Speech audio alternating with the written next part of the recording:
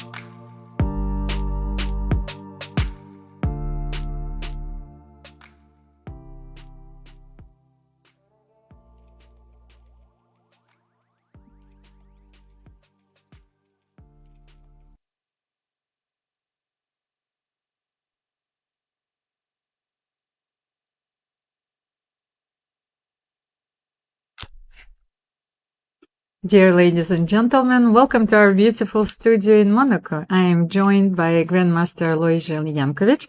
My name is Almira Skripchenko. I apologize. And it's the second day of the FIDE Women's Grand Prix. Alojzije, welcome. Yeah, yesterday was this inaugural round. Very interesting, the many decisive games. So I'm keeping my fingers crossed that we see more interesting chess. Yes, 3 decisive games yesterday. Let's get back to the playing hall because players are getting ready. We will have the symbolical first move performed today as well.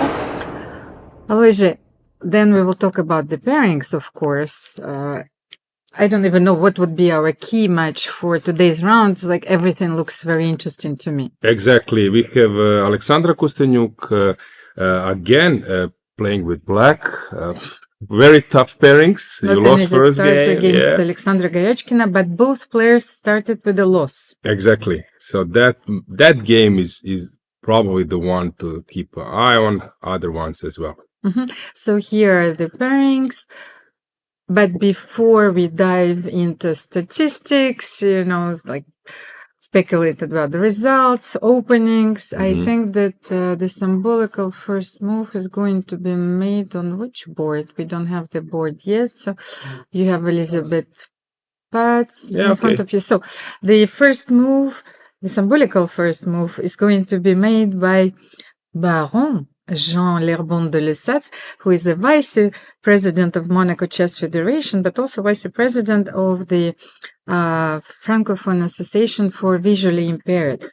Jean lost his sight, but he is so passionate about chess. Yes, I've noticed that, yeah. And he played so many tournaments for visually impaired.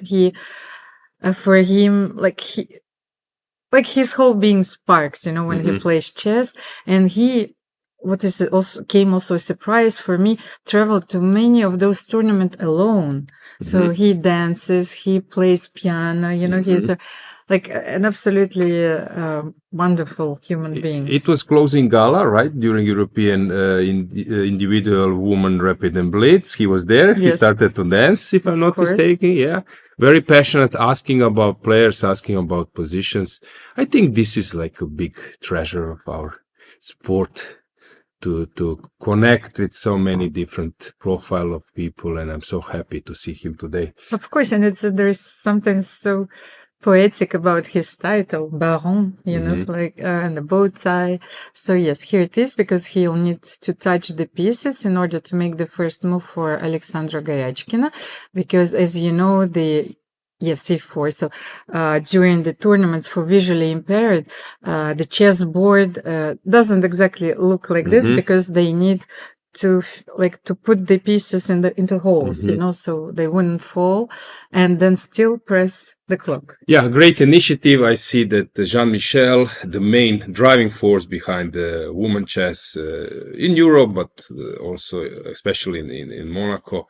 As you know better than me, and I'm so happy that he invited him to make a move and that FIDE approved this. But Jean is always happy to follow the events, to come here, and he's always looking for a dance partner during the ceremonies.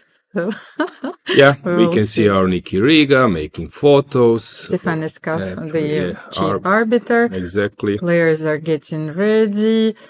How do you feel, Alojzije, during those moments, just a few seconds before the game starts? Yeah, basically, I was always trying to be friendly, even with my opponent, people around, but of course already focused and determined, which I think is the case. Most of the players are in that type of mode. You want to focus, but still when you have like ceremonial first move, you want to be friendly and smile a bit. But for some players, it doesn't come easy because, they need to get into the full concentration mode. So they stop talking, they emerge in a different state of conscience. So the games have just started. Humpy Koneru plays against Elisabeth Paehtz. I will tell you more about the statistics, like personal results, if there are nemesis, so in these tournaments we'll find. So Yeah, Kateryna Lagno, okay, she was not here on our screen, but she was there before. Now you have Alexandra Goryachkina, who plays against Alexandra Kosteniuk.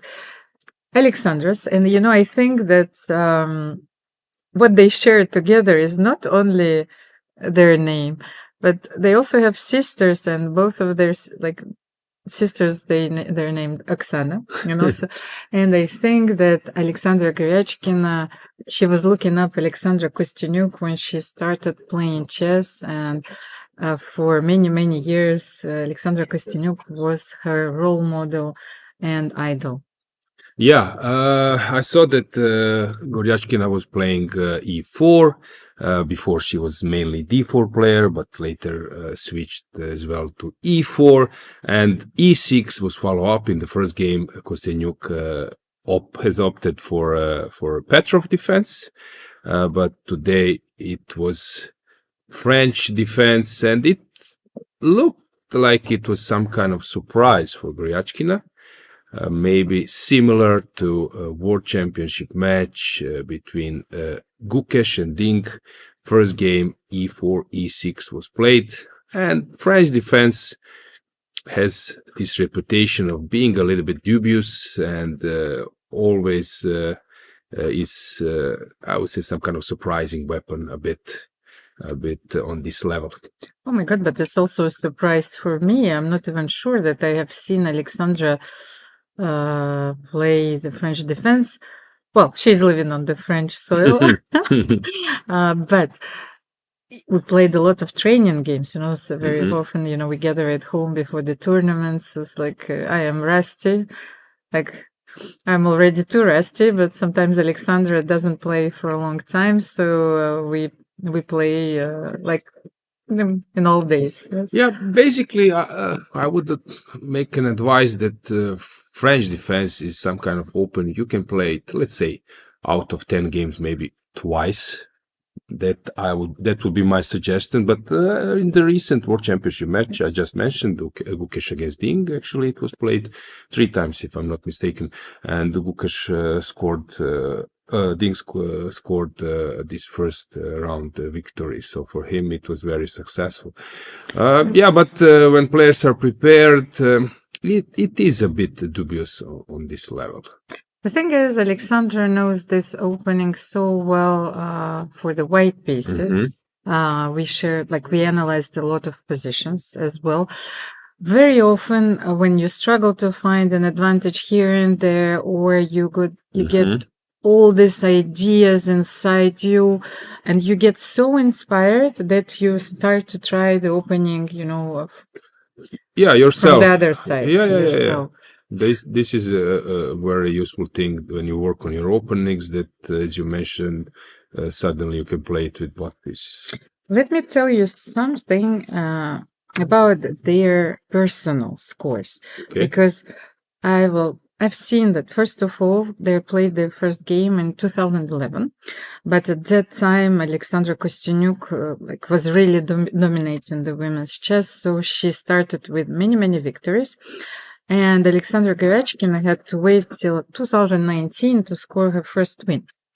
And then, she leveled the score on a few occasions. They played a lot of blitz and rapid, so overall 30 games.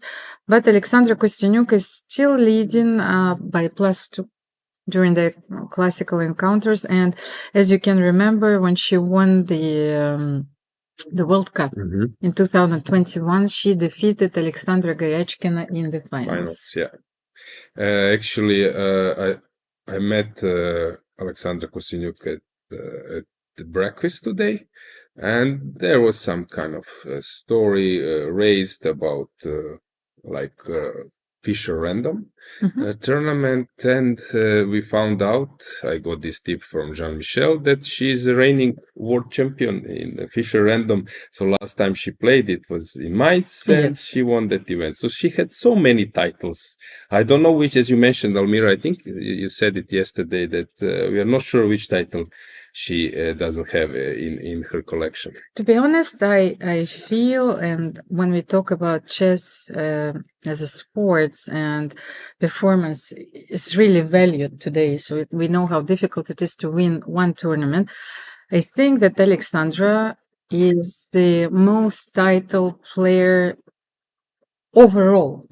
I have not seen so many titles like female, male, in mixed competitions. So she has several Olympic titles, world titles for teams. I mean, European, personal world title, personal world rapid title. Then maybe I think that the Blitz title, which what is missing for her, European titles, individual, Russian championship. I think she even won the Swiss championship, when it was a mixed competition as well. So here we are. We will talk more about her accomplishments, of course, and let's maybe have a look at the opening. Yeah, let's right now. switch to other games as well. This is Winamer. At the moment, nothing is happening so drastically. We know all those details, so it's quite known that now Queen G4 is the main move, and then of course White is targeting the G7 pawn, which Black is not defending, and so on and so on. So Queen G4, Queen C7, Queen G7, Rook G8, Queen A7, and so on and so on. CD. Let's move on to another. I played this once myself, with White. That's also one of the most complicated. One of the most complicated lines, I would say, is that one, French defense. It's very hard to play it with both sides. That's my opinion. Let me check. What was the latest game? Okay, now I'm armed by my personal database, and I wanted to see what was the last game which was played on the top level, top level and elite level, and very probably often Stockfish. Yes, exactly. So very often the elite level is represented by Stockfish, the Dragon, and a lot of high caliber players which have rating, which I can see now is 3683. This like celestial ratings. So it have been played like in 2024. So the latest try actually was after Queen G4 is to play Knight F5. Let's say the computer proposal and by LC0. Oh, you see the theory evolves very quickly nowadays. Yeah. But as you can see, Alexandra Goryachkina went for another line, and she decided to try the move also, H4. That's also, I think, is top five try in this position. It's the third move, of course. So a lot of blitz games, because I think that nowadays you have, the informational load is so big that you have to analyze the classical games, the ideas that people use very often in rapid and blitz, which they might not use in classical, but which can be also very interesting for one game as an element of surprise. Yeah, I think the point is that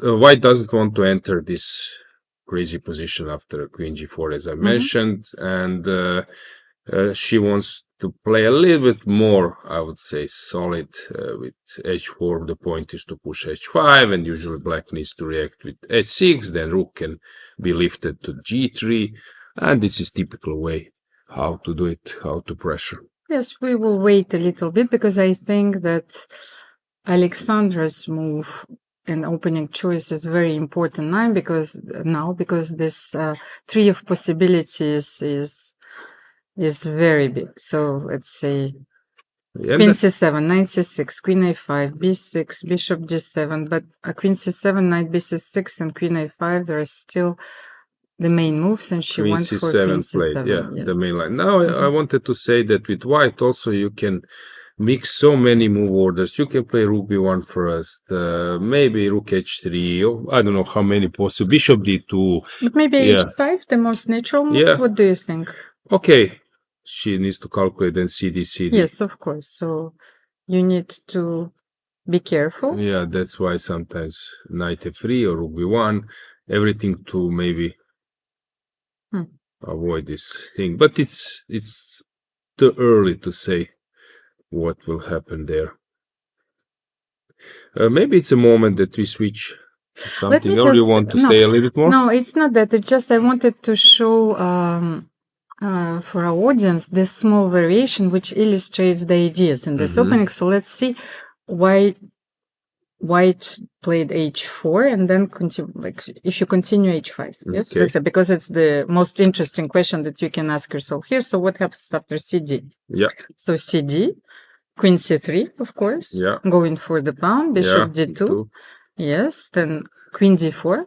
So white lost the central pawn, but the position nevertheless remains very complicated and interesting. So knight f3 here, queen e4, bishop e2. Yes, a lot of games have been played this way. Knight f5 here. And so here, as you can see before, that's what I wanted to explain. Before, the number of games was right about maybe 10,000. So if we dive into this line, I only have 50 games in the database. So maybe Alexandra, prepared something new here. I'm not sure. So knight f5. And then, wait for it. What would you make here? That's why I wanted to show this line. I don't know. There's some rook b1, h6, everything springs to my king f1. King f1, Yeah. exactly. This is the move which was played many, many times in this position. So try it. And by the way, and this is also a piece of information that I wanted to give you, that Alexandra Goryachkina has played this position herself with black. So here you are. That's an important info because when I was starting my professional career and let's say becoming an IM, I also started to analyze when I'm preparing to check my opponent's games with reverse colors, and some players sometimes are missing that part. Because then you also have an info. Okay, she tried that, so she might go for it. So that's also an info. But I believe that Kosteniuk, she's like super professional, so I would bet that she has done it. But king f1, you see how far and how deep you need to go in order to understand the nuances in the position, and let's say choose king f1 and not castle. Because it's very interesting, after king f1. Yeah, why not castle? Let's check. No, you can play. Castle was played, but king f1 gives you a lot of other possibilities when you use the rook. Sometimes maybe g4, rook g1. I don't know. So there's a few ideas in the air. So very interesting. I love it. But yeah. Wesley So during his blitz game, he played castle. So you see, there's like a few options available for black and white here. We are waiting. By the way, what did Alexandra She played this queen c7? No. I was because both of them are Alexandras. Yes, and I really wanted to see what will be her next move here. By the way, Jean is with us in the studio. He is listening to our commentary. Yes. Welcome, Jean. Welcome. Hello. Hello, Almira. I wanted to ask you, Jean, do you play the French defense? Very rarely. Very rarely, yes. What is your favorite opening? I like to play Sicilian. Okay. Which one? With c5 against e4, and after c4 d6. The knight yes? And with what do you call it in English? The dragon. Oh, the dragon, yes. Yes. Okay. It's a very dangerous weapon. Yes. I like it when I'm black. Mm-hmm. And when you're white? When I'm white, I like Catalan, or I like English or Paehtz. Okay, we had a lot of those games yesterday. Like I think we were following your first ceremonial move. It was very nice. You did it in this game, precisely that one we are following, Goryachkina against Kosteniuk. So e4 was the move you played in this ceremonial first move. I was playing e4 because most of the time it's the most popular operator for white. Exactly. Oh, especially for good players at the level of the masters of the world level, best players. Of course. But what do you think, Alojzije? More of d4s during, for example, on the top level, or e4? Huh. I would go for e4. E4 still? That's Still, because they're playing this Italian now these days a lot. So yeah, this gioco piano is, I would say, quite often played. So I will go for e4. But yeah, d4 is. I'm a d4 player, but d4 is sometimes you got fed up with Italian, with Berlin, then you play d4. But mainly, I think they are playing e4. Or the Reti, who knows? Okay, Alexandra Goryachkina is still thinking, so we will wait, for her choice in this position, and let's have a look at the other games. Yes. Okay. What Any do we have? Preferences from your side? I prepared the statistics for every game, so. Okay, let's have a look. Start with Koneru against Paehtz. So they're playing Queen's Gambit accepted, Knight f3, Knight f6, e3. Elisabeth went for my main weapon, when I was playing all those tournaments. So I love this opening, and it has been revived lately, of course.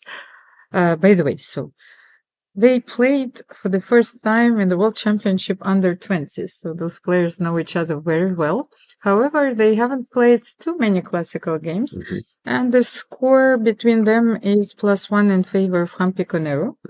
So I cannot say that Humpy is a particularly unpleasant opponent for Elisabeth. On the other hand, Elisabeth didn't go for the King's India, which was one of her main opening weapons, and she sometimes is very aggressive, and that was the game which she won against Humpy. And Humpy is very unpleasant for anyone, with white pieces. So I think that Elisabeth has chosen a very solid approach today, like yesterday. She wants to have a healthy position. She knows her plans, especially with Bishop g4, because here she didn't go for the main line of the King's Gambit accepted. Yes, here you have you narrowed. I just wanted to explain to our viewers. So after dc4, the main move is e4, when black can play e5, knight f6, which I think it's viable repertoire. For example, for club players, you get an outpost. Also, it's possible to play knight c6, c5. So e4, I would say, is the most challenging move. e3 allows e5 variation, and then you will get an isolated pawn. While knight f3 is stopping this stuff, on knight f3 there is one move which is a headache for some. Yeah, actually it was also a headache for me to prove the advantage a6.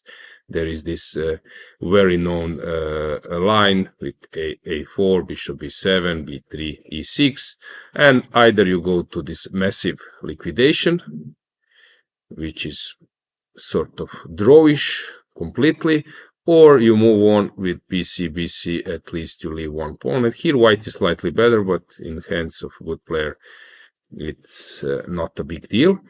But she went for this knight f6, and then after e3, you mentioned that e6 is the main line, and this is the line they play after a6. The point is knight c3 allows b5, and before they were saying that this is not so good for white, because after a4, b4, you need to come back with your knight being able to conquer this c4 square. So that's why this Petrosian moves bishop b3 was invented, with the point, if you play b5, then after a4, b4, I can come from b1 immediately to c4. But theory developed. There are some other moves, knight d7, and so on and so on. But here this bishop g4 is possible to play, or although I would say on top level it's considered that it's better for white, at least slightly, maybe even more.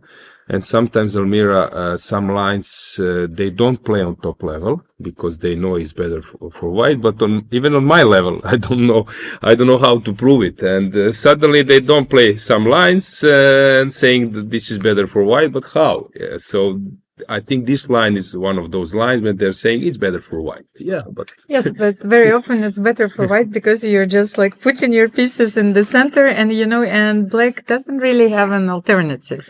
But if you don't know the precise way, black can have like a super normal position after 10 moves. So it's very sort of narrow, I would say, to claim the advantage here. The point is at some stage that this g4, e4 is the setup. Black can play a6 or immediately knight c6. Knight can go to d7, many options. Okay. And that's exactly what I wanted to say. You named like the three most popular continuations. So I played this position myself.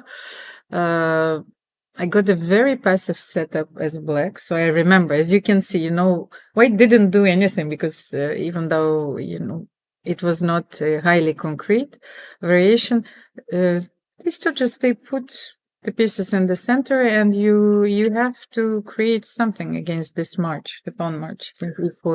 Bishop b7 is a very rare move. So I'm curious myself to know what Elisabeth has in store, and I'm pretty sure she is fully prepared for this line. So I just have a few games in the database. Let's say the last one was played by David Paravan, who is a blitz specialist, but who is a very strong player. So bishop b7, and white tried b3. Let's say. Okay, that's a solid approach. Yes. So b3 castle. I wanted to see what is the idea, and even though after white played bishop b2, black still played c5. Yeah, this is the main thing. And usually we have those positions where bishop goes to b7, and here bishop is already out. You don't have queen b3, you cannot attack the pawn on b7 anymore, so this is not really a huge drawback. I don't believe that this is something, but after dc, bishop c5 or knight d2 is still slightly better for white. I think that the best move in this position, let me see, Alojzije, it's not b3. Because by transposition, of course, you can get this because I played also this a number of times. You have to play knight c3. Knight c3, you just develop your pieces, of course. And after knight c3, castle. Yeah, and now I'm curious, some g4, e4, is it working or not? Or g4, knight e5, this is also... Yes, this is exactly what I wanted to show you. So castle and g4 was played because even though white has castle, you have those ideas in there because knight f5 is jumping into the center, knight b7, of course, and then you go for the bishop. You take knight g6.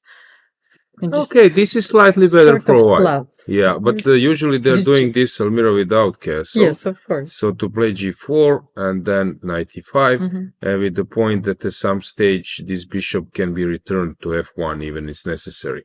So for example, bishop f1 immediately and bishop goes to g2. This is a different approach.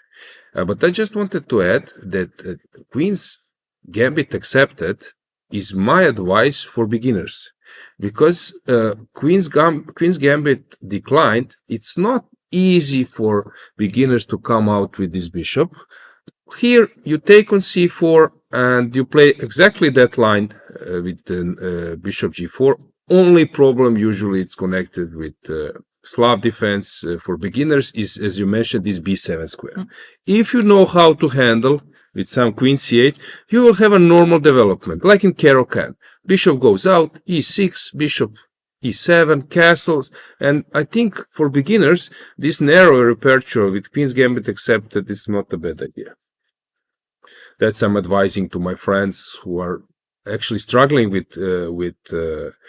black against d4. Against d4, it's a little bit easier to find some openings. Against d4 and knight f3, c4, it's not so easy. And what I've noticed is some beginners, they know a lot about e4, but very little about d4, because it's much harder to build the repertoire. And of course, when you're learning a new opening, you're learning a new structure. So let's say here, structures are more or less always look the same. Even if you go for the main line, the biggest difference being the line with e4, the immediate e4. It's the most dangerous. As we said, so Yes. Yeah. you have to learn a few lines there, or at least to opt for knight f6, e5, knight d5. There you also have a clearly defined structure, and you just have to choose if you are castling long or short. And it's also how do you feel in a position where you don't have the space advantage? Also, you have to take this element into consideration. If you're fine, then I think those positions are very healthy. Yeah, and on top level, some players added Queen's Gambit accepted to their repertoire. I can name one. You know him very well. Yes, exactly. He goes to a restaurant. Yeah.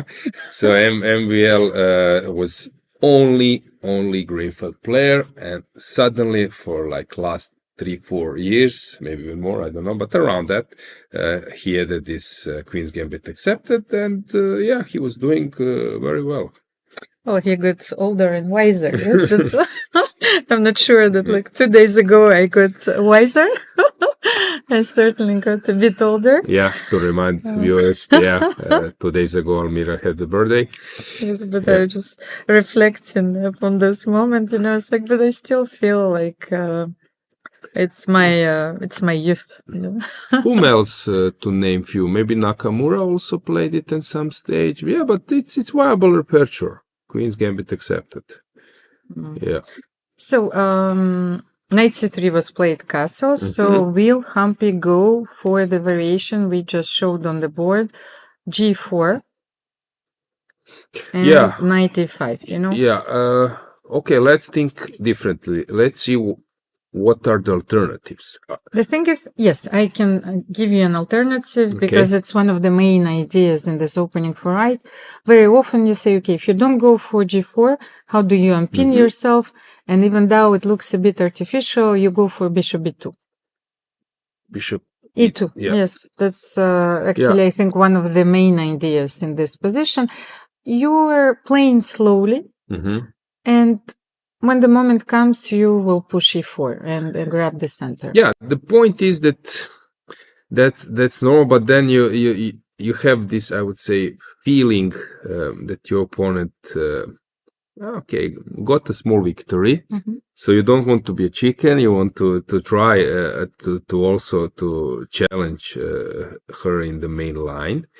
So g4 knight e5 is the main move. How about queen b3? Is it now possible to do it? I know it's a bit strange, but sometimes that's a way to play. But black can also sacrifice a pawn after queen b3, maybe knight d7, and then if you take, there are some rook b8 lines, taking on f3, then trying to come out with the pieces. It can be tricky.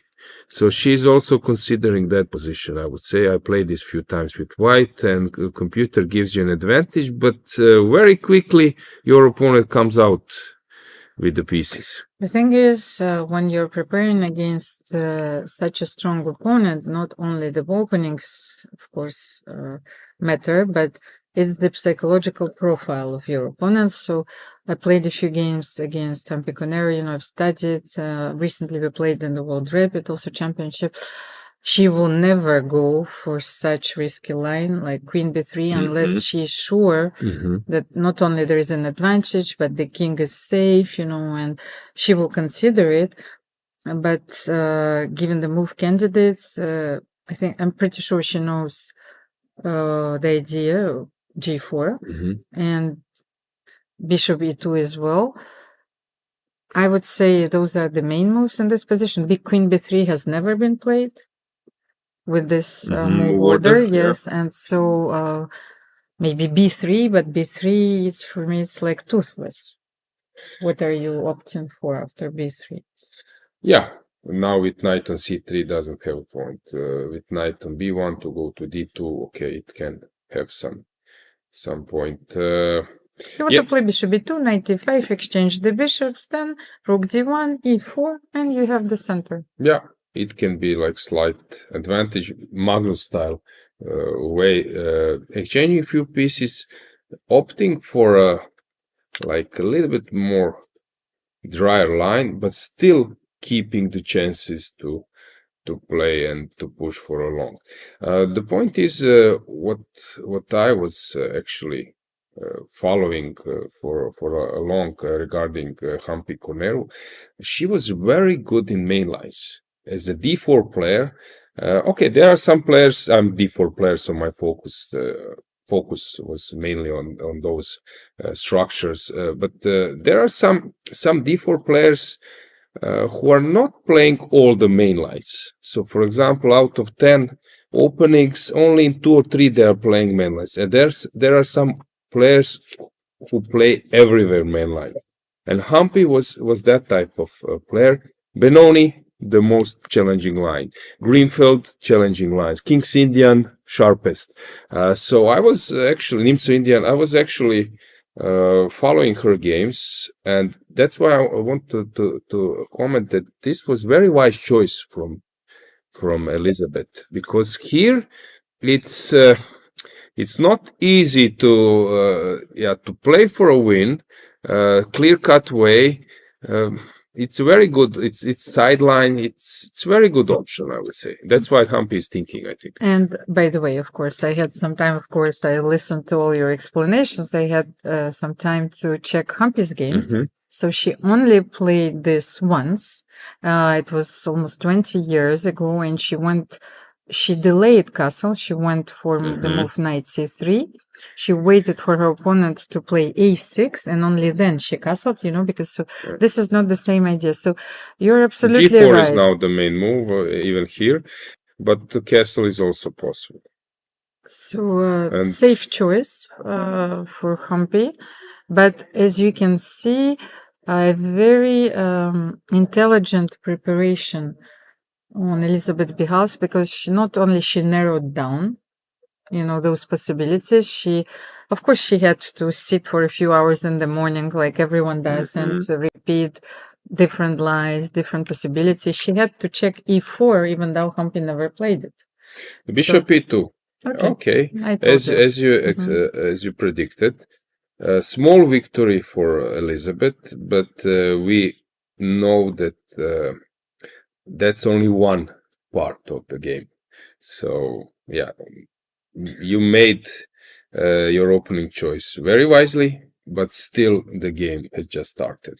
And that was my personal advice before the tournament that I gave to Elisabeth. We prepared, of course, a little bit, but I said to her, okay, if you're surviving the opening and have a look at the clock, 1:28, and if you are having enough time to navigate through the middle game and not to be in the time trouble, severe time trouble where you will take decisions, and not commit yourself. I think this is exactly what she tried to do. Humpy spent more than 20 minutes in the opening phase. We know that there is nothing critical. The position is slightly better for white, but maybe black can try c5. Yeah, she will play c5. She will play c5. I'm pretty sure the c5 will come in a few seconds. We can even go full screen with the camera. I think that c5 now will be played. She's hesitating a bit, but I would bet in half a minute that c5 will happen on the board, because that's the move you want to make. And the move is on the board, of course. Yes.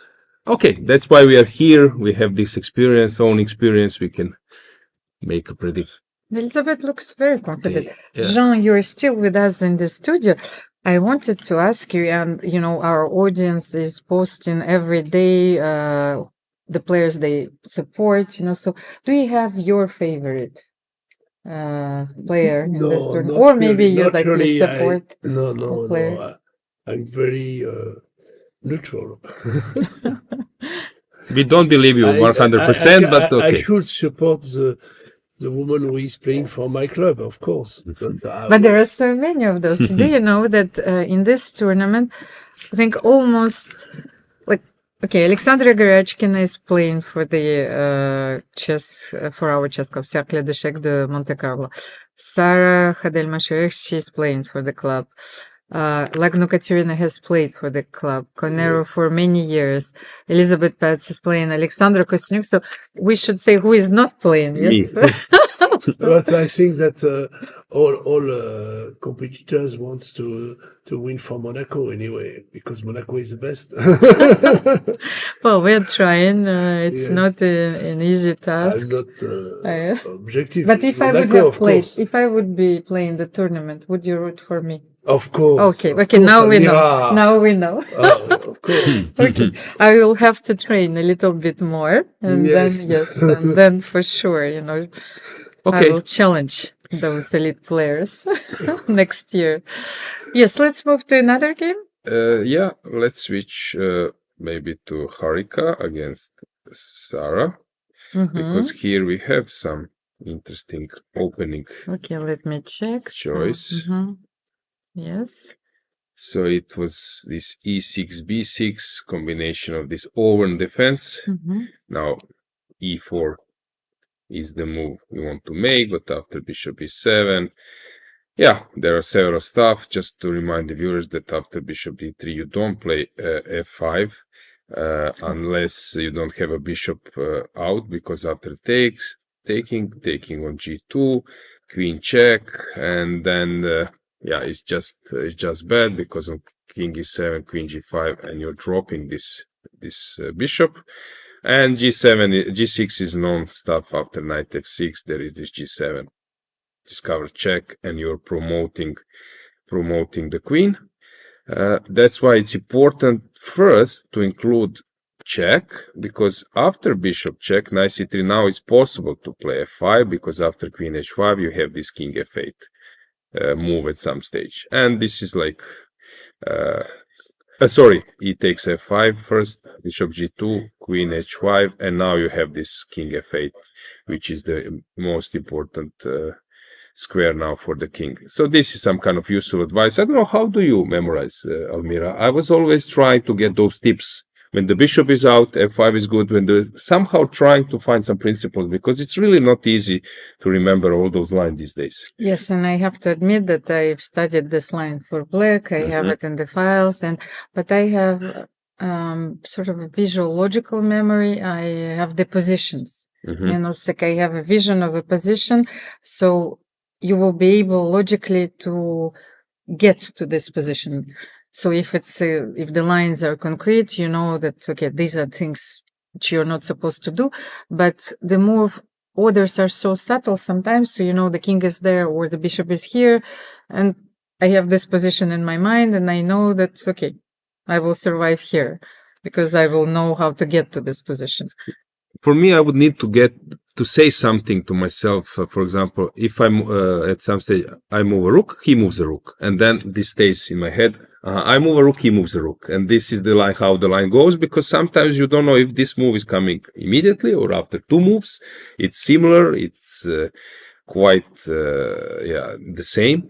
But okay, those advices, I think it's important. That's why people hire coaches, because you can maybe give them some tips which they can remember. Instead of e4, yes, by the way, a3 is also moved to avoid this bishop b4. Yes, this is known stuff. that's what I wanted to show you, that the position which we are having on the board right now, and I have the database which is almost close. Okay. I don't know, to tell 10 million games. I don't know what is the number. Only one game was played, like in the actual position which we have on the board. Maybe I forgot to download a few correspondence games, because those are very important to check as well. But this is a very, very rare line. So as we can see, As the you previous mentioned, game, so you mentioned to forgot to download some games. That was a famous story from European Individual Championship from Germany, Dresden, 2007. I was playing there, and at some stage there was a game Moisenko against Pavasuic, Slovenian grandmaster. He was around 2600. Moisenko was 27 at that time, and he forgot to download previous day round games, and he just downloaded because let's say that PGN was from 1st to 8th round, And ninth round, you needed to download it separately, let's say. And he was a bit lazy, and he just downloaded first 8. And in the ninth round, Paehtz played against Lukmanveli. Exactly the same line Moisenko played in 10th round, because Paehtz was twice black, and he won the same against both opponents. Oh.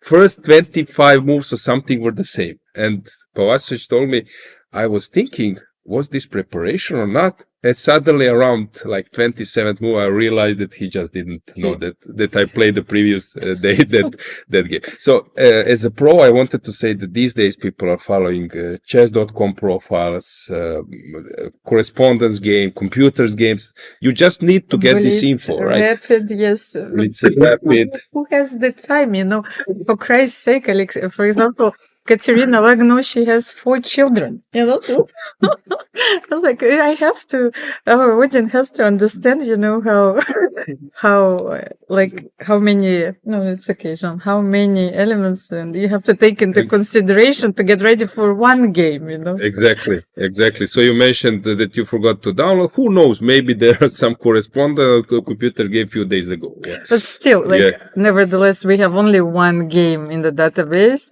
And, of course, those that the unusual replies to D4. Mm-hmm.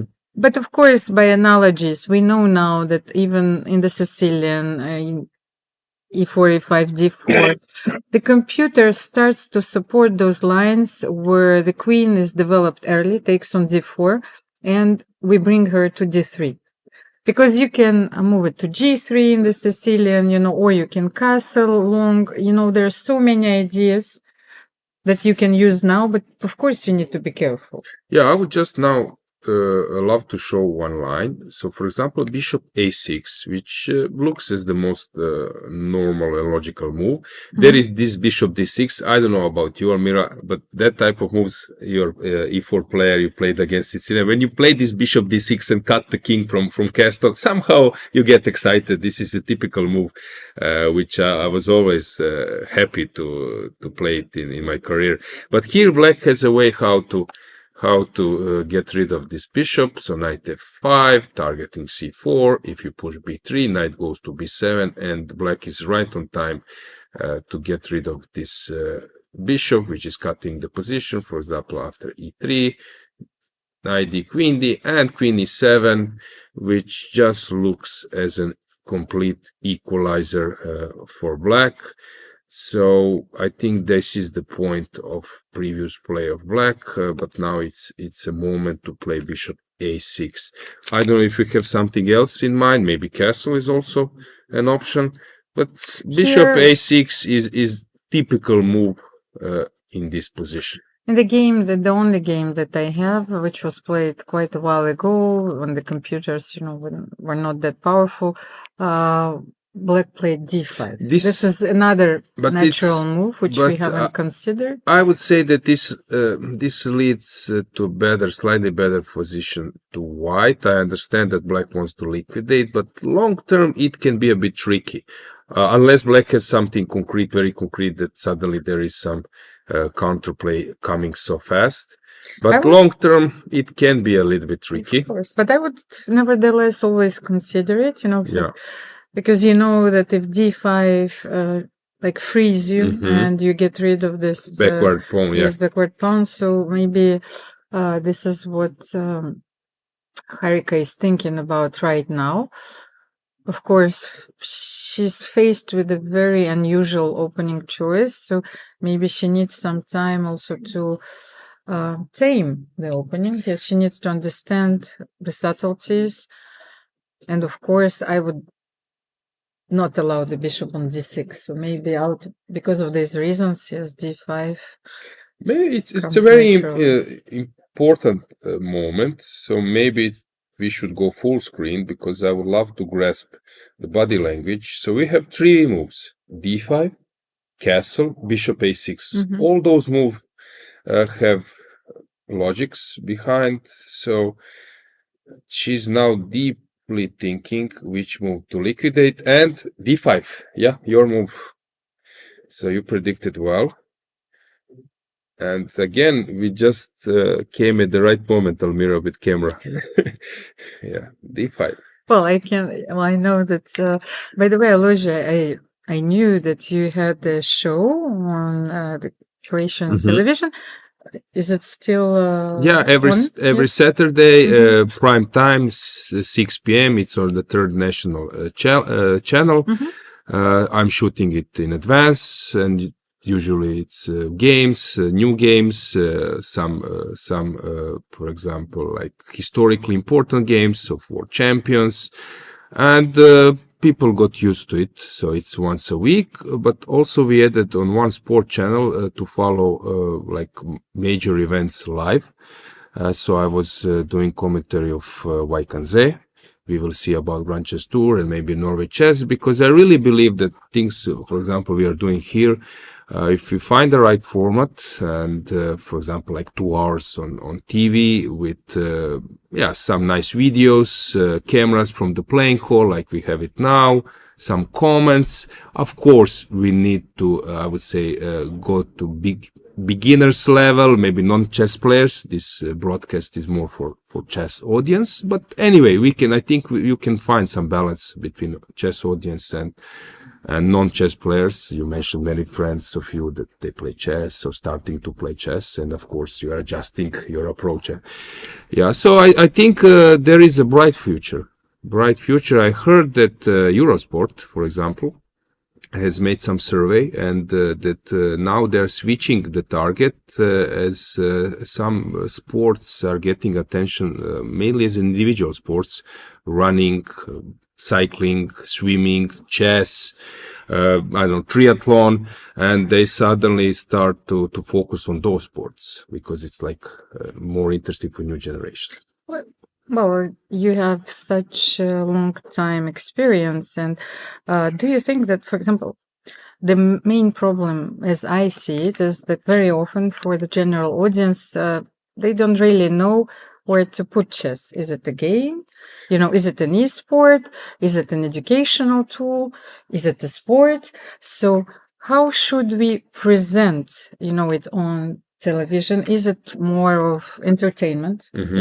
Is it a sports event that we are following? Is it an educational problem? Or, of course, it's the combination of all of those. Yeah, I think it's combination, and it's very important to start, because sometimes we are making so many questions and trying to adopt.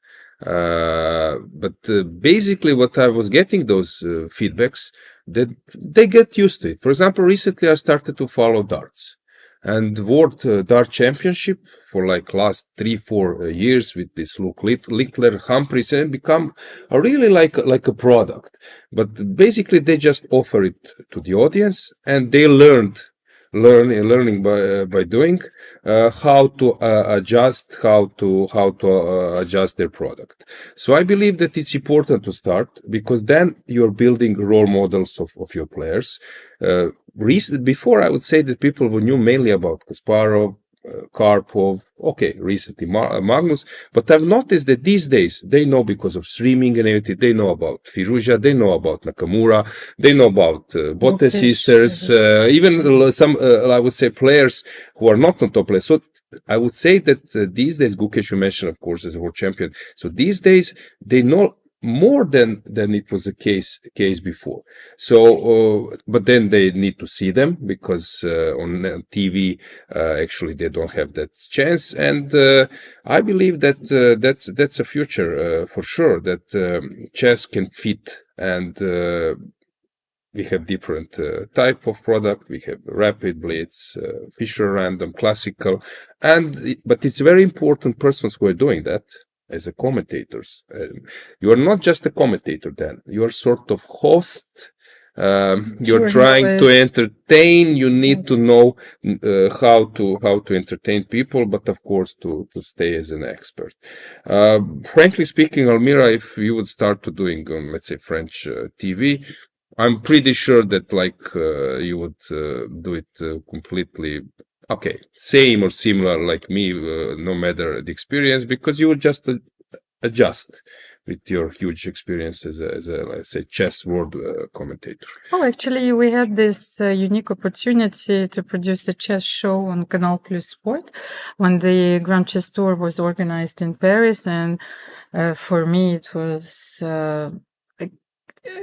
an immense opportunity, of course, to work among all of the professionals. And we did actually well, because I remember that the second year, of course, our slots, they were not the prime time because it was just breakthrough. You're trying to break in through. the test, but we managed to have better ratings than, for example, like ice hockey, which was the classical sports presented at that time.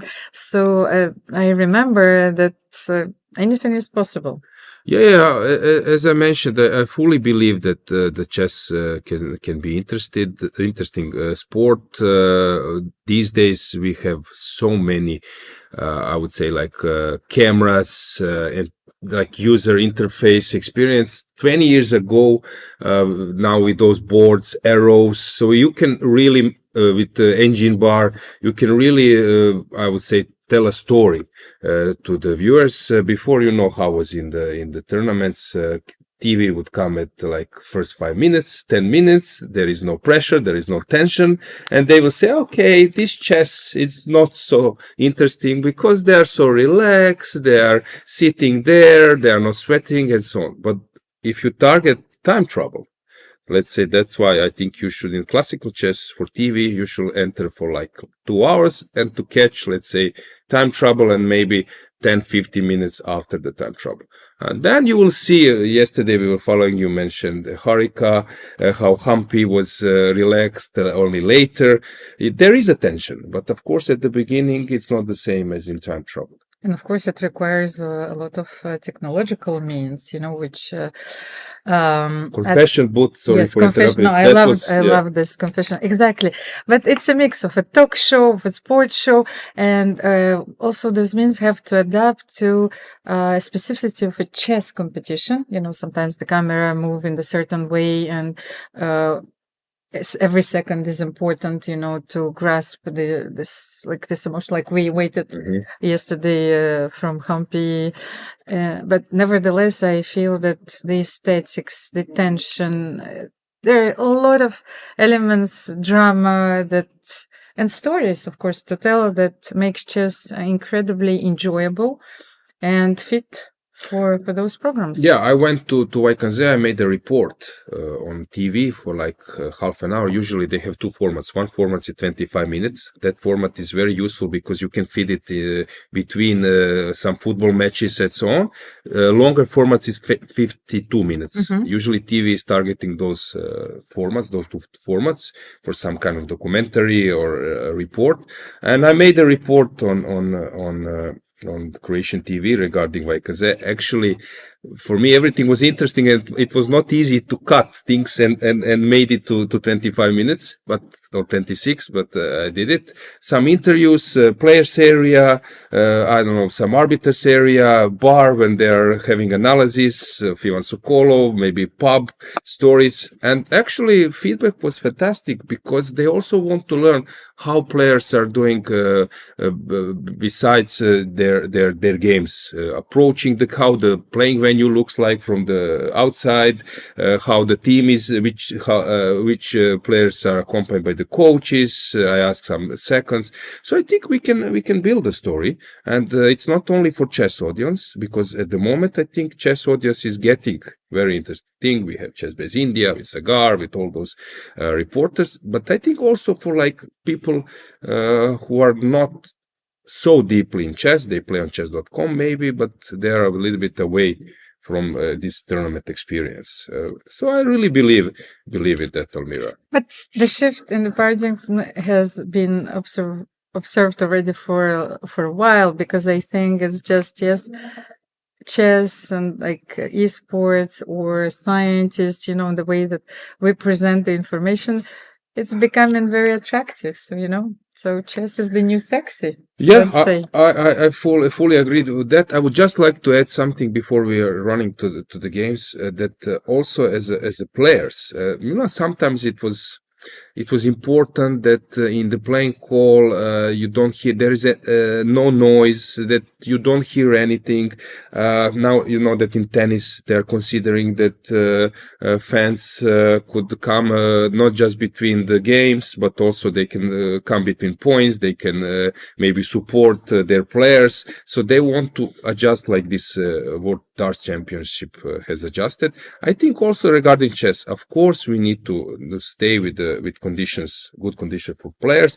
But if camera wants to catch a moment in some time trouble, we need to try to find a way how to balance between providing users with some videos and maybe, as we mentioned, even these confession booths or commentaries, but also that we don't disturb players. I don't know how to provide this balance. I'm not so involved in the organization, but I think this is something we should think in future. Yes, this is a very important observation, because as a professional chess player, and like as a lot of my friends, you might get this feeling that we are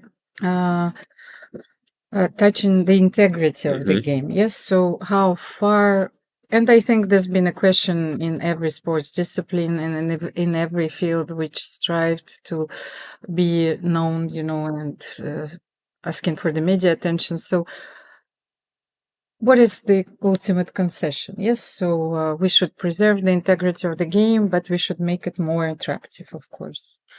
So what happened in our game? Like only a few moves have been played. Yes. Sorry to our dear viewers if maybe we spoke for a long, but I think this is important to touch this topic, and I'm so happy to share my experience from Croatia. Since so d5 to g5, you mentioned bishop g3, but I think that Sara played something else. She played bishop d2. Okay, yes, those two choices are the top choices, of course, in this position. However, I think that, let me see if what was played in the game. Yeah, bishop g3 was played. G3. Okay, so bishop d2 is a novelty unless it was played in some dark room, with two computers facing each other, or correspondence chess. I still remember when they were sending letters, when they play correspondence chess. It was such a beautiful and romantic But period. you know that famous story, electricity incident of Bobby Fischer playing against Petrosian in the Buenos Aires candidates tournament, last finals of candidate tournaments, and then qualifying to World Championship match against Spassky, that Petrosian got an envelope from some Russian Soviet, let's say, master. But those days he was getting some messages, supporting letters, win against that America, and that sort of stuff. But he got an envelope with the guy analyzing some line, and Petrosian was thinking that this is just like a regular mail and some letter, and he was actually not bothered with that. And then a few days before the match, he's checking this envelope, and there is a line of Bobby Fischer game, and that Bobby played wrongly with white, and then there is like some kind of not refutation, but let's say dubious. If black plays rook g8, black is better there. And Petrosian was thinking, okay, this is ridiculous. Let me check it a bit. I will do it later. It's not probably so true. And then few days before the match, he checked it, and suddenly rook g8 is for sure the best move. And I think it was first game of the match in Buenos Aires, this famous electricity incident. And Bobby plays exactly that line. And Petrosian executes this rook g8. And then Bobby started to think deeply about that position. And suddenly the electricity went off. And I don't know who was the arbiter, maybe Lothar Schmidt or someone, was approaching players and saying, there is no light, you need to stand up, we will stop the clock. And Bobby said, no problem, I can sit in dark, just push my clock, start my clock. And he was sitting there, he was worse, but then managed somehow to outplay Peterson in that worse position, and in the end won the match and won the finals and then World Championship match. So, never know. So guys, check your mail. Maybe there is some reputation. I knew the electricity incident, but I didn't know the story with the envelope. So but better than me, Almira, at that time there was really some strong players who couldn't participate in international events, but basically their level of play was so high. Their understanding of the game was sometimes even could be compared to top players. Yes, and but those are historical contexts. Yeah, Nezhmedinov, I don't know, later, I know, Holmov, or who was Stein, for example, Bobby was struggling against Stein in blitz games. So. By the way, Nezhmedinov sacrifice, if you don't know about it, check it. Check this game, Queen Sacrifice. So what do you think? We will move to another game. Yeah, I just want to add regarding this position. There are two scenarios. One scenario is that, first of all, time factor is in White's favor. So if Whites manage to regroup, maybe exchange the queens, stay with two bishops, long term, it can be suffering for Black. So Black should try to find some speed equalization, development. But there is also maybe a possibility that Black plays her pawns on the dark squares and just maybe regroup her pieces and stay solid. But Almira, we've seen many times in hands of super strong players that those positions can be really tricky, because it looks that with Black you're developing fine, but suddenly after 5, 7, 10 moves, your opponent exchange pair of rooks, and those bishops they start to play. I'm looking at this position, and one last word before we move to another game is, of course, here is: should White play e4 immediately, or should White delay it? I think the whole White strategy was based on this move, that the queen supports this push e4, and then you redeploy your bishops. Yeah, and also maybe to explain to our viewers that this restricting of the bishop can be very tricky. So if White manages to build e4 f3, then this bishop on e4 starts to feel on b7. b7, sorry, clumsy. Yeah. So this is the concept, how is White restricting, and if knight lands on f6, then again it's restricted by f3 and e4 pawns. So I would if I need to predict, I would say that give us 5 more moves. And after 5 more moves, we will tell you a much more detailed opinion. Yeah. Yes, the games are still in the opening stage, because as you can see, players are taking their time. How many moves have been played? 11 moves, so there maybe for some in the unknown territory. So it's important to take your time here, because you need to find out what will be the perfect setup, especially maybe for Black here. But Sarah goes for knight f3. This is a little bit strange approach, but also might be fine. But let's say before that move, I wanted to ask you, Almira, because you know players better. This position suits more Sarah or Harika in terms of style. What would you, who feels better, or who feels a little bit more confident in those, I would say, two bishops position, or this type of it's interesting. Symmetrical? I think it fits both players, but I don't know. We will find out maybe after the game, and especially if the players are going to share their preparation with us. But I think that Harika is within her preparation. Yeah, what maybe I have this intuitively. I think that she knows this position. To be a little bit more precise, maybe you can imagine this type of position more in Harika's game than in Sarah's game. Yes, that's exactly. I would go for that. Okay, so next, Okay. what have we covered yet? We have Bibisara, for Yes, example. Let's check that one. It's important, of course. So what is King's the Indian. opening? King's Indian. Oh, Okay, but the move order was c4.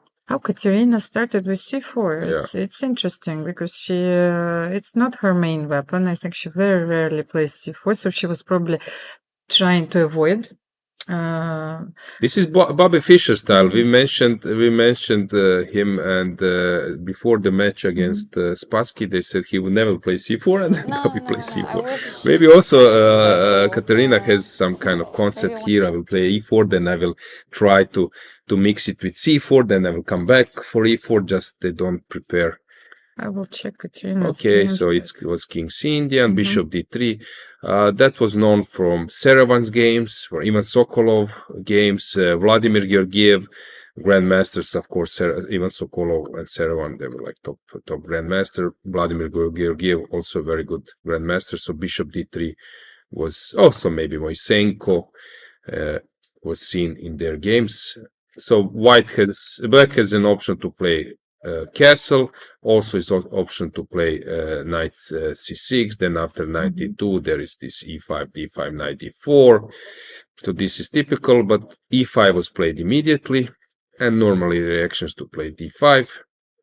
Okay, this is all known, and after f3 they can transpose to Samish King's Indian. But we have an interview, which is a reason to stop our Yes, I think, yes, we will have a live interview right now, and we will get back to you in a few minutes.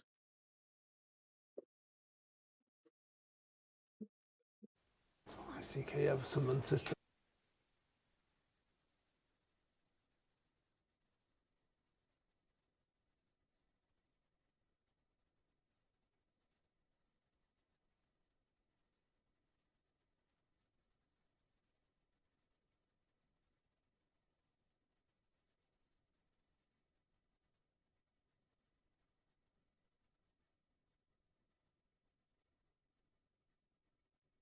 Live in our interview, and I'm going to channel my best French to introduce our guest here, Jean-Claude de Lussat.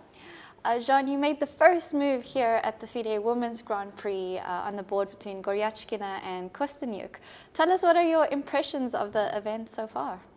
Oh, I'm very impressed. All that fantastic players, very serious, deep serious. And so I think it's a great event. We welcome in the Principality.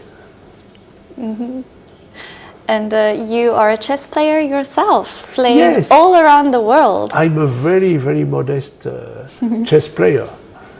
I'm a very low level, but I like to play. I like to play chess. And we are not so many blind players. But I was playing last week for the Monaco Championship, and I'm playing next week for the Open in Cannes Échec.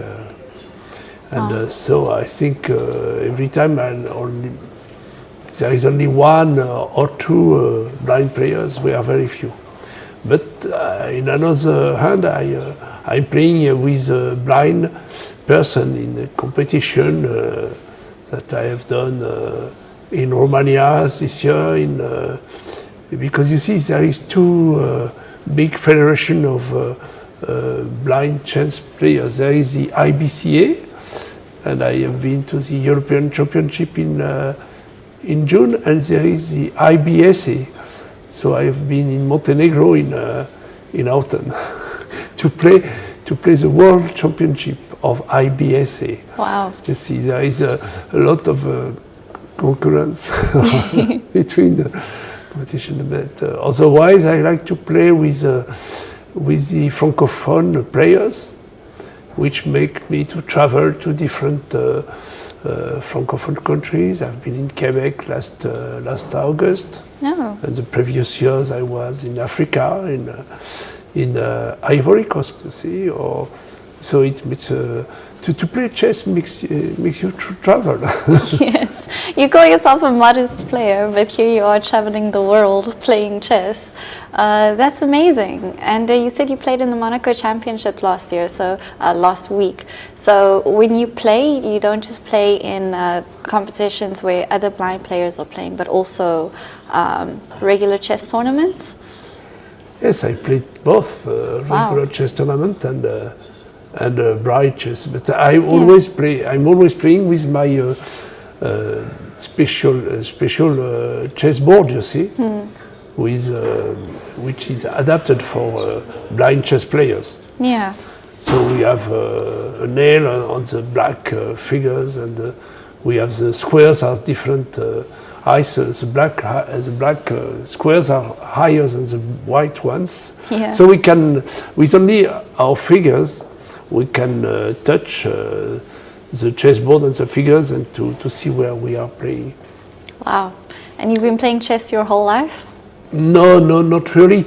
I've learned chess when I was a child, but I was not playing in a club or in a competition. I was only playing in my sitting room with my friends or my family. I only developed to play chess after I became blind. I became blind when I was 40. And after I met some blind persons, and it's a fact that when I became blind, I had children and I couldn't play anymore with to play cards or to play on like Monopoly. You see on a game with everybody has to read, and so chess was very convenient because you have to touch and you can play. And to be blind. Yeah. But when I was a student, I was better in Go. I like to play Go. But Go is said to be difficult. But Go is very hard to play when you're blind. You see, chess is very adapted to blind players. Yeah. I think so. It is, and a lot of it is mental. It happens in your head, right? Chess. So it's a perfect game. And my final question for you is, what is your favorite thing about chess? My favorite thing? Yeah, what do you love the most about chess? About chess? What do you mean, in the game or? Yeah. Yes, to meet people. I like to meet my opponent and to play, and it's a way to have a contact with somebody. We have not the same language, but we can have a chess competition and to meet people. You see, I have always my chess board in my bag, and I remember sometimes in the train, I was sitting by people from Mongolia, and I take out my chessboard. He said yes, and we play chess, and I couldn't say a word of his language, and he can speak a word of mine, but on the chessboard, it was very nice to find a man and to have a conversation and a representation of the world. Yeah. From his country and of mine. Yeah, chess is our universal language, right? Yes. It unites us. We can play everywhere, and we are organizing a competition with blind players, but we have also non-blind players, which are, I don't know, more than 300 from the two Americas, from Africa and India and Europe, and we are all playing by Skype.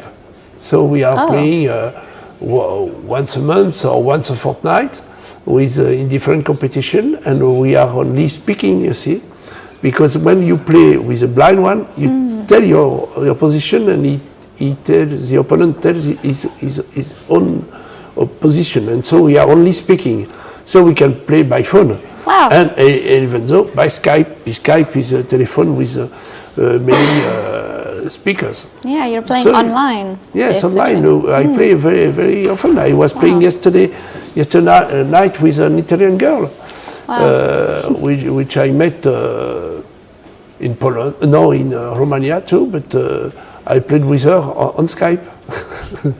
Well, that's amazing, Jean, and your story is wonderful too. Thank you so much for joining us here. No, and, thank you very much. Yeah, hope you enjoy the rest of the events and following the games. Yes, I try to follow the event.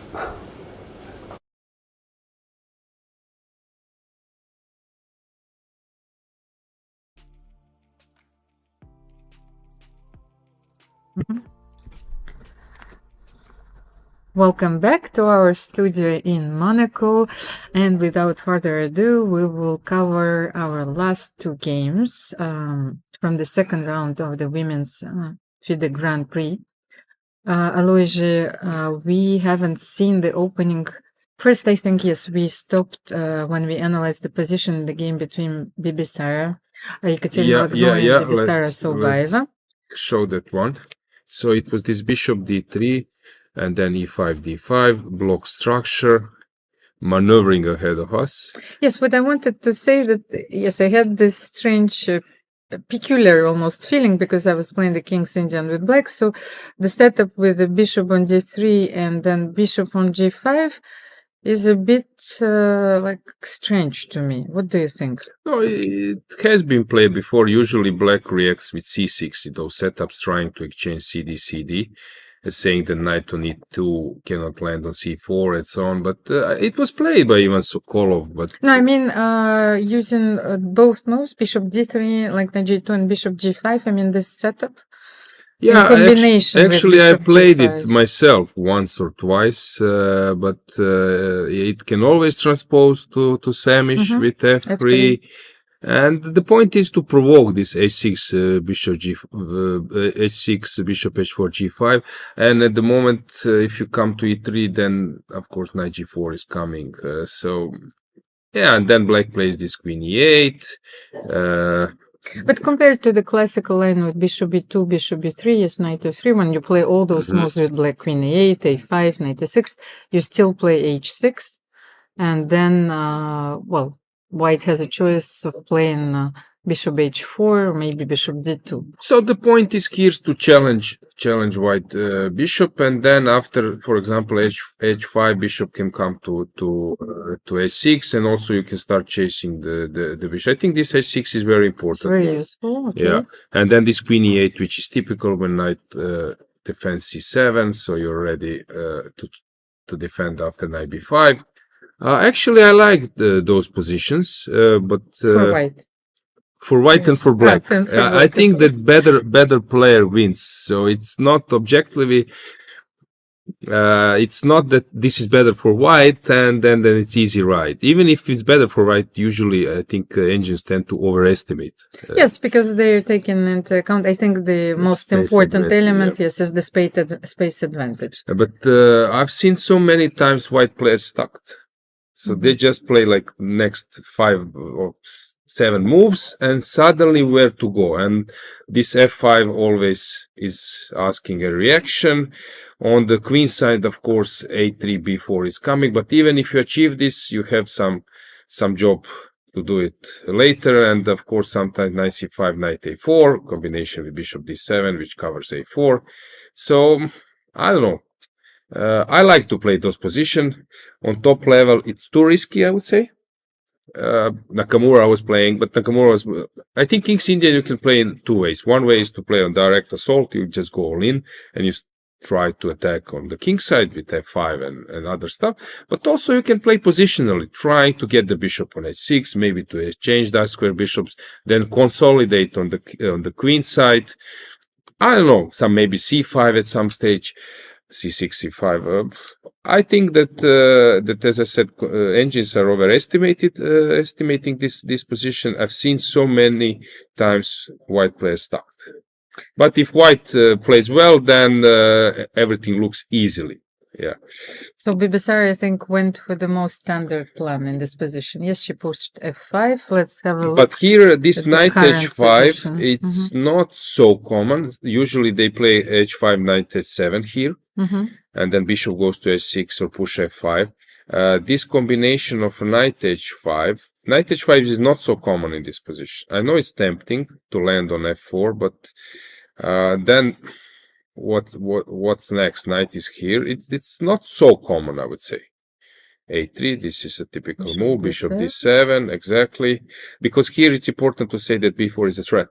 Because to show the viewers that if, I don't know, you play something like, let's say, move the king, that b4 is the move, since if you take, this is a small detail which is important to know. So that's why black is connecting the rooks. bishop c2. Yes, because now you can also fix the queen side with And the With point the is to A4, yes. control, to control this a4 which was coming. Bishop d7, threatening a4. You're right. b3 is another option, but bishop c2 is perfectly normal. And sometimes, as I mentioned, against knight on e2, they play c6, exchange, and trying to do something over the c5. But here f5 is also normal. And the problem is human wants to take and play f4.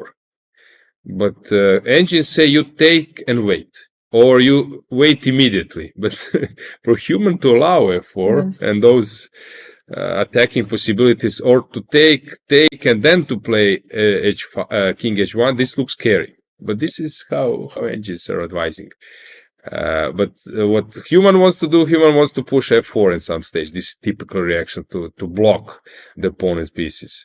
To be honest, very often chess players are asked different questions, like what is the superpower that you want to have? And I always thought that one of the superpowers that I want to have is actually to play those positions, to be able to play them with white, to have such deep understanding, not to be afraid of the ghost, calculate very well, then play positionally on the queen side to gain even more advantage. So I think that this is a real superpower. I would stress and point out one thing. I don't know, let's say some Petrov with white, let's say maybe even some Sicilians. You can play, you just check a few games, get some motives, and you can play without like a huge experience. King's Indian needs experience for both pieces. As you mentioned, those superpower. I was a white player, a d4 player. I was playing King's Indian with white, with black. I think here you just need experience. You cannot learn it so easily, and with experience, you will be able to understand when to push which type of break and when to stay still. So I think for King's Indian, it's very important to play a lot of blitz, that you check those games, that you even test something, but experience, and then you will be able to play different type of structure. Because classical games are actually important exactly. in the King's Indian. Geller, Bronstein, Yes. I think King's But Indian. Nizhmedinov, yes, we mentioned, there are so many beautiful sacrifices which might look speculative, but then 7-6, like 6-7 moves later, when I analyze with the computer changes the evaluation.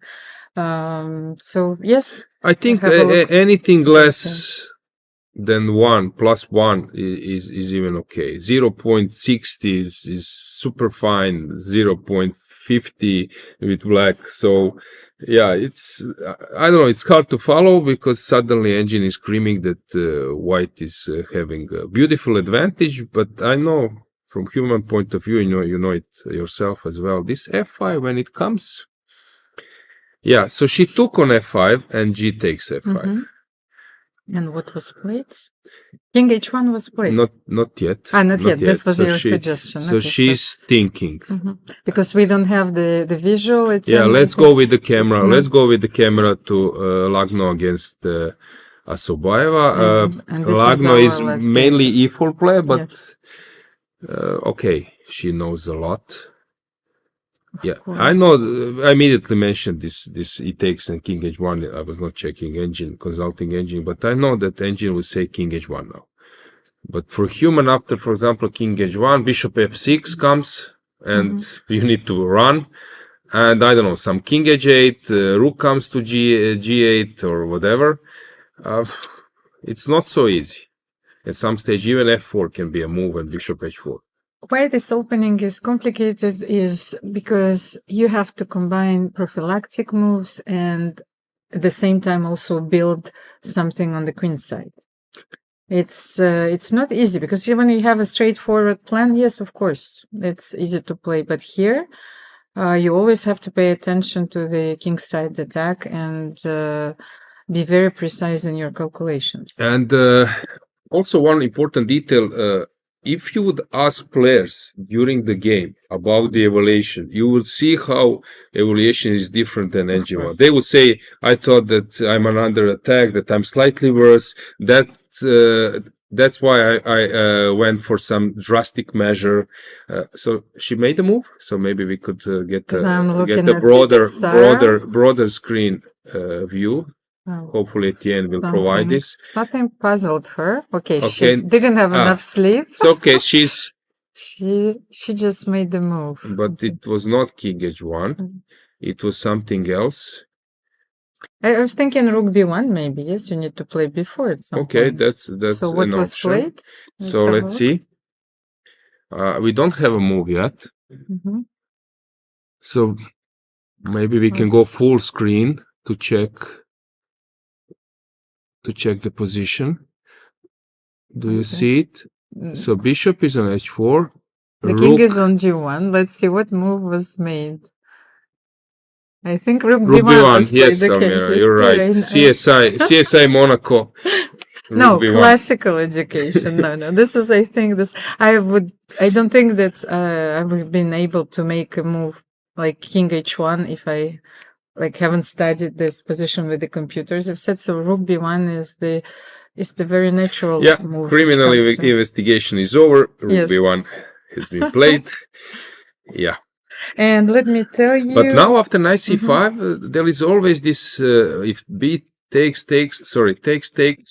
if we will get the board now. Okay, we got to this beautiful view from our Etienne, but now let's get the board back to show you. So rook b1, knight c5. Hang on, let's get the board back with analysis. So knight c5, b4, because a4 now is a threat. Of course, you can play b3. But then I don't know, is e4 coming or not? But let's say that after knight c5, b4 takes, but then knight a4. And I think this is very good for black. Yes, black is fine here, of course. Sometimes reaction when the bishop is on e2, this that's this different you were mentioning. Then knight b5 is a reaction in some positions, but here, you need to exchange on a4, and then black is having a beautiful position. So can you wait and play bishop f2? Bishop f2, first? a4 is I think quite dangerous. You can take on c5, but I don't believe that this is an issue. You know, sometimes you have. Yes, you can bring your rook here. No, if you take on c5, you have to have something concrete. Like d6 or something. D6 or you're winning the pawn. Okay, that's a possibility. But I would say that black will have a compensation in many lines, but that can be a possibility. So I'm now very curious. So I do expect knight c5 to happen. Of course, she can play bishop f6 and just move on with the kingside play, but knight c5 is the move you want to make. So, of course, Bibisara is now thinking about it. I wanted to tell you, Alojzije, that's what I found out when I studied their personal encounters. They haven't played so many games because Bibisara is the youngest participant. Yes, in this event, she is only 20. However, the experience of Kateryna prevailed in one game, so she's leading +1 in their classical encounters. So we will see how this game goes today. And while Bibisara is thinking, maybe let's switch to our last game that we haven't covered yet. Zhongyi, the challenger for the world title, is playing against Munguntuul Batkhuyag, and Tom made a draw yesterday, and Batkhuyag, she won against Aleksandra Kosteniuk. So she started the tournament with a stellar performance in the first round. And I wanted to see how, by the way, we were talking about ratings, and it was very important for me also to check their career highs. So, Batkhuyag was a very high rated player, I think, with her rating peaking at almost the 2470. So, like 15 years ago already. So she's a very experienced player, capable of beating anyone in this tournament. But when I had a look at the opening, I noticed something strange, because when I studied this line myself, but for white, I noticed that very often black didn't take d takes c4, d takes c4. Is this a new move? Let me check. So this is typical, knight d7, all is known. First difference is black placing a bishop on f5 or g4. In this case, is already on g4. And then the second difference is white pushing d4 or pushing d3. So that would be like some small comment for maybe players who are not, or viewers who are not experienced with this line. Okay, c6 and d3 was played. Obvious follow-up is e4. And black is also trying to postpone this development of the knight to place it on e7. Usually this bishop d6 goes in combination with knight on e7. And that happened. And you mentioned, Almira, that taking Yes. on e4, yeah, Yeah. usually they don't take. It We looked have so many. unusual to me because I thought, well, the main move was castle. Yeah. And then let's say I wanted to illustrate something, then white can go for this move g4, which is G4 and becoming knight a standard h4, yeah. move, yes, and knight h4. And only now, like you can take or make another move, but white is going maybe for the f5 square or bishop b3, depends on, yes. So how does it change with the position that we have actually? Okay, on the so board? in the position Did we go we for- have this She position. decided to take So- on f3. So taking on e4 was maybe premature. So she took immediately, then queen c2. Now white is not obliged to go for g4. But we can. So after the castle, back squares is yeah, not a white good can start idea, to yes. build like normal way without playing a g4, because here it's not easy. If you don't take, you mentioned castle. Castle. Now, for example, queen c2. Yeah, and I don't know. Let's say some moves. It's not easy to play this knight d4 f4 stuff because you obviously want to get rid of this d3 pawn. Yes, and that's why you're like black maintains the pressure in this line, and white is almost forced to go for this idea g4 and knight h4. So taking, queen c7, queen c2, takes.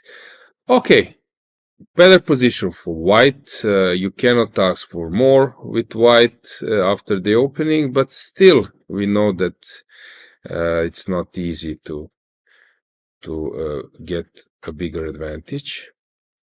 Knight c5. Of course, I would be happy to play this position because I got it for free. Here I need to play g4, come to h4 to take on g6.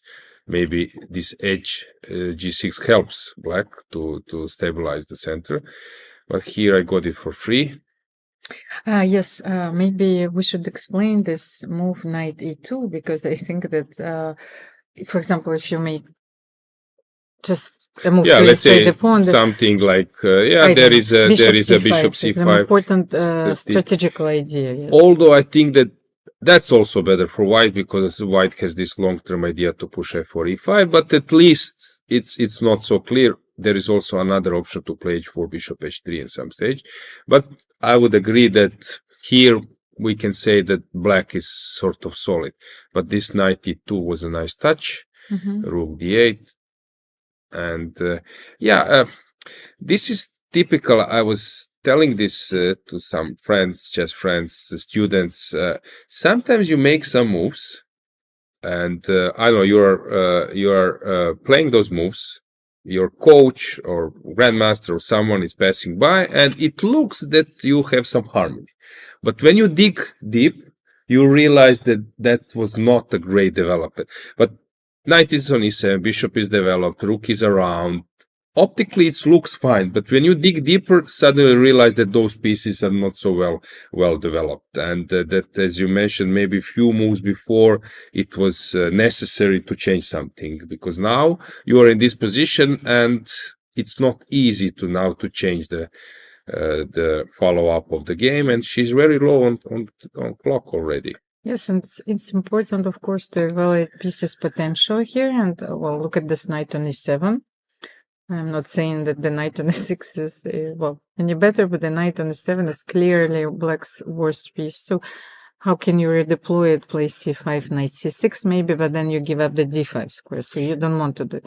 Knight g6 has no perspective. Spassky has said that, knights are very bad on g6, b6, b3, g3, because then there is always this pawn's restriction, and I think she's getting short of useful moves here. yeah, that's it.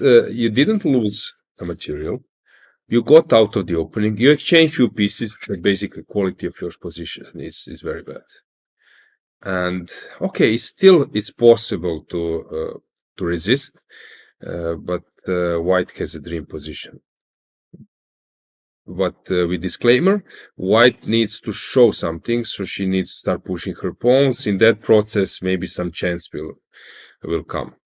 I still think that just when I look at this position and this knight on e7, it triggers something in me. So I think Black should start something drastic. So if c5, knight c6 allows us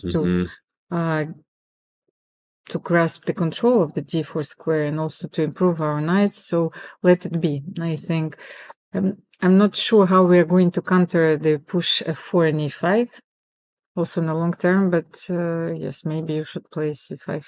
Of course, for example, if White plays rook ad1, which for me is a natural move.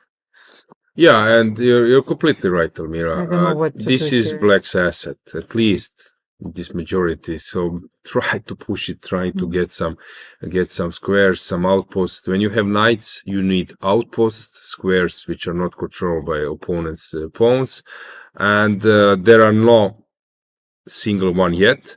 How you get it? You get it by pushing pawns. So I understand your point. And this was not played yet.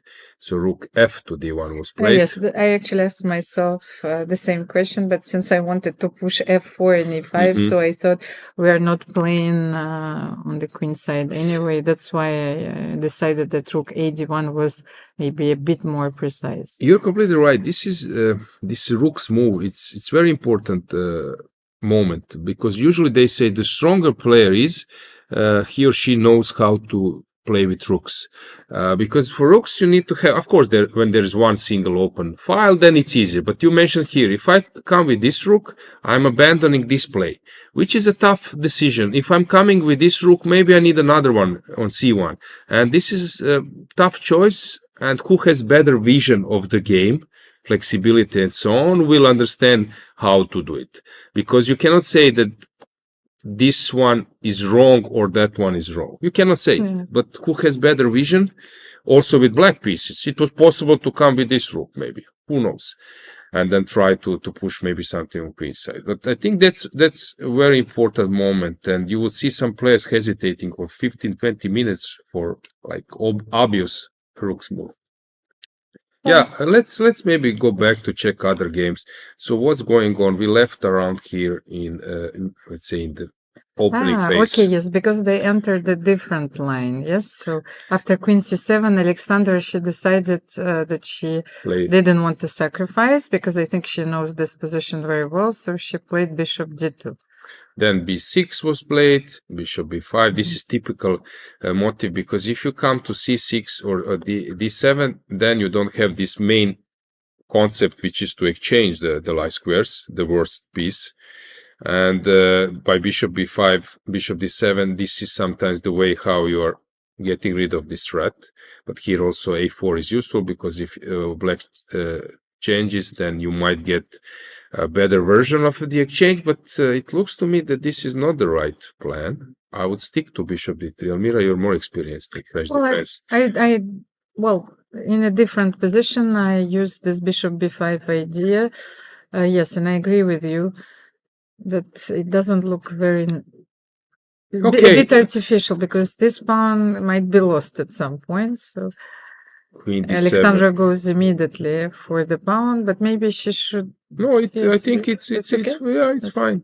It's a normal way, and she will be able to run to the castle. I think now that white is one move late, because she needs to have pawn on h5. I think she won't be in time to push now. And if black managed to play h5, it can be tricky long term.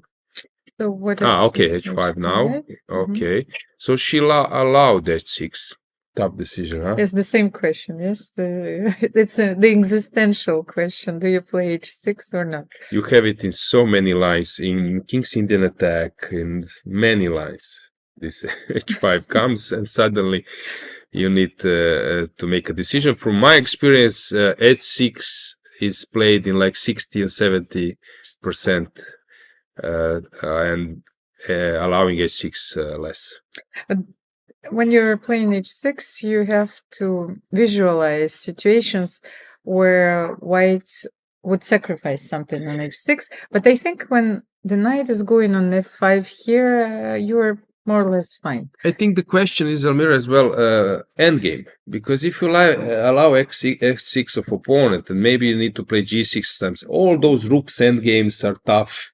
And so it's not easy to allow long term. Also, maybe with queens on the board, then your king is weak for a long. So I think it's easier to live with h6 with black. That's just my experience. But somehow Alexandra Goryachkina didn't play h6 herself. I would go for it, but she has a reason. So she was still postponing this push. They don't care about it. Okay, now the game took like completely different route, and it's very concrete. It's like taking on e5 or playing this h6. I don't believe that allowing, but maybe it's possible. h6 is good. Okay, now we need to calculate what's going on with this pawn.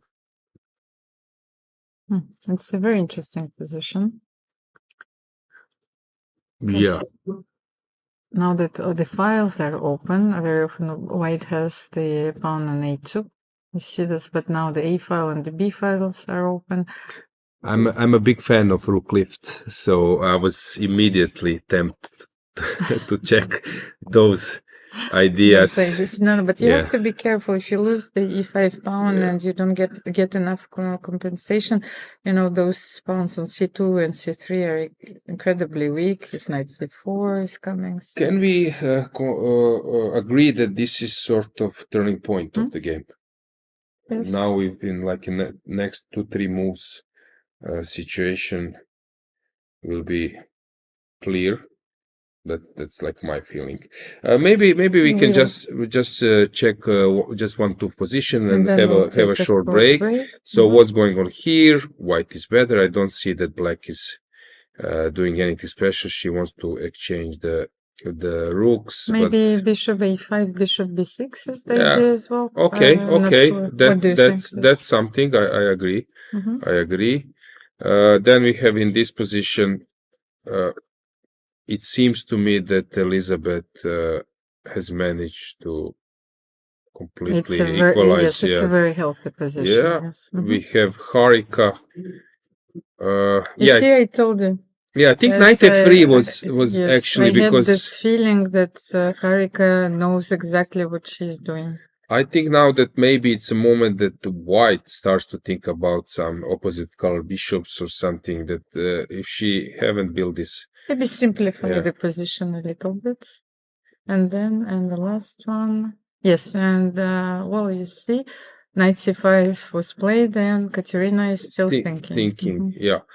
Okay, turning points in many positions. Let's leave you for a few minutes and we will come back. I hope that you will miss us.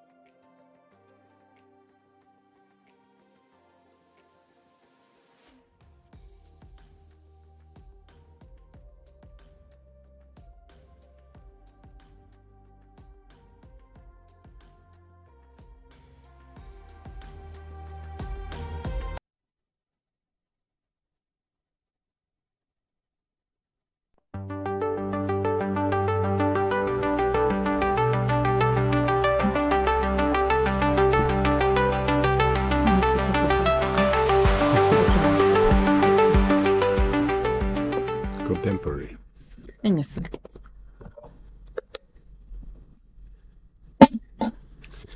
We are back, and I think we are right on time to check what's going on in Goryachkina against Kosteniuk.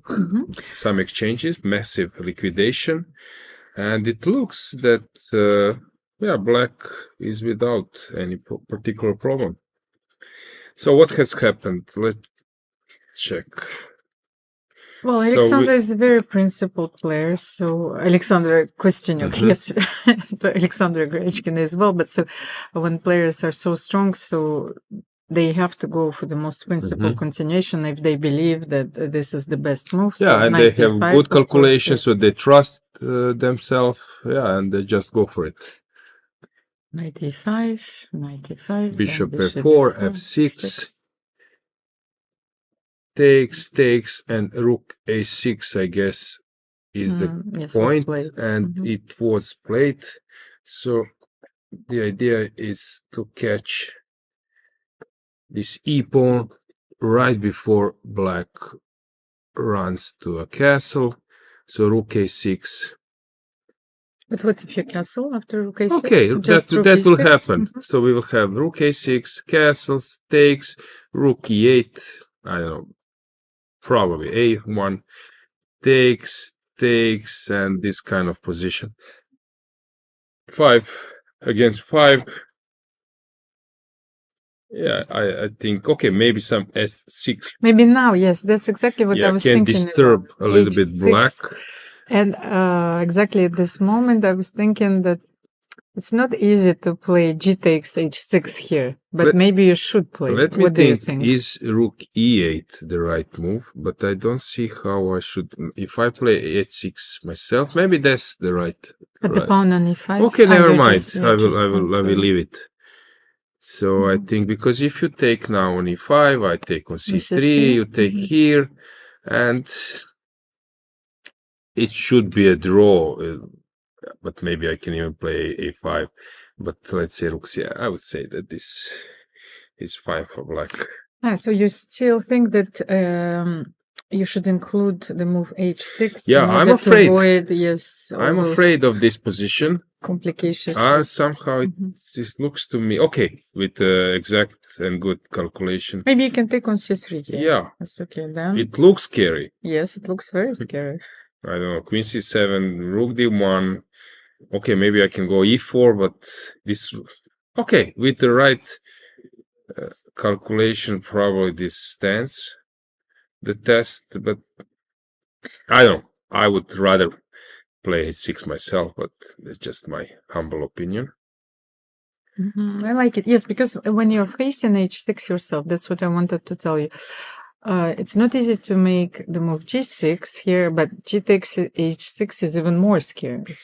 Yeah, because you can lose only this game. You won't lose it in a rook's endgame. You won't lose it probably even in queen's endgame. You can only lose it with some combination of attack against your king. And I know it's not easy to part with your central pawn. But I don't know, is there anything else? Comes first in this position. Yes, I agree with you. It's not an easy test because here it's necessary to castle. Okay, the rook is already on e6, so she castled, rook takes e6, and now she's thinking exactly about the things we were talking about. Maybe it's a moment that we get full screen, that Etienne provides us this view, which will help us to understand what is going on now in Kosteniuk's head. Yeah. And Alexandra Goryachkina just glanced at Alexandra Kosteniuk. You see, once again, she tends to do it from time to time, but when she was a kid, she was staring at you. Yeah. Like for 8 hours. Like Mikhail Tal, yes, right? Of course, exactly. Yes, she just was penetrating your soul. And I played the game with her like when she was a kid. Like I barely survived, but I remember that this was probably the most difficult situation for me to deal with. For me, I love those moments, particularly this one. H6 and rook e8, probably they are both good enough. An engine without emotions will tell you that both are exactly the same.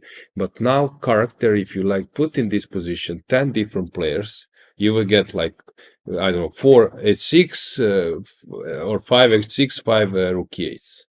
It's really like a matter of taste and maybe some psychological understanding. And as you can see right on your screens, you have the company tags. created by Inna Bajenova, the patron of the Monaco Chess Federation, of our team as well, Cercle d'Échecs de Monte Carlo, but a general sponsor of this event as well. I think without the support of our sponsors, it wouldn't be possible to organize such high quality events, and I would like to thank them for their long-term support, which actually is based on their vision that chess is a wonderful educational tool for kids.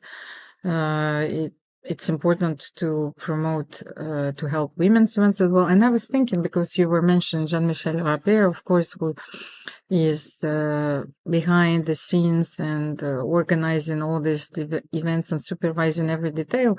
But he was concentrating, he's always supporting women's events, youth events, and veteran events. Those are the most vulnerable, categories. They were, at least in the society. So it was very important, of course, to develop. You need to be tournaments. passionate Yes. about them. You need to be enthusiastic. Yeah. So, yeah. Of course, we have like other major sponsors in our tournament. So La Société de Bande Mère, which helped our team for many, many years. Cercle d'Échecs de Monte Carlo won 7 European Club Cups and the 8th title online. So this wouldn't be possible without them as well. Okay. FIDE organizes this event, and the Monaco Chess Federation. And the move e4 was played. Yeah, on okay, the it's board. similar like rook e8. She allowed h6. Basically, that was the point.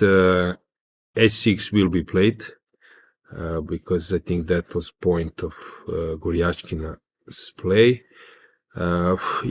Somehow she just decided, let's allow it, let's play e4. But the thing is, when she played e4, of course, she knows that white will play h6, that queen c3 protects on g7. Yes, this geometry, I think, allowed Alexandra take a decision.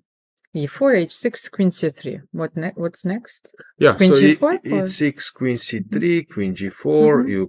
Either you come back, or you stand still, or you play some useful move. Rook e7. Rook e7 is coming, which looks dangerous. So queen c7 if you go first, then some queen g5.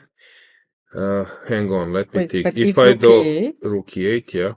I think rook e8 is a natural move in this position.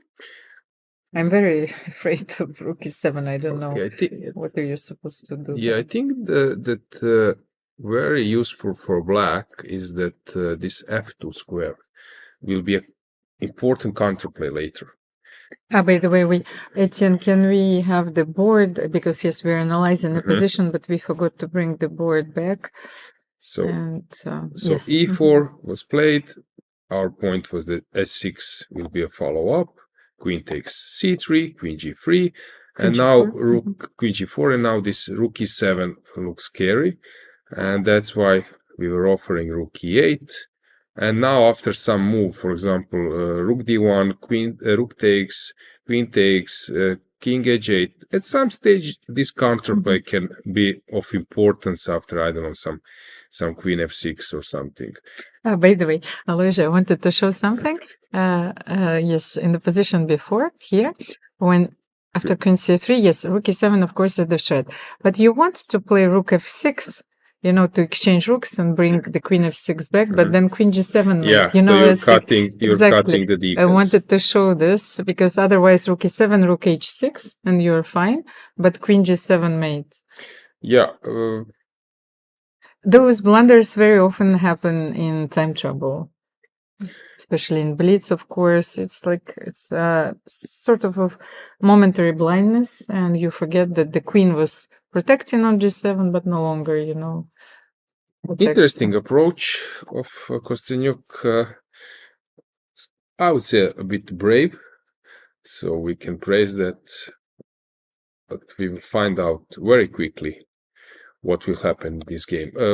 Let's switch to other games. So let's see one by one what do we have. Kateryna Lagno, maybe because Okay, let's do it. yes, first this Yeah. one. So King's Indian knight f6 has been played. Because only 17 moves have been played in this game, and the position is extremely complex. Okay, it's understandable decision since Queen h5 is a follow-up. So she was just moving away from that.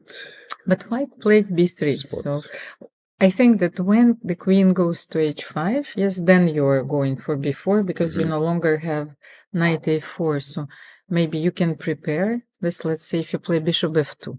Yeah, I think Yes. bishop f2 is necessary because bishop no longer belongs to h4. So let's say if queen h5, Queen now h5 I and wanted now to this play b4. b4. Yes. Yeah, so here black needs to find something else. Okay, there is a also possibility to push h5 to prepare bishop h6. Sometimes queen goes to g6, so h5 can be useful.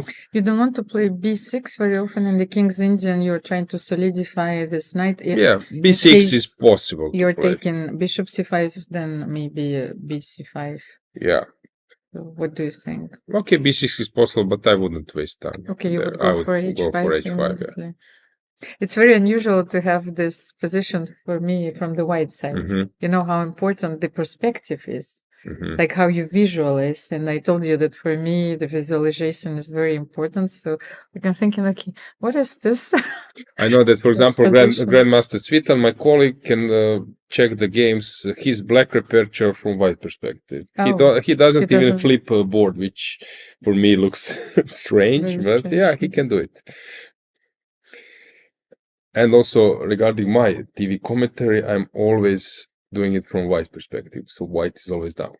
So I'm showing the games that number one, that row one is always down. Yeah, for me, very complicated. So after knight f6, b4 was played. If I can see correctly on the camera, which after ab, knight a4, I don't believe is the right way, but Maybe it's, yes. takes. The We most can, yeah. natural approach, Yeah, but let's see. we of can course, see yes. takes. They take on b4. Knight Knight a4 will be a4. played instantly. What else to do?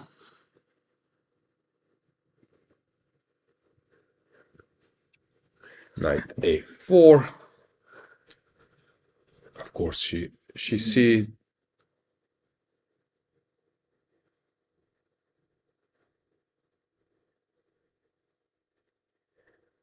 But probably rechecking something. So after knight a4, white can postpone the taking by playing bishop f2, but also she can take immediately. I'm curious what is Kateryna up to. What do you think?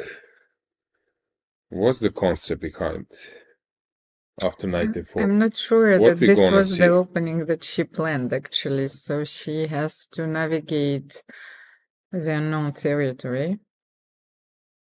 Knight a4, maybe she's trying to simplify the position a little bit, so it would be easier Okay, just to play for let her. us show something. So especially knight with the a4, I time take travel on approach, a4, yeah. you take on a4. I don't know, let's say, what can I do? I can do knight c3 maybe. Will you take or no? I'm not sure. Maybe you need this bishop, like maybe But bishop. who knows? d6, Maybe you yes. don't need it. Yeah. Maybe it should take and then go Knight to h5, yeah, yes. or queen h5. Ah, Yeah. by the way, I know that this is a strange thing, but sometimes, especially in the English opening, when you play the early bishop g5 and you play on f6, so in this position, I am actually not sure which piece is better. The knight on like f6, which will go h5-4, the dark square bishop. What do you think? No, now that, yeah, the only question is, Would you take on f6 here, or it's as long as black has this e4 push in some stages, I would be afraid a bit. One idea that I wanted to show is this one. Let's say bishop c2. Okay. It's a very thematical but very interesting. Let's say Okay, I will make a move. I need to illustrate something. Which useful move to make? I want to make bishop h5. Okay, let's see. Queen h5. Okay. Let's say you take Yeah. bishop f6. Let's say bishop f6. And you would, I don't know, make some move which is not useful. Okay, let's see. You can sometimes do this. And if you take, like here, of course, you have bishop e5, but with more pieces on the board, you are like Yeah, that's an going option. for this thematical positional sacrifice on this knight, and very often the light square bishop is out of play. That's why I wanted to keep the bishop on d7.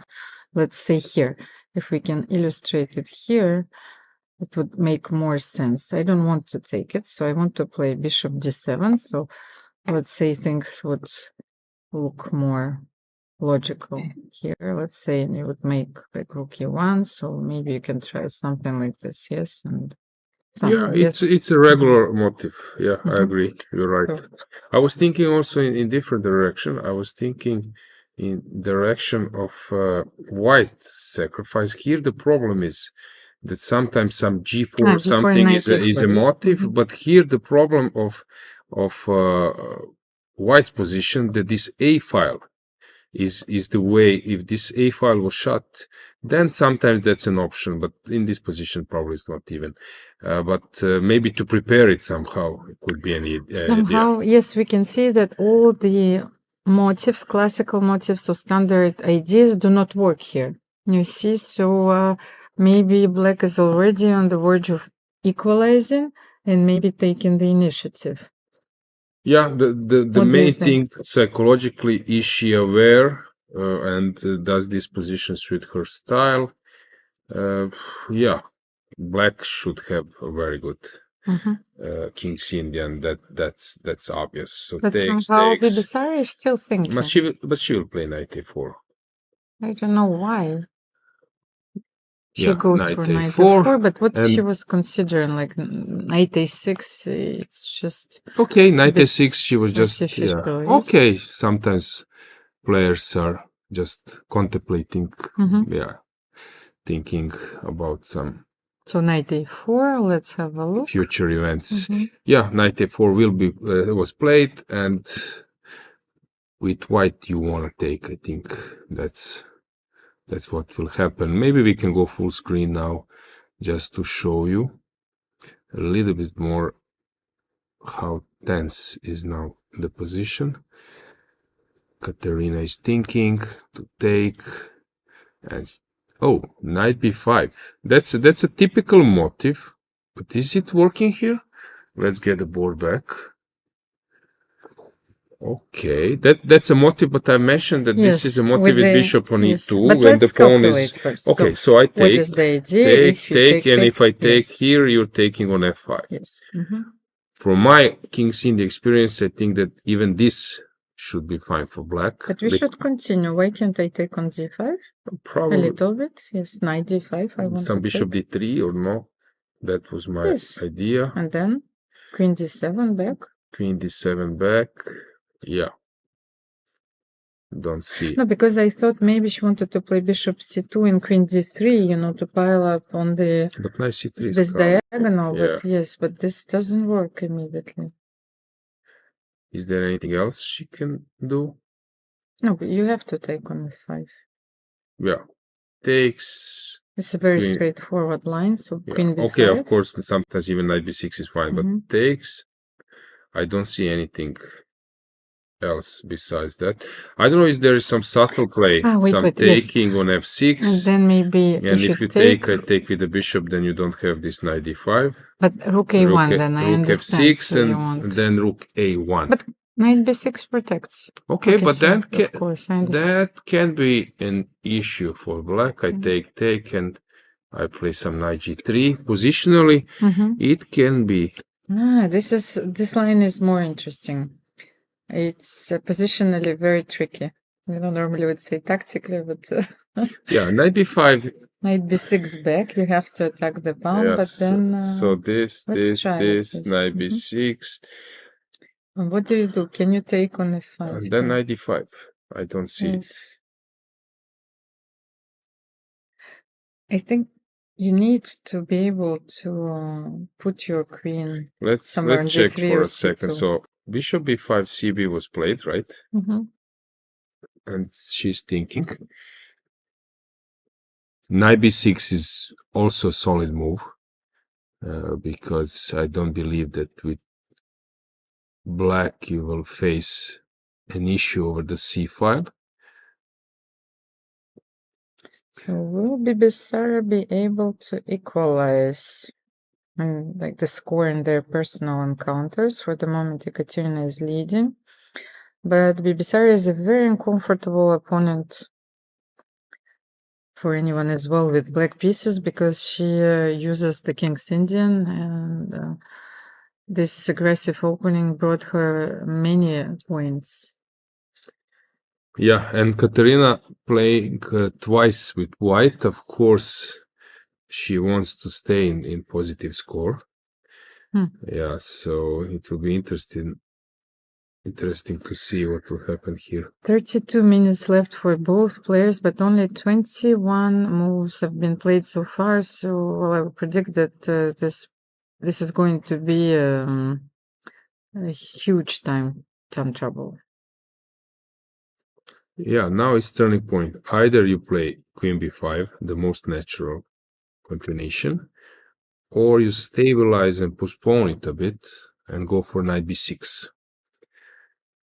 Very tense moment.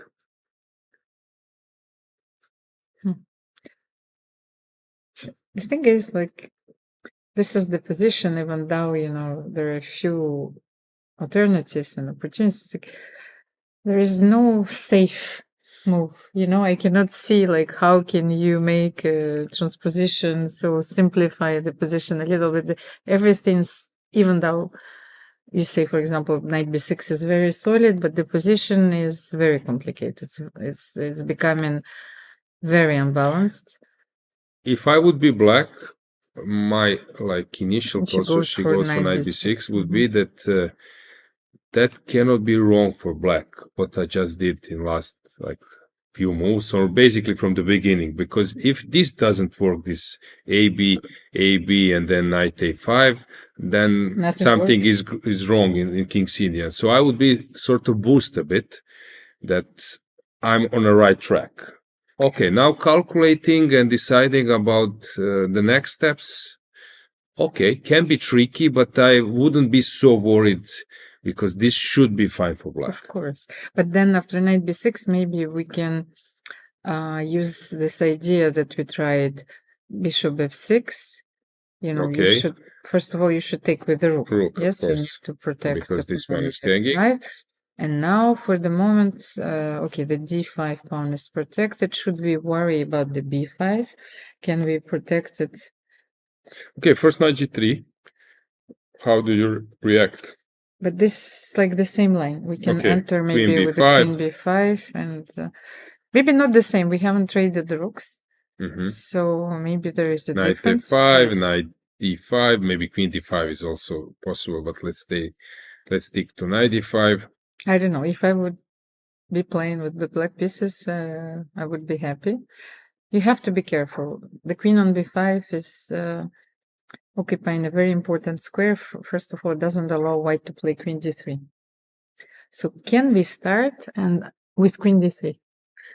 So I don't want to play knight g3. First I want to start with queen g3 and to put the queen on this diagonal. Because if now you would want to use this thematical idea and play e4, this is not the same, because my knight jumps to d4 and maybe e6. I'm not sure. yeah, this is You want to take? I played, I take. You just And like... then I don't believe that I will suffer here in any No, this of circumstances. course. Yes. And now some rook move or something. I will collect a pawn later. Maybe I don't even need to. Maybe I can stabilize a bit and come with the king. My activity over the a-file, I think, will for sure secure me something. Knight will go to c4. Yeah, but the position you mentioned a few moves ago, this one, only move which bothers me is queen e1, to transfer the queen to g3. And that can be an issue. Yeah, I understand, because knight Maybe, f4, maybe, if knight f4, knight for f4, I was example, thinking to is go already- to queen. You don't want to go to e4, you don't want to use my idea. Yeah, but then and mate. can I play it? Yeah, let's try. Maybe I can. Yeah. I'm not sure. That's an option. If we are, we're threatening something. For the first time in this game, we're threatening I something. agree. So, how are you parry the mate? Maybe you would want to Queen change d5, change the queens queen maybe. d5, Yeah, but then you jump somewhere. you can. No, Take on d6 and Take take on e4, and I don't know, rook somewhere. Okay, no. Here, the bishop on g7 is actually Weak.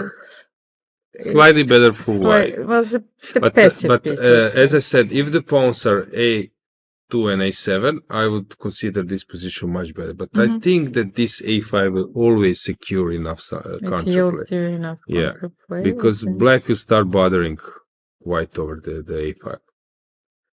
Okay, That's something I think will happen. But okay, I see that there are many possibilities. It's not just one-way road. And so, sorry, knight b5, we are in this position, knight b6. And now Kateryna is thinking.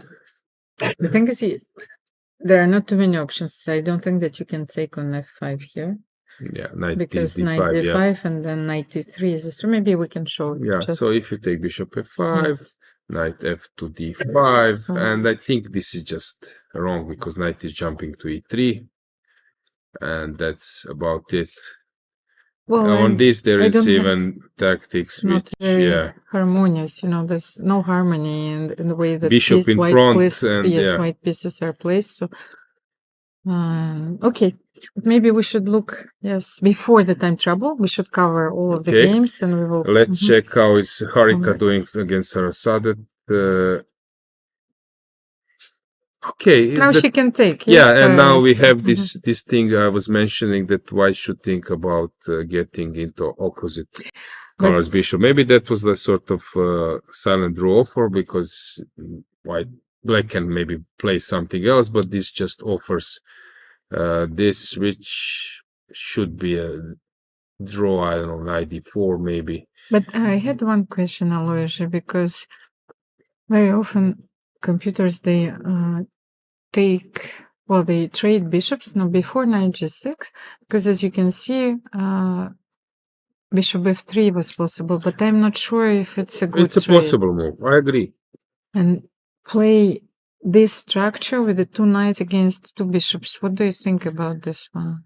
It can also be very tricky. If, again, time is an important factor. If white managed to consolidate, to play king g2, to push f4, come to f3, it can also be tricky.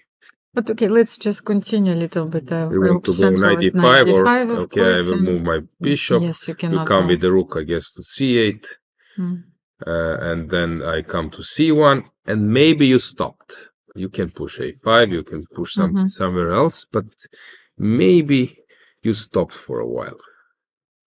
I would be a bit afraid. I think it's hard to see, behind horizon, that what will happen in the next few moves. Maybe you will lose your sharpness with black and long term. What I like about this position that it is very beautifully aesthetically. You Exactly. have those powerful knights in d5 and c5 and the rooks d8 and c8, and for white you have the bishops d2, c2, and the rooks on c1 and d1, and they're ready to deploy themselves, whether black pieces are already into, they occupy the most beautiful squares on the board right now. It reminds me of Tetris. It's sort of like they are just coming down and we are arranging them. Okay, so maybe young generation, they don't know what's Tetris, but of course they do know, because everything is a cycle, so everything is coming back. So okay. But then she decided to play knight g6, and Knight Sarah G6, is thinking. Sarah is thinking, yeah. Bishop g6 or not. Maybe bishop g6 is not necessary. But bishop g6, unless you do something about your knight on f3, then maybe But this would be an but I option. can take. Yes, You it is, take, and then and knight I, d4. for example, I have this move, and my knight is always safe here. I can play f3 later. Okay, you need. Somehow I feel that the knight on g5 is out of play. Yeah, but also it Yes, what it do you attacks think? something. Hmm. I cannot see how can I. Okay, in knight danger. g3. Knight d3, Yes, rook I like. d2, And I want to play the same. I want to play rook d7 and rook rook d8. d1, rook d8, Mhm. and okay, you have maybe a threat tactics. Maybe that's an issue now. I see it. Knight e5 is tactics which works for black, so I need to find a way.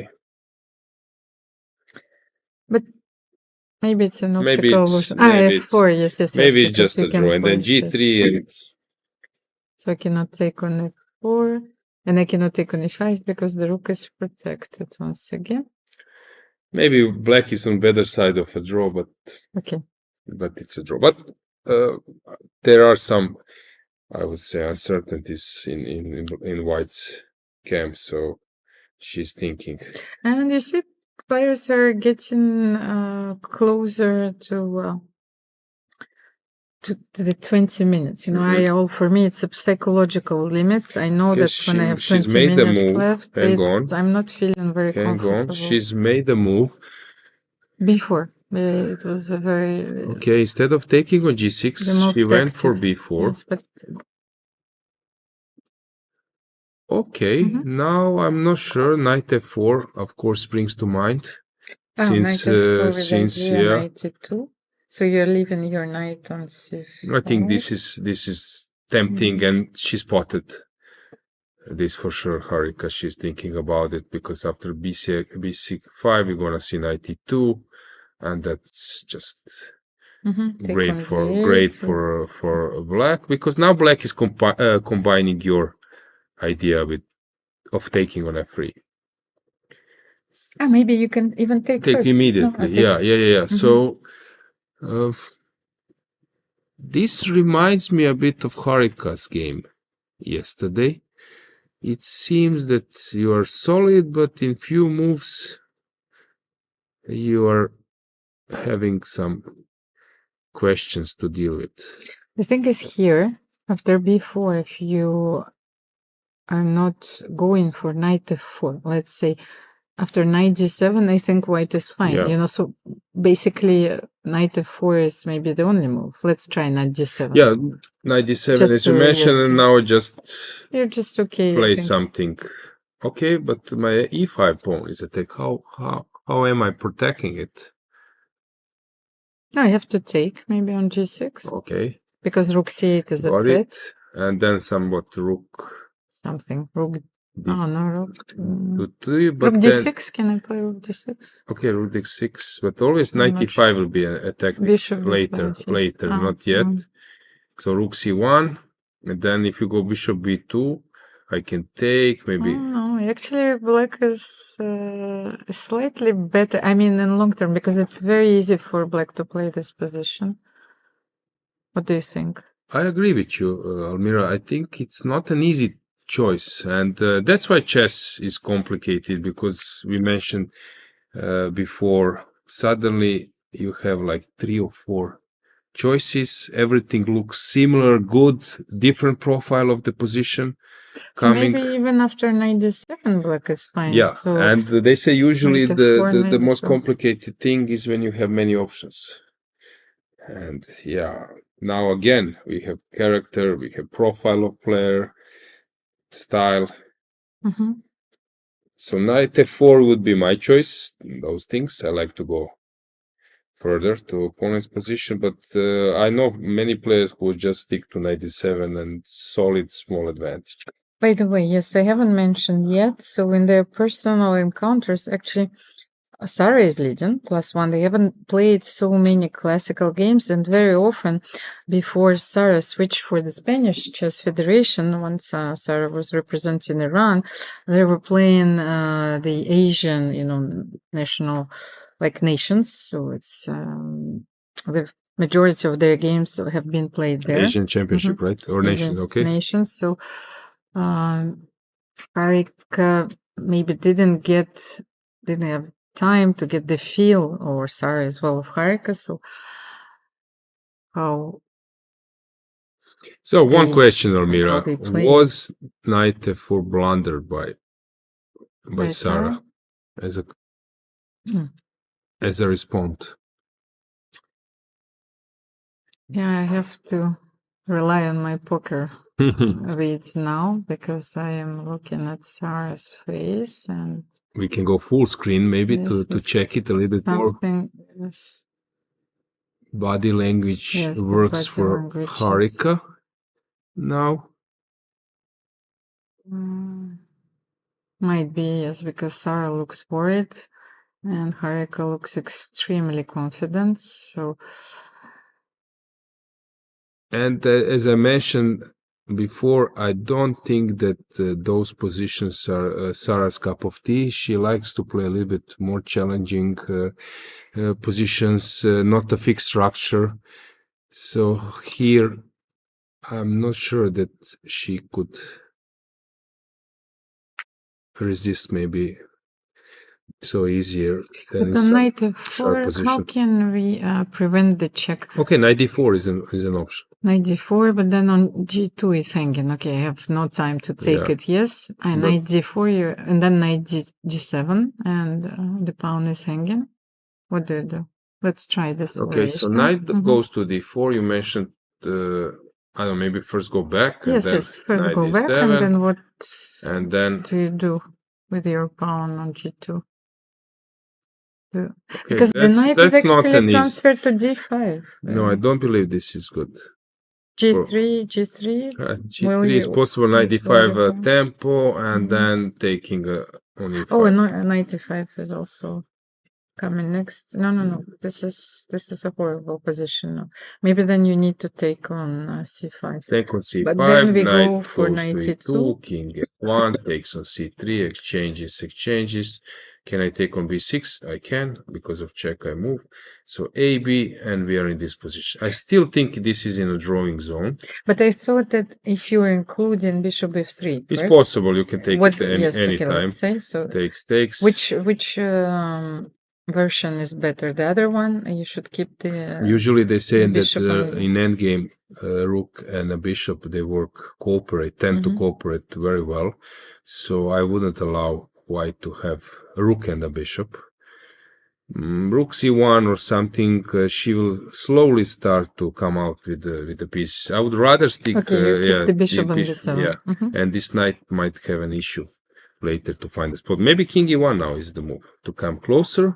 And okay, maybe I can come to f8 as well. What's your next move? Because you cannot kick my knight from c3. You cannot exchange rooks. I don't know, some You cannot h6, play rook g5, d1, king yes. f8. Mhm. Okay, h6 will be followed by... But let's check. I don't know, a4 or rook c1. Rook c1, We let's don't say. have too many choices here. Rook c1. And what? But bishop h7 maybe is. Yeah, less that's a better. threat. That's why I Mhm. might need to go. This is unpleasant, Almira, Mhm. huh? I agree. Because now where? If you move the bishop somewhere, I don't know where. But I wanted to say it's also unpleasant psychologically. You have to deal with a few problems on the board, but you have this feeling that you are so close to equalizing, but you are never equalizing actually. So there's always one square or a better piece which will allow black to go on. Crisis management is now probably you need to opt for some position which is worse. But you know how to defend it. Yeah. Yes. Mhm. So it's now a point where you need to show the world that you're basically fighting for a draw. I know that psychologically it's tough for some players because the position was complicated, it was equal, and suddenly everyone who is following knows that you are in danger, that you are suffering, that the best outcome for you is a draw. And some players is struggling with that draw. For example, if I would ask you a question, I know that it's so difficult to win a game against Boris Gelfand. His defensive resources and his defensive skills are simply legendary. So what do you think he would do in this position with white? For sure, he will try to liquidate. I think with this BC5. to liquidate, to make his structure a little bit easier to defend. So I would think I'm pretty sure that he will take on c5. I don't know. Is it possible to play that kind of move? This looks scary. Yeah, I still want to take on f3. You know, maybe. Actually, that was my I would say good side. I was defending very well because I would somehow get into this role, forget about the winning, forget about I would say ego. Everyone knows that you are in problem, and try to make decisions you must do, because as I said, sometimes people are hesitating. They want still to show that they are active, that there are some possibilities still for them around. Here you need to be very practical. But it's a very important quality, because you have to adjust yourself to a new reality. Let's say, like, okay, there's somewhere behind you in your head that, oh, that was such a beautiful position, you know, but you have to mourn, you know, this position and exactly, Almira. So around here, let's say around here. 2 bishops, nice position. It looked like you will torture your opponent for hours, feeling confident, and suddenly you need to fast forward into this role where you're fighting for your life. Sorry, and not so in this position. Before knight f4. Yeah. I want just to mention that my longest game in career was 7.5 hours. I played it in Moscow in Aeroflot Open, and I was white against Zhou Yunqiao. He was 2650. I was white. I was prepared to different variations of his repertoire. I came to the board. He played Greenfield, and I played some sharp line, and I misplayed it. And suddenly I realized I will be a pawn down in opposite colored bishops, and he will torture me for hours, and I can only make a draw. And actually I did after 7.5 hours. But as I said, it's sometimes I came to the board with expectations. I was 25, 70, 80, whatever, with expectation that I will put the pressure on him, and very quickly I ended up in a role where I was suffering. But also, if you manage to draw this game, it's also a very important quality. Same like winning in a nice time. But I think that was one of the most important pieces of advice that your friend Ivan Ljubicic gave you, that because while we can compare the games, tennis and chess, the specifics of the match are like totally different. And so he told you that you're coming to the court, but you have to be ready to play the 5 sets. 5 sets, and exactly. If somehow along the road, you know, you win like 2-3 sets, let's say, or like something different happens, yes, it's a surprise. I think that's very important quality of Djokovic, for example, that he's ready to fight for a long, and then sometimes he win very smoothly. Same goes for a chess game, as you mentioned. You are there. You are ready to sit for hours. You're ready to I don't know, to win with the last trick in pawn's endgame, or maybe in some knight's endgame. But that means that you are waiting for your chance, and you don't have issue in your mindset if something goes wrong. That's also a regular part of your job. And as you mentioned, Ivan Ljubicic, he's a big fan of chess. Yes, he's a chess addict. He lives here in Monaco. Yes. Maybe we can unfortunately, have him. Yeah. He's not here Unfortunately, right now. Yeah, Ivan is coming when the tournament will be over. So he's so busy with French tennis players. He's now, I would say, the main coordinator of all players. He was a very successful player himself, and a long third in the world. Federer, yes.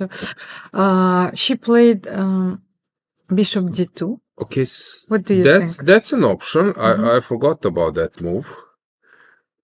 Okay, so she allows knight to go to D3, so I can go knight C to D3, and I guess, okay, if I take knight D3, Basically, we get the same structure which we were talking about before, but only with the different bishops. Now you have the opposite color bishops, and maybe this version with the knight on g3 is better for black. It's much better. I know that at some stage h6 will play. There are many options. Sometimes this e pawn long term after g5 or king march is a serious weakness. So black doesn't need to collect it immediately, and this knight really cuts the position, and you cannot counter attack over the c file. This looks very dangerous. Also, bishop f3, knight e5 is a threat or not? Just it so was one question bishop, that I had. So just take on f3 and knight e5. Yeah, so. yeah, that's that. But I said maybe black can wait and decide about this exchange even later when she doubled the rooks or whatever. Or knight e3. Is there any other move? So if I can play, you can take can I f4? Okay, I think this also looks very bad because again same stuff, and this one will fall after some combination of knight bishop f3 as you mentioned. It's possible. It's possible, but yeah, but black will also wait for a while. Okay, Alojzije, let's move on. So yes, what do we have? Let's check first our first game. So we left around here, and e4 h6. So she didn't take. She didn't take on c3. Okay. So basically, she's combining defense without counter attack. She wanted to keep her central pawns. It's understandable because Alexandra Kosteniuk thought that it will be a very important asset. So complicated. I don't want to criticize ex-cathedra. It's really tough to get into details of this position, even with white to find a way how to push, but also with black how to defend. Whatever you touch, you can lose. Actually makes me think, even though the structure has nothing in common, but in Sveshnikov, very often you sacrifice a lot of you give up your queen side, but you have those central pawns d5 and e4, and even without the pawn, with the pawn down, you still create some counterplay and battling for the initiative. And white is playing exactly in the same way. They're trying to get to your d5 pawn to fix your structure and to create something on the king side. It's obviously much easier to play it with white, but still it's super complicated. Okay. 16 minutes. So what do? You move the king or you play queen d6. Very tough. Maybe we should leave this game for a while. Actually, I really like, especially now that I know that what happened in this game. I really like your proposal and to play h6. Yes. Listen, as I mentioned, I don't want to say that here I'm armed maybe with engine, and then I'm ex-cathedra saying what you should do, but. Okay, from my experience, I was around 2600. I got so many upsets in my career. You were mated enough exactly. Times, yes. So that experience helped me a bit to decide about h6. I would rather struggle with a pawn down with a safe king than in this type of position when I'm equal in material. But low on time. Yeah, but it's very tough to play. I understand her decision. Maybe, I know, on a good day, I would also go for it, but a little bit safer it's to stop it with h6. Of course. So then... let's check what's going on in Zhongyi. Okay, something has happened. Hang on. White sacrificed a pawn. So we're left around here. So rook f to d1, bishop b4, f4, yep. Everything normal. Bishop c5, your idea. Aha, she wanted to seize the moment. Bishop b4 or queen b4. But bishop before, maybe she wanted to seize the moment and to play f5. Then F5. I understand the idea, of course, but So if black takes with the bishop, f5, you cannot come to d4. If you come to c5, there is then a3. a3 is winning. Ideas, takes, and you're dropping the knight and another one. But and after f5, knight c7, and maybe she wanted to combine it with some ideas with f6, not maybe immediately. But you can also play positionally here because both knights on c7 and e7 are out of play. But this is very inspiring play. It's not standard play. This b4, once again, this how I was playing chess. I like to use this opportunity. Yeah, but not just like to.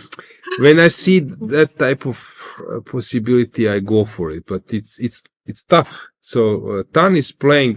Of course, she has rating 2561, which means that she's ready to take those risks, and it's a very creative move. Okay, yeah. So how I see that she's really playing. But on the other hand, yes, you can always take on b7. She decided not to do so. But let's say if I play rook b7, what happens? She simply takes on d1. Yes? Okay, first I need to defend this one. Yes, and the bishop. And I cannot take. The knight takes on c5 if I take. So I cannot take on b7. This is the issue. Okay. Frankly speaking, I will go for this position if I sacrifice the pawn and like seventh move in the opening. But if I got the normal advantage, then I'm not sure that this is the right way. I would, in my prep, I will go for this position if it's necessary from the beginning. But somehow it looks to me that she could avoid it because now it's some kind of mess. Maybe not. It's not insignificant. Yes, after queen c4. I don't know now. Maybe rook b7 is still fine, as you mentioned. Now, so she decided to give that pawn. Maybe it was necessary. Okay, there is a threat f5. I see it, and then bishop g7 discovered attack with this X-ray. So that was an issue. So if you play, let's say b6, f5, knight c7, I just start. But even knight f4, knight h5, yes. And then f6 and knight h5. So she went to c4 from necessity, and actually it's a good practical choice. So rook b7, I guess, will be played. But after rook b7, at least I got some time. Maybe I can exchange, play rook d8, and still my structure is not ideal. Of course, if the pawn was on b6, would be much better. Or maybe there is a way to play something. Rook d7 or not? Rook d1. No, but then the knight on e2 is hanging because you have knight f8. You see, yes, I can take, and there is no checkmate because of this idea. Correct. Okay. Yeah. So we are in this position. Besides rook b7, okay, I can push f5, but then the point is this knight d4. And okay, possible to play it with white, but it's... You see, now we need the rook in f1. the one that's, was supporting that. Yeah, if I'm not taking on b7, yes, exactly. Then I would rather have a rook on f1. It's an interesting position, nevertheless, because as you can see, time travel is rook b7 played. Okay, and what do you think? Knight c8 or exchanging pair of rooks? Rook d1. Rook d1 is an obvious move for me now because I want first of all to drag this queen to d1, then rook d8, and for the moment, everything is protected in black's camp. So I want to take this on d1. But where do you go then? Rook d1? Rook d1, queen d1 and rook d8. Where does your queen? Probably I need to stay connected with the knight. So queen. Okay, I can go queen c2 or queen f1. But queen c2, then I thought that maybe I can play queen d3 or things like this. Do some. Okay, but this position is also not fully clear because this bishop can be an empty bishop. This term I'm saying many times that it looks active, but it's not attacking anything. And white, if white pushes e5 or f5 F5, first, F6 maybe. Now the f5. queen of is on Yeah, the phone is white is going backward for a moment, but she can also start rolling her pawns. Very tough decision. So rook d1 will be played or not? We will wait for it. Okay, Alojzije, let's move on. Humpy against Elisabeth. We haven't seen this okay. game for a while. What happened there? So we were in this position. Humpy took this route of taking on c5. Yes, she went for Bishop e2, you mentioned. simplifications. Yes, so Okay, and usually, as I mentioned, bishop is on b7, and white sometimes can keep some pull, but with the bishop on h5, black is more than fine. a6, a5 played. Very well played by Elisabeth. this is the moment when we left this game. Rook takes, but rook can always return to queenside, so it's not a big deal. And Elisabeth is about Sacrificing, but you cannot take on b7 because of knight c5, this covered attack. So you need to do something else. Takes. Rook f to b1. Okay, nice move. To rearranging the pieces. Very well played. And black has slightly better position. Probably nothing special, but still it's obvious that, okay, this coordination is the rook on h5. at the moment an issue, but Needs to be brought back. By the way, Elisabeth just made the move. We don't have it yet, but I think it was knight a5 because she so leaned here towards her. knight d5 And knight and a5 knight here, a5 was played. So for me, she's a bit better. What do you think? Like something unpleasant. Yeah, Or okay. maybe it's very close to a draw. She will play rook d5, rook b8, consolidate. Knight is a perfect blocker. But Humpy will try and play knight b3 here. No? Okay, but you're not solving the issues because of rook a8, I guess. Or rook maybe somewhere else. Yes, the rook. No, I Okay, don't want maybe to rook force, I think. d8, let's say. You cannot play bishop d2. And so if I take on a5, rook a5, and I comes think back, okay. Okay, first rook d1 maybe, but let's say that I don't want to give check, but maybe I can give a check as well as intermezzo. But rook a5 is also fine. Rook d1 is also a possibility. Maybe it's still close to a draw with super precise play, but black is obviously pushing. Do we have a move? Yes. Yes. Bishop b2. Okay. But now rook d5 that you mentioned. Okay, she wants to go bishop d4, but we mentioned that this f6 e5 is always good against fianchetto, queenside fianchetto bishop. And I would be worried after f6 because e5 is coming, and then king is super fast. This is very important. King is running to e6 quickly. But you also have knight c6, rook a8. What can you choose there?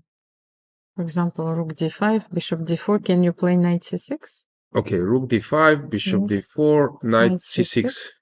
But then maybe knight b3. Yeah. Yes, that's what we have to avoid. Yes, I So understand. f6, if you go knight b3. No, we need to keep the knight on b3. Yeah, I can. No, on a5, I mean. I can even take, and then play rook e8.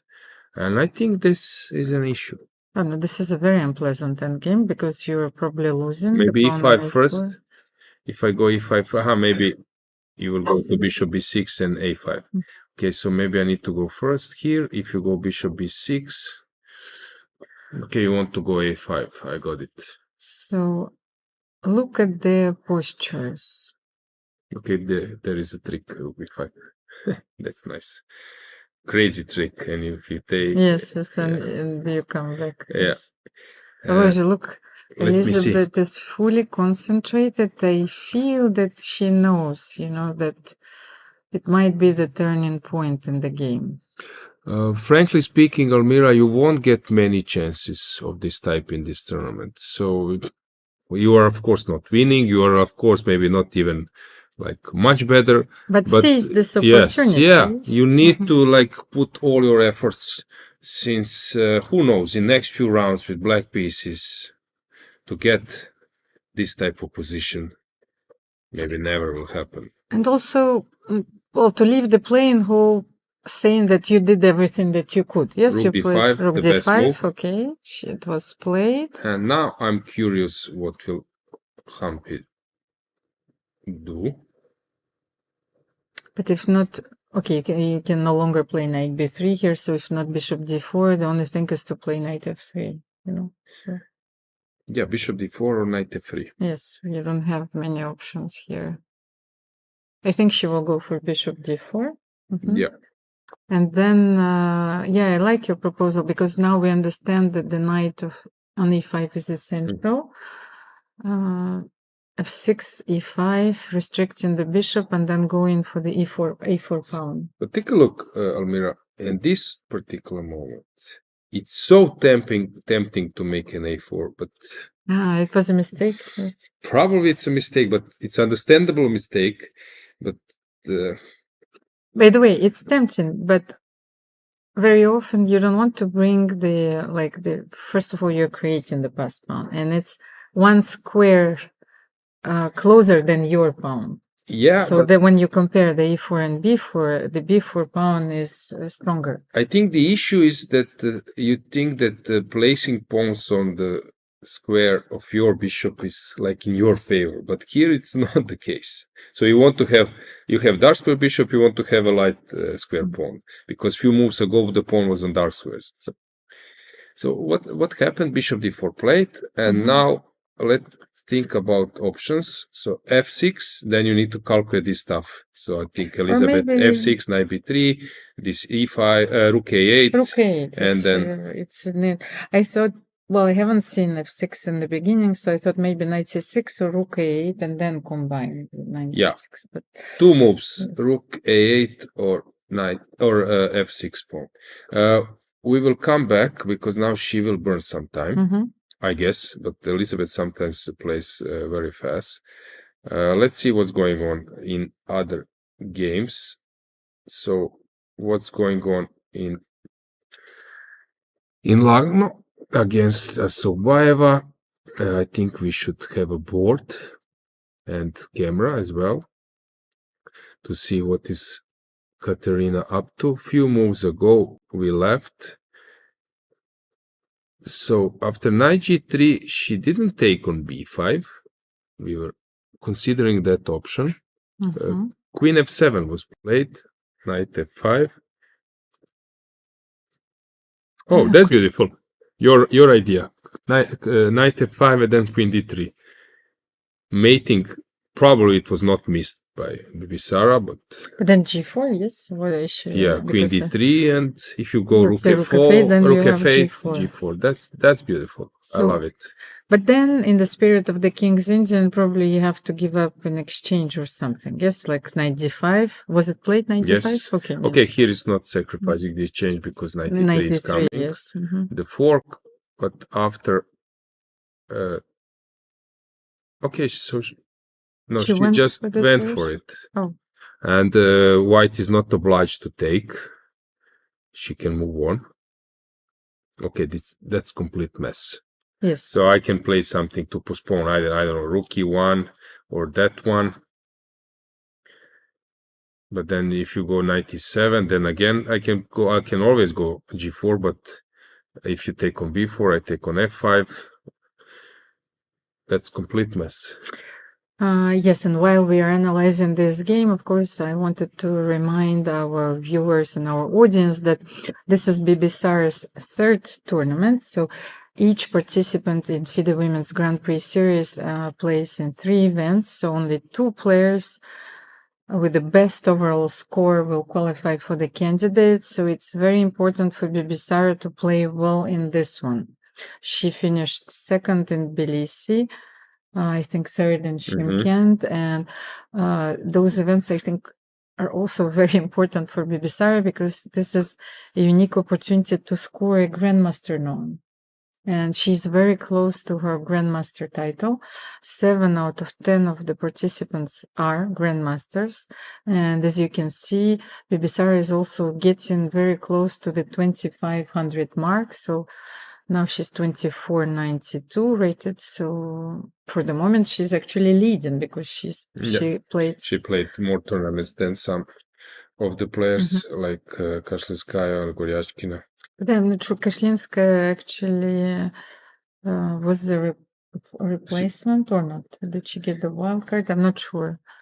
Yeah, I will have to check the regulations. She won the first the first tournament in Tbilisi. A lot of Indian players taking part in the Grand Prix series, so not only Humpy, Koneru, and Harika Dronavalli. By the way, for Harika, it's her debut because it's her first event. But you also have Divya Desmukh and Vaishali, Ramesh Babu. So maybe the largest number, yes, of the participants are coming. The biggest number is coming from they India. are Olympiad winners. Yes. So super strong lineup. Let's check what is Sara doing against Harika, because here, so after Bishop d2, she took this route. Instead of jumping to d3, she gave check, exchange on f3, jump to d4. It reminds me a bit of Sara's game yesterday. Oh, yes. Yeah, so she went for this line. But this should be fine now, no? Looks like... Okay, I take on c2. Yeah. So no, bc, knight c2, so rook. Okay, I can go to a2 to protect this one. But you should. If I go to c1... No, I will take on s3, yes, of so course. I need to come here, knight d4. Actually, she opted for this version where she thought that, first of all, it's safe for her to play. And maybe her knight is, well, I think Harika thinks that the knight is a bit better here than the bishop on d2. I'm not sure what the evaluation is. Should be close to equal, but... Okay, black is slightly better in many lines, but I think that we might end up with some position where white will be a pawn up, with a pawn up, and black will have like pressure and being pawned down, but putting pressure on those two pawns. Knight b3 is a threat, or no? For the moment, the bishop is protected, of course. So maybe we can take on b6. Okay, I take on b6. Yes. I can take on b6. Let's see. And now.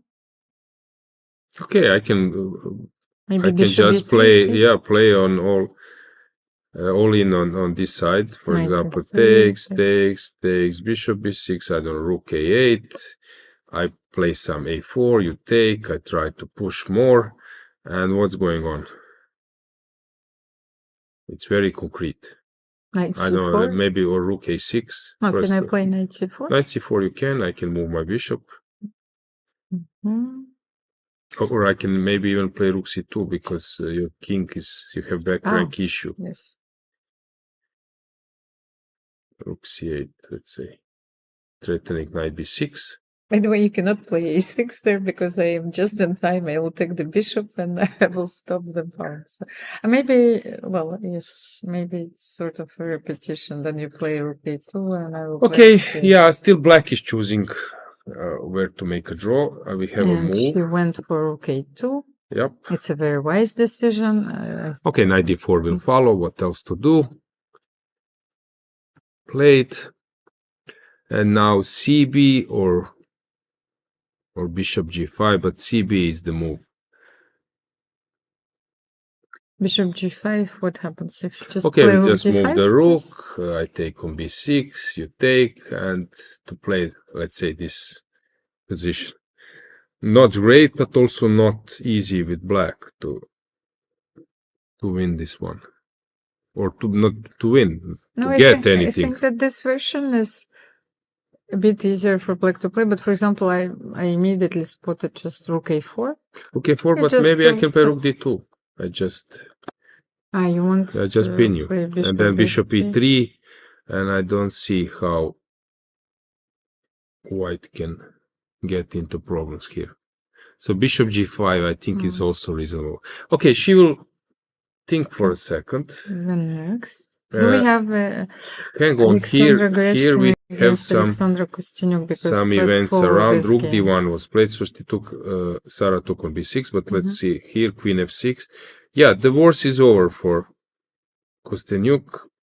Now rook h6, but okay, still white is pushing a bit, but I don't believe that anything is tangible there. Rook h6. Are you going for the d5 pawn? But then it's No, I think rook e7. rook e7 is the move, but black can maybe even. Okay, I'm not sure about. What do you want to play? Rook c6? Yeah, first? but I think, let's say, even if I exchange, but okay, maybe I cannot. I wanted to exchange rooks. Okay, I can play rook c6. You take on a7. But I then, play rook but then c3. rook You e1. play rook e1. Okay, Yes, and I come back with the rook to g6. This should be a dead okay, draw. yes. Yeah, Rook this e7 and rook g6. This should be a draw. And this is the human way of play. Here in Zhongyi we have some mess. So rook d8 was played, as we Queen mentioned, but then e1. queen e1. No, first rook d1. So she rook went for d1, rook yes, d1, rook d8. d8. Queen e1 and then f5, which maybe it's not a bad choice for some time. Actually, Scramble, but I thought really about this move. You have playing this with in fire, the yeah. coach with black, so, but here I thought in the beginning f6 or f5, because I really didn't like this bishop on c3. f5 is so- from Scotch Yes, opening. You're right. But and then like I just marked somewhere in my mind, so maybe f6 is more careful, but and f5 is opening like everything. So what's the point behind bishop a5, Almira? Well, I want to take the Okay, rook on yes. d8. Okay. It's a very trivial answer. Yeah, but how about rook e8? So Yes. is she up to? The way the rook is not protected. So Okay, now maybe if, some pinning the yes, so rook, if I x-ring, take somewhere, x-ring. let's say take on f5. Okay, maybe I could go somewhere else. If I could go maybe to, I cannot go to f8. Maybe I could, because I don't see how you will exploit this. But rook e8, I don't believe it's But Alojzije, dangerous. what I wanted to say, rook e8, then take on f5, Okay, knight f5. f5, then bishop c6, but maybe there's something with bishop, where are you Okay, going bishop with the bishop g1, g1? bishop g1, queen takes, I don't believe that now even if I drop the a pawn, I will always have some counter chances with those knight on f5. No, but queen g2 here, first of all. Queen g2, but I was thinking maybe if you collect the a pawn and try to. So queen g2, it's suicidal. Queen a7 is really. okay, tricky. queen somewhere, I don't know, c4, c2, let's say c4. Okay, knights will start to jump. So I'm threatening some knight g5, maybe discovered attack. Yes, I think that here black is perfectly fine, because they have not only enough counterplay, but even the possibility to seize the initiative and to play for a win, because white can easily blunder. 12 minutes left for white and 6 minutes. f8. Okay, different black. choice than mine. So what else can you do here?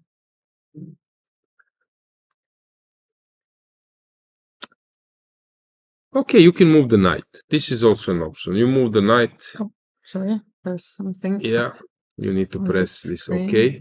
Too many So things. we will the middle. Yes, I'm pressing. Okay. So same time every day. So Yes.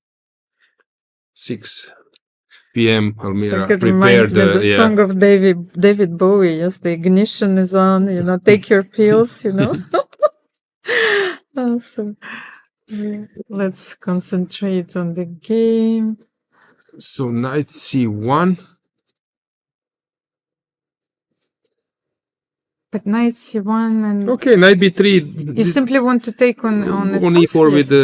with the queen. No, but I mean, yes, if I will make a move, let's say something. Knight Okay, c1. so knight c1. If you take with take on e4.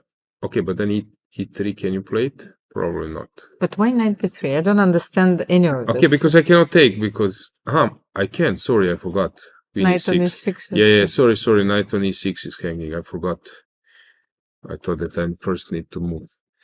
Okay, nice c1. It's not an easy move to find, by the way. But you want to open the pieces. This is the main. And she goes for knight c1. Here it is. Unbelievable play from Zhongyi. I like, considering that everything started with the move b4 and how she increased the pressure. But I liked it. Actually, as you mentioned now, and I did previously, these are like champions moves, because of course you can outplay your opponent sometimes with like ordinary play or like some classical approaches, but you need to be unexpected, that your opponents they don't expect some moves that you are thinking out of the box. So I think that type of quality brings you to the top. And Tan was already on the top. She won the World Championship in knockout format. I know. And so she will face Zhu in June, this April, and she will have another shot at the World Championship title. With this approach, she will have like very good chances, but of course it can also backfire because you're walking on tiny rope. Actually, this type of chess really burns a lot of energy. Yes, it's energy consuming, of course. And to play, I don't know. All the games in this style, yes. Yeah, Firuza style, Jobava style, Shirov style. Yeah, it really, Judith Polgar style, it really burns a lot of energy. Yes, so you have her player's card on your screens. Of course, she is the winner of the candidates tournament, and she played very well in Shymkent, but she was bested by Alexandra Goryachkina, who won the tournament and finished it undefeated. So let's get back to our games. So 4 minutes on the clock.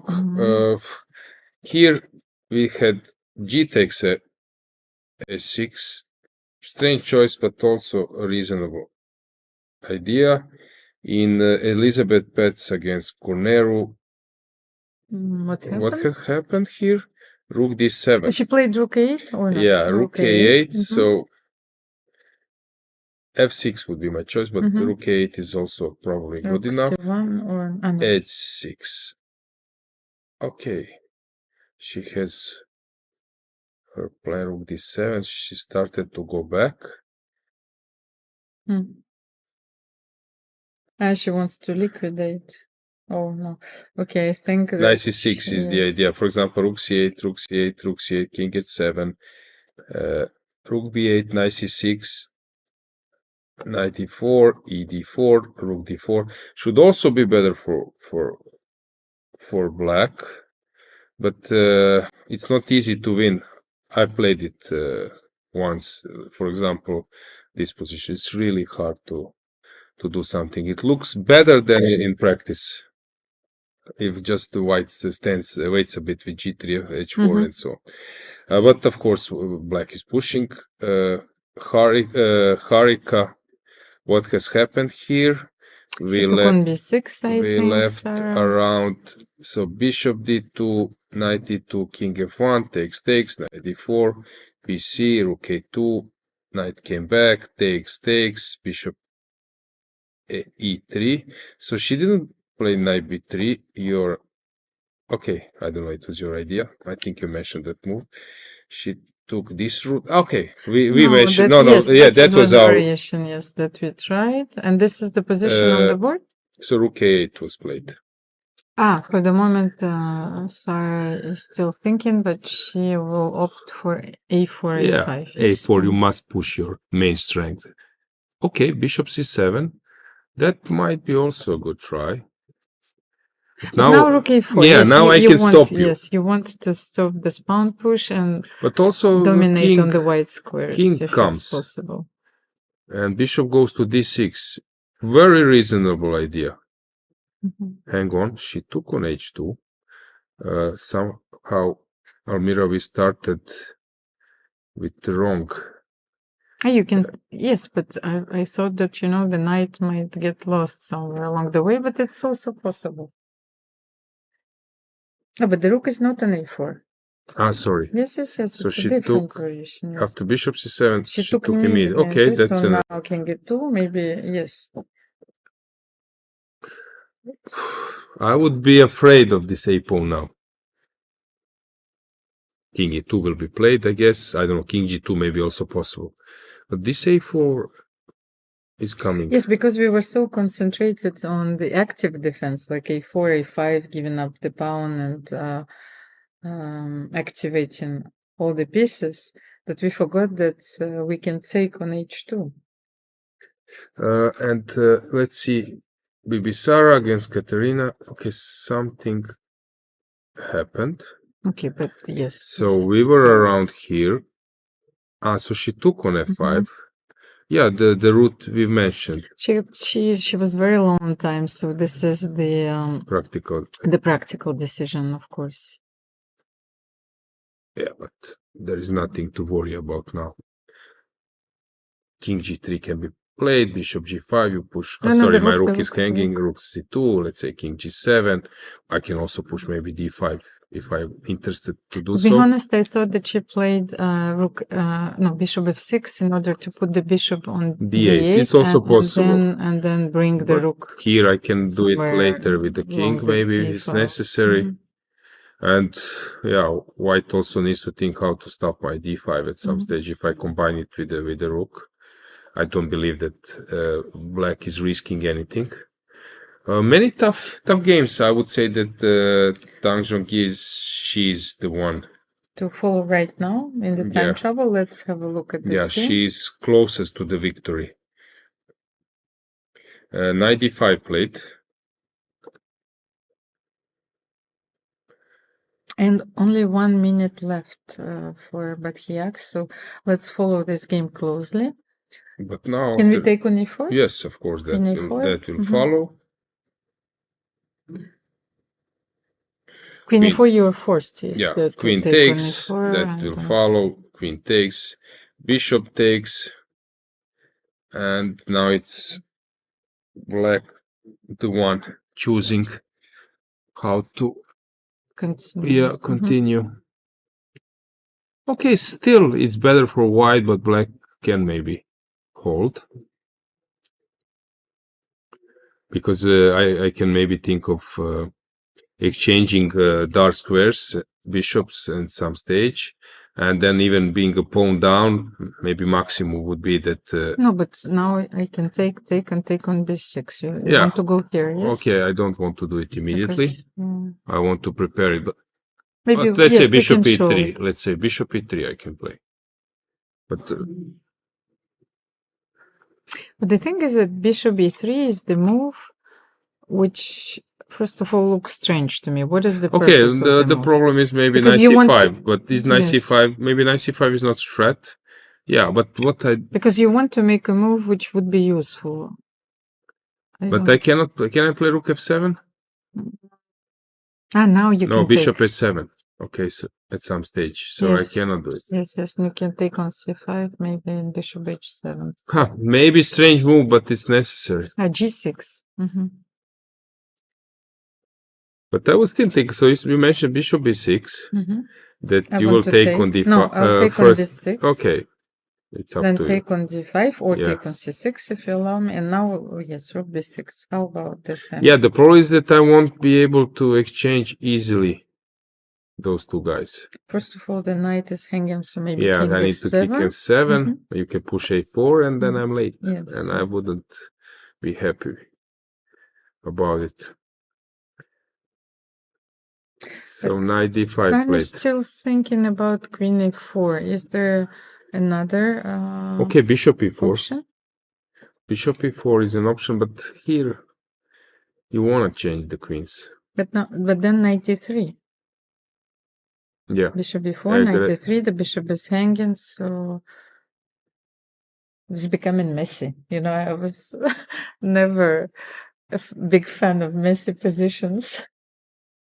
Big fan of messy, but not messy positions.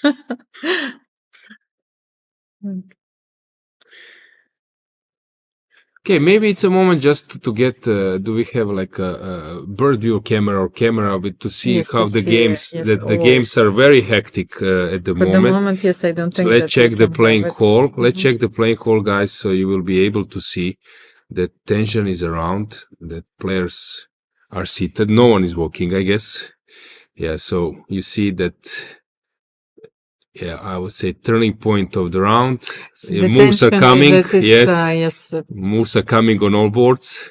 like highest point. Yeah. Yes. Yeah, you see many moves. Look, like Yeah, the legs legs are are shaking. Yeah. you know, it's not easy just to make moves during those moments. So, On each board, move is coming, right? and Yeah.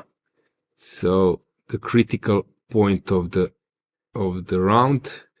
Okay, let's go back. Let's check the boards. So Elisabeth against I think first Humpy. board we can say that this will end up in a draw because some rook f7 will save the day. Here, still Then is still Stan thinking. thinking. Elisabeth, I think she has missed her chance.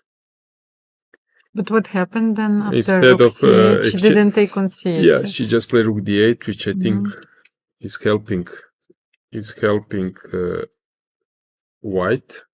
It's not easy actually, like to change sort of the way you've been programmed before the round, because as black against Humpy Koneru, you know, like you're playing the Queen's Gambit accepted, a very solid line, so you've been programmed to equalize and be happy with a draw. So it's not easy, as you said, to seize those opportunities and to say, okay, now I'm playing for something more. We have a draw in Goryachkina against Kosteniuk. No, not yet.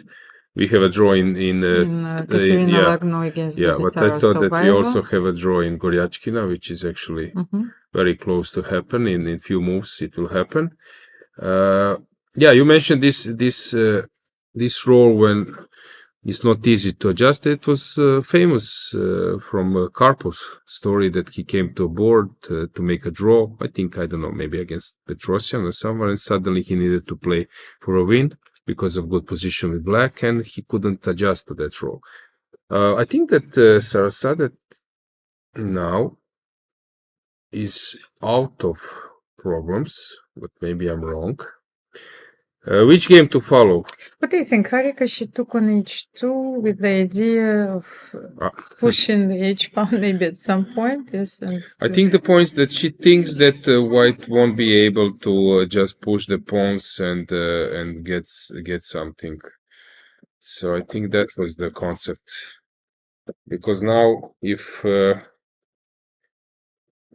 white pushes, black can still, I think, hold. But it's not an easy choice.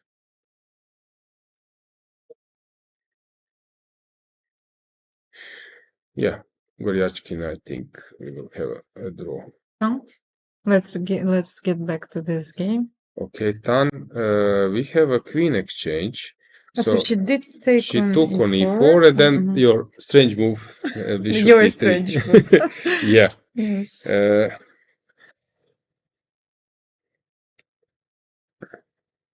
Turning point of the game. Now white needs to find a way how to push, because it's obviously better for white. Two bishops, active rook, but there is no obvious advantage for white, but no obvious target. c6 is not easy to attack.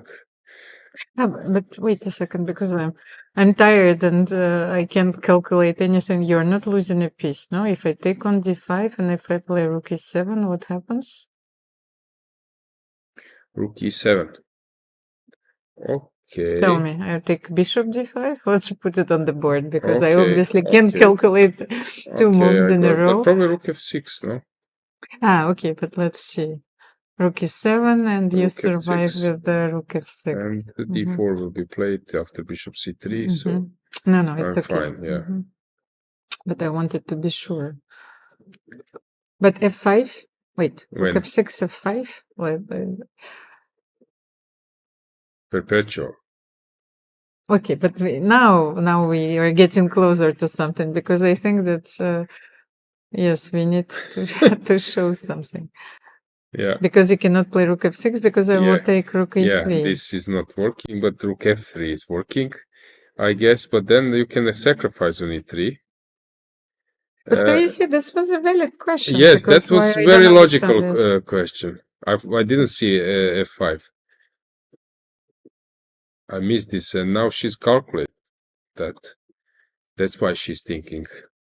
So that's why I had the feeling that this is a very strange move. Bishop Koneru, a3. Okay, let's play Paehtz, we will have a draw. a draw as well. Yeah, very quickly. An avalanche of And draws. yeah, now we have 2 games to follow. Munguntuul and Harika. Knight e7 was placed. Yeah, a6. Yes, can you play a6 here? And what's... Okay, she wants to transfer the king. She starts rolling her king, king e8, you push a7, king d7.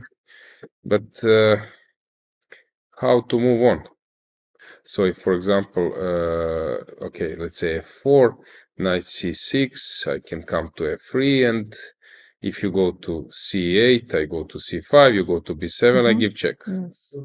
And then I don't see how can black improve the position. Okay, you can push h5, but what next? That's why I was not sure where the knight is more useful, which square. Yeah, this h pawn actually didn't bring anything special for black.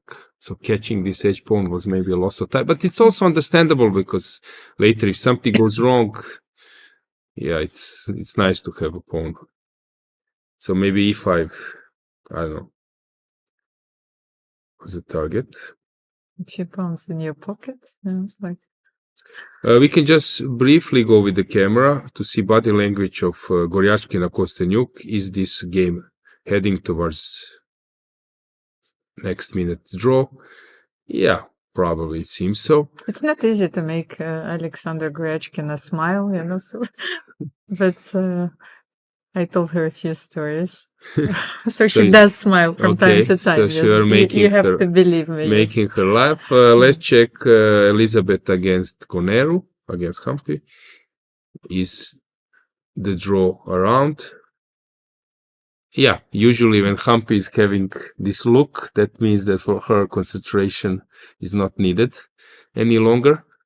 So I think that we will just have a draw. And then, but maybe let's leave this game for the moment and get back to the time trouble, because okay, let's check what's going on here. No, very strange choice.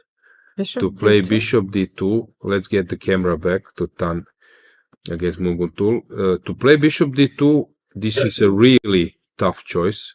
So she thinks that a7 is what was played? I'm missing now black's move. So knight c5 was played. Rook a7. But knight d2 protecting, yes. Okay, so knight e4 will be played. I guess this is the concept. Takes and rook e8, I guess, yeah, as you mentioned. So she managed to win a pawn, but I don't think that this will be enough. Yeah, because the rook is going to be very active. Very interesting approach to convert rook your A4? advantage to this position. But you cannot allow the rook on a2, so maybe you should play rook a4 here. Yeah, but then knight b6, and you go where? To d4. d4. Okay, I but don't then need maybe to you can hurry. play c5. Yeah, rook a4 will be played. A2. Rook a4 will be played. But you're right, then maybe... Maybe some h5, I'm not sure. No, but why not knight b6?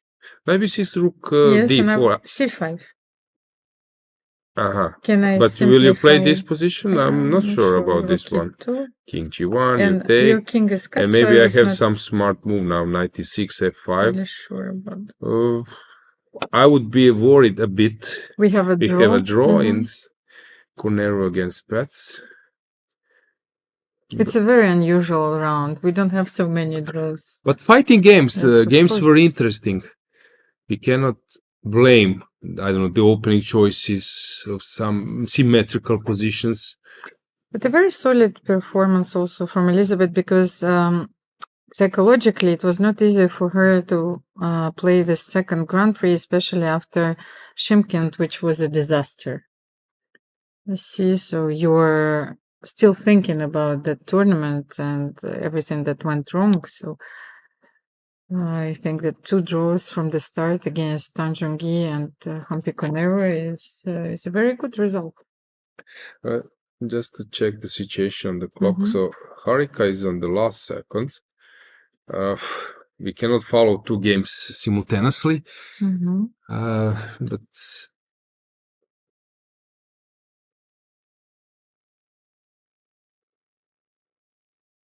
But Like if you don't put the knight on c6, that was my question. Rook D8. Let's go with the camera quickly to Harika. Harika What against Sarasadat. Rook D8 wins a spot. Let's go with the camera there. Let's run quickly, full screen. Rook D8 played, yeah, and she lost. She resigned. Oh, This was a huge blunder. oof. Rook D8 played, tragical loss. We can maybe also, see them from afar. I will let's get the board back just to show what happened, and then we'll run to check Tan against Munguntuul. So let's get the board. So in this position, after Rook D2, she played knight instead of, I don't know, Rook E7, probably A7. It's enough for a draw, but maybe something else is also possible. Some F6 she took, and then deflection, and that was it. Very tough loss. Okay, she was on the last seconds, but this is not so. But it started with the knight h2. Yeah, you know, but so let's you can't go be to greedy Tan against in Munguntuul. those Let's just positions. check the game because it's still in progress. So knight d6 was So played. Rook D8, loss of concentration, but when you start to feel uncertain, it can happen. She allowed Rook on E2, so it's not easy, Almira, now to get, let's say, Tan way of play, because she allowed perfectly think. Probably the reason you would be scared. King g1 was played and h5. Because of course Rook a8 was the threat, we should mention. So h5. No? So she played h5. It's interesting that she's not afraid of allowing No, but knight f5, but she's not afraid. So I would think about g6 to stop knight f5. But interesting that she's not afraid of knight f5. That's very interesting, because now I would be a little bit afraid of this position with black. So what do you do now? She's counting on h4. Now knight I see f5 is already on the board. she's thinking about h4. Maybe not immediately, because you collect, but maybe let's say if I move the rook, if you take with knight or a rook, I play this h4, and I'm activating my knight. This can be some tactical shot. I love this view of 2 players simultaneously. After knight g7 h4, I think king h7 is necessary now. King h8, yes. King h8, sorry. Let's see. So let's stay. So king h8, no, it's not played yet. It was just my analysis. King h8 is a move you need to figure it out. Okay. I would love to see maybe the board now as well with the camera. Yeah, so to see, will she make a king h8? Let's go back with the camera. Late. Fortunately, too late. I don't know what g6 played. Okay. I don't understand, but what if rook g7 or rook g6? Rook g6, now I don't have. I have the same position when I don't have a connection with the rook, so I have more or less the same position. No, but now white is completely winning because the c6 is hanging, and h5 is very weak. No, I think that was the decisive mistake. Yeah, 2 pawns down. Yes, rook g7. And then Is it's she completely winning. counting, or let's say rook a2, rook? But yeah, h4 never works now. I cannot play h4 in any scenario. How many moves till the time control? 3. One more move, Oh, sorry. okay. No, So, it's over. no, It's no, the this last is move. over, It's yes. the last move of time control. Rook g6. So rook g7. I think it's not actually any of importance to where will you put king, to f8 or to h8.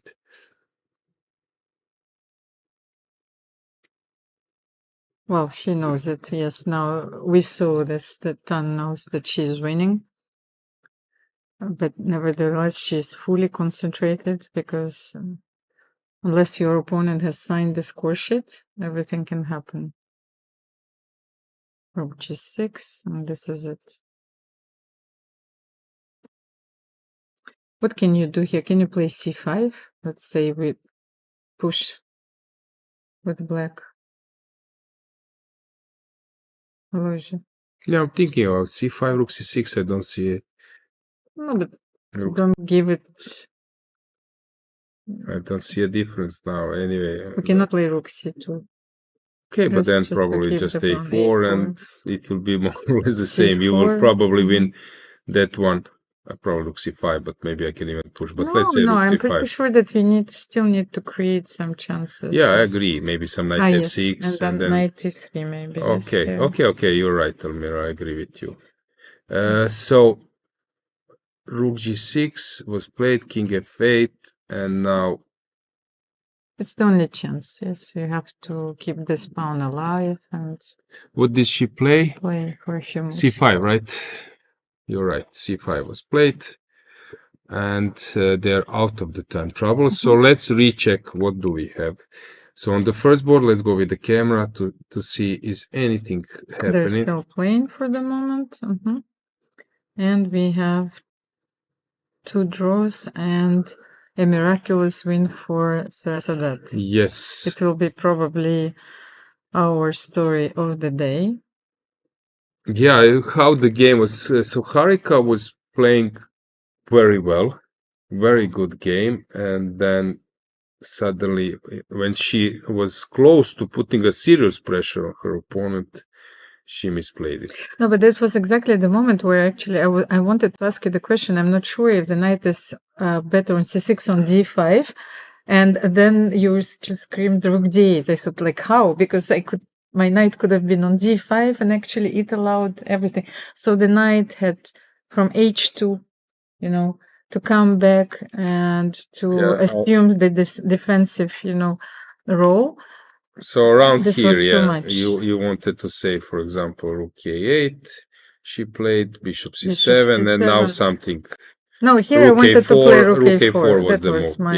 Yeah, I think my that was necessary idea. move. But okay, so Harika misplayed it a bit, but to lose a game, that's really not deserving, I would say. Also, But kudos to Sarah for going into this version instead of a4, a5, huh? No. I mean, before Mhm. she could have. I think she could have kept the other bishop on the board, or like we've analyzed so many possible versions. So here, you see, she went for bishop c3. Yeah, instead of bishop c5, bishop d2 was a very good try practically, and knight e3 was better. But here, she took on c5. Rook a2 was good. Bishop e3 here. taking bishop b6. Yeah, she defended very well. Sometimes gods, they smile on you. Yeah. So let's just conclude before a short break. So we have a possible draw, and it looks like that it will happen very quickly. Then we have Tan pushing, and this game will last for a while, but it's obvious that she's winning. I have one more question, because before we go on this small break, but I am very curious. What was the biggest celestial gift that you got on the chessboard? Oof, I'm trying. Usually I was the one giving gifts, so I'm not sure. But this is, yes, but that's exactly illustrates my point, because we remember those horrible moments, of course, defeats, when we blunder. But Exactly. try to remember, okay, we will go on the break. Yeah, What was I will the try to biggest, recall when I was gift? completely lost. But I had some -5 or -4 positions where I won in the end. Okay. Yeah. So we will go on a short commercial break. We have a lot of media content. Our team is working relentlessly every day, having meetings, So Yeah, let's have a short break and we'll come back to.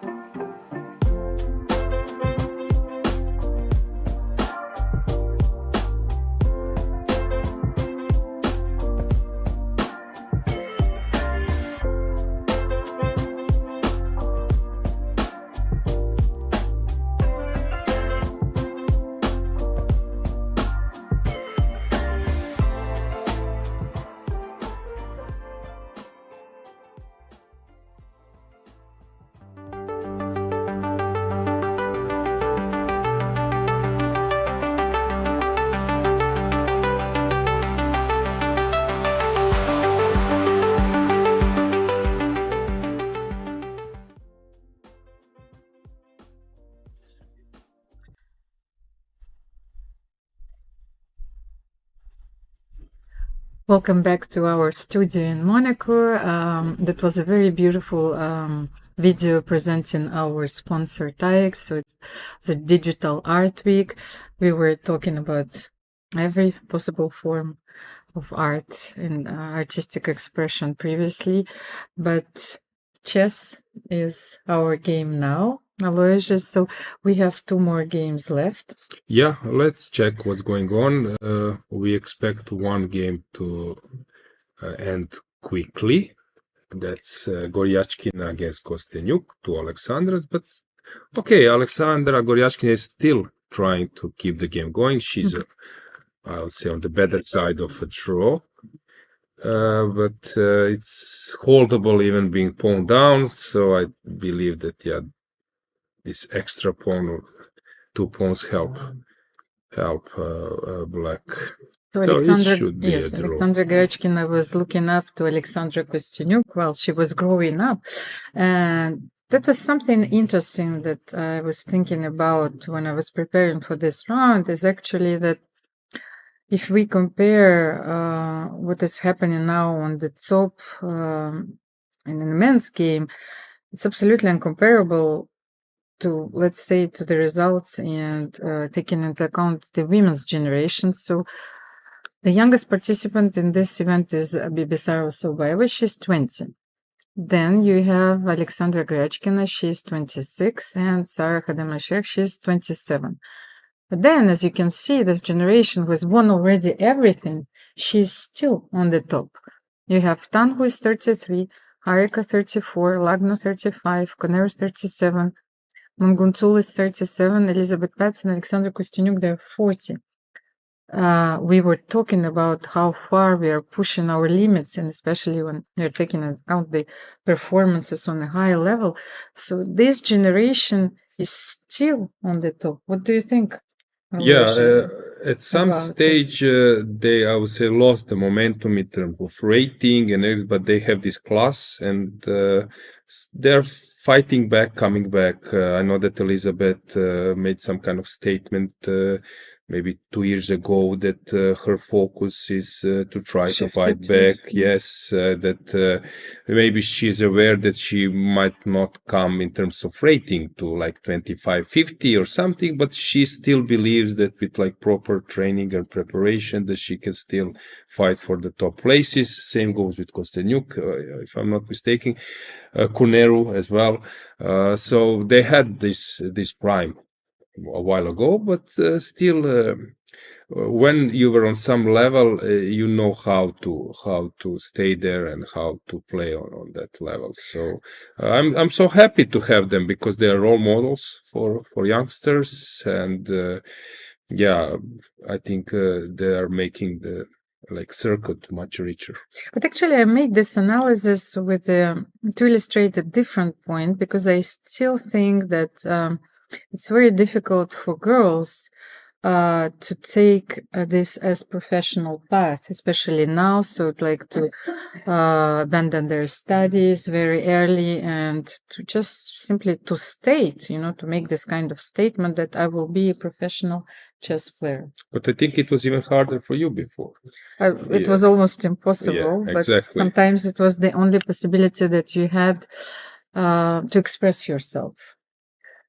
So I think, for example, of course, we have younger players. We have Sulakidou Stavroula representing Greece during this Grand Prix series. We have Vaishali Rameshbabu, Divya Desmukh, so representing India as well. But I think that this is like a valid argument. They're, for example, Indian players, they're very much supported by their government, their families, and it's, for example, in France, the situation is not at all the same. Yeah, I agree. Okay, Europe is losing a bit of focus, but with those bright examples of Monaco, and now it's much more appealing, I would say, to become like top player than maybe, as you mentioned, in your time, because conditions are getting better, prizes are increasing. Okay, competition is also tough, but competition was a while ago also present. So yeah, I think that it's not so, I would say, risky now to become like top woman player than it was the case before. So, but this analysis you made, it's interesting, because you would expect that we get more youngsters. So either it's still tough to make a breakthrough, or as you mentioned now, combination of study and maybe some other interest. But also, I think the life of chess professional is a bit different. Before, if you will be a chess professional, you will play, work on your game. But these days, you are also streaming, you are giving lessons. Yeah, so I think it's different than before. Yeah, you're playing online, you're playing over the board, you're playing blitz, rapid. At the previous time, your main income was from classical chess. Exactly. And blitz and rapid was just like some kind of practice. And these days, I know that some players are saying, like in open or men's section, that their main focus is rapid. Yeah, their focus is shifting, because there are more rapid and blitz tournaments, there are more online events, and very often the way you feel about the classical move, a move in a classical game, for example, a responsibility that you feel while you're making those moves, you feel completely different when you're playing blitz, online, rapid, and you're sort of relieved. Yeah. I agree. I would be interested to see what will happen in, let's say, next 5 years. Mhm. What do you expect? Do you expect If that we'll have a change of like generation, or still they will stay here in important role? So I'm quite curious to see, because being like 40 plus, it's really tough to deal with preparation, with focus and everything. What do you think, LeBron James? Is he going to be Yeah, here in 5 probably years? he will. But let's get the camera, Almira, to turn against Munguntuul, because we have some action there, just to check what's going on. But actually, it was a very important fact to talk about, because I love those players, and so for them to still be there and to show results and to perform at such level is truly inspirational. So that's why I fully agree. Although I can, of course, imagine Bibisara, of course, Goryachkina was already on very top, but let's say Sara, I can imagine them improving their game and coming to very top to become a world champion. So yeah, if they can. The motivation is also a very important factor. We know that how difficult it is to find motivation. So every game, as you've said, is an opportunity to grow and to learn. And they still have this passion, this fire inside them, which animates them. I agree. And this concept you mentioned of the tournament is very inspiring, very encouraging. You're playing 3 tournaments. It's not just one chance, one game, but still you know that you need to be on your very top performance. And I think that this system also allows, well, it's tough, but you truly deserve the spot in the candidates tournaments if you qualify through the Grand Prix, let's say the Grand Swiss. And I think that gradually we will abandon rating spots. What do you think? If it's not the case already, as we mentioned, there is no in men there is no rating, and I think here is the same, because it's really hard to say that rating is an important factor. Yeah. So Rook D2 was played, yes, because so what happened in this position? Rook C6 was played, Rook C2, and then she didn't play A4, which we considered. Which was normal. Knight D4 was also, I think, fine move. She can transfer the knight to. Okay. And Knight F3, you think? Yeah, I was thinking Knight F3, Knight E5. So Knight F3, Rook goes back, and then send Knight E5, let's say. But probably it's just dead loss, but still, for example, this kind of position, you need to work for a while, because some Knight E4 is coming, and as you mentioned, King will be open. It probably is still. But Rook A3? And I climb. Check. King E3. Okay. Another check. Knight D3. Yes. Can I spoil your pawn structure here? Not yet. No. I think maximum is now that black prolongs the battle and takes you to, I don't know, like 20 or 30 more moves. But we decided to give check and take the pawn. Maybe that was her initial idea. So why did she play that? But can she take the pawn? Because then you will play Rook C2. Or even H4. This is our, I say, motive from. Yes, that was the motive. Along. Okay, now I'm not so sure, because she started to blink. Knight E6. King E7 will be played. Yep. Okay, Knight E6, King E7. Then even Knight G5, you can still play H4, yes? Yeah, H4 will be forced next move. Can you play F5 here then? Okay, F5 is an option. Yeah, F5. F5. And if H4, maybe G4. Okay, F5 is a move. If I take on A2, what do we do? You take with C5. With the knight, I guess. Because if you take with the rook, King D6, and King can come up. So So I'm not sure, and some checks. So you need to take with the knight to cut my king, and again maybe h4. And who knows? It might be winning, but I told you, c5 was a very important move. You know, it kept her alive in the game, and correct, Almira. yes, that was the only chance. So let's see. Actually, this is a wonderful defensive idea. King d6, king e5. Now, If this will happen, I'm not sure that white will win the game.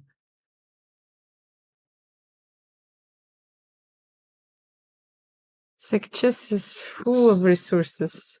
How difficult it is. Like, you're so close to victory. exactly, and you cannot like memorize or learn all the positions. You know that this can be won by some way of play, but your opponent is making your life harder. Alojzije, I thought that, okay, if we have to be careful, maybe now knight g7, and if h4, knight f5.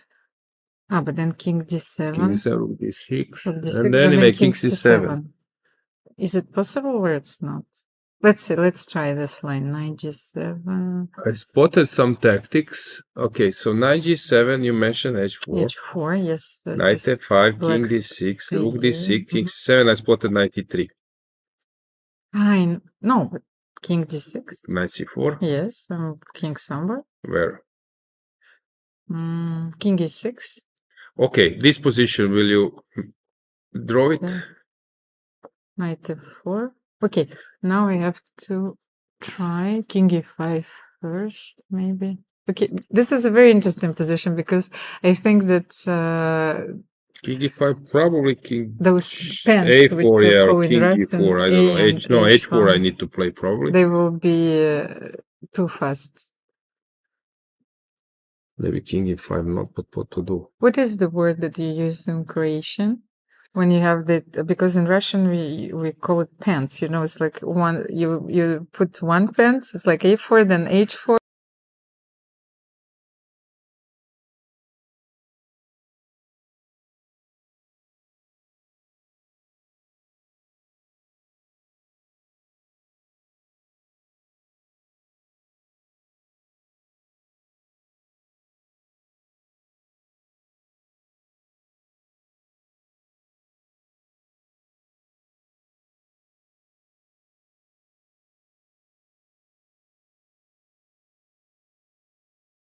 King e7.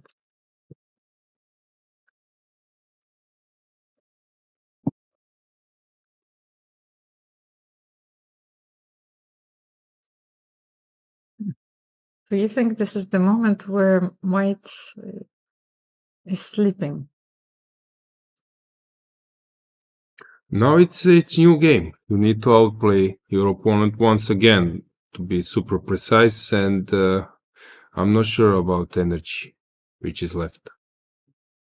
Well, what's happening in Goryachkina? Has something happened there?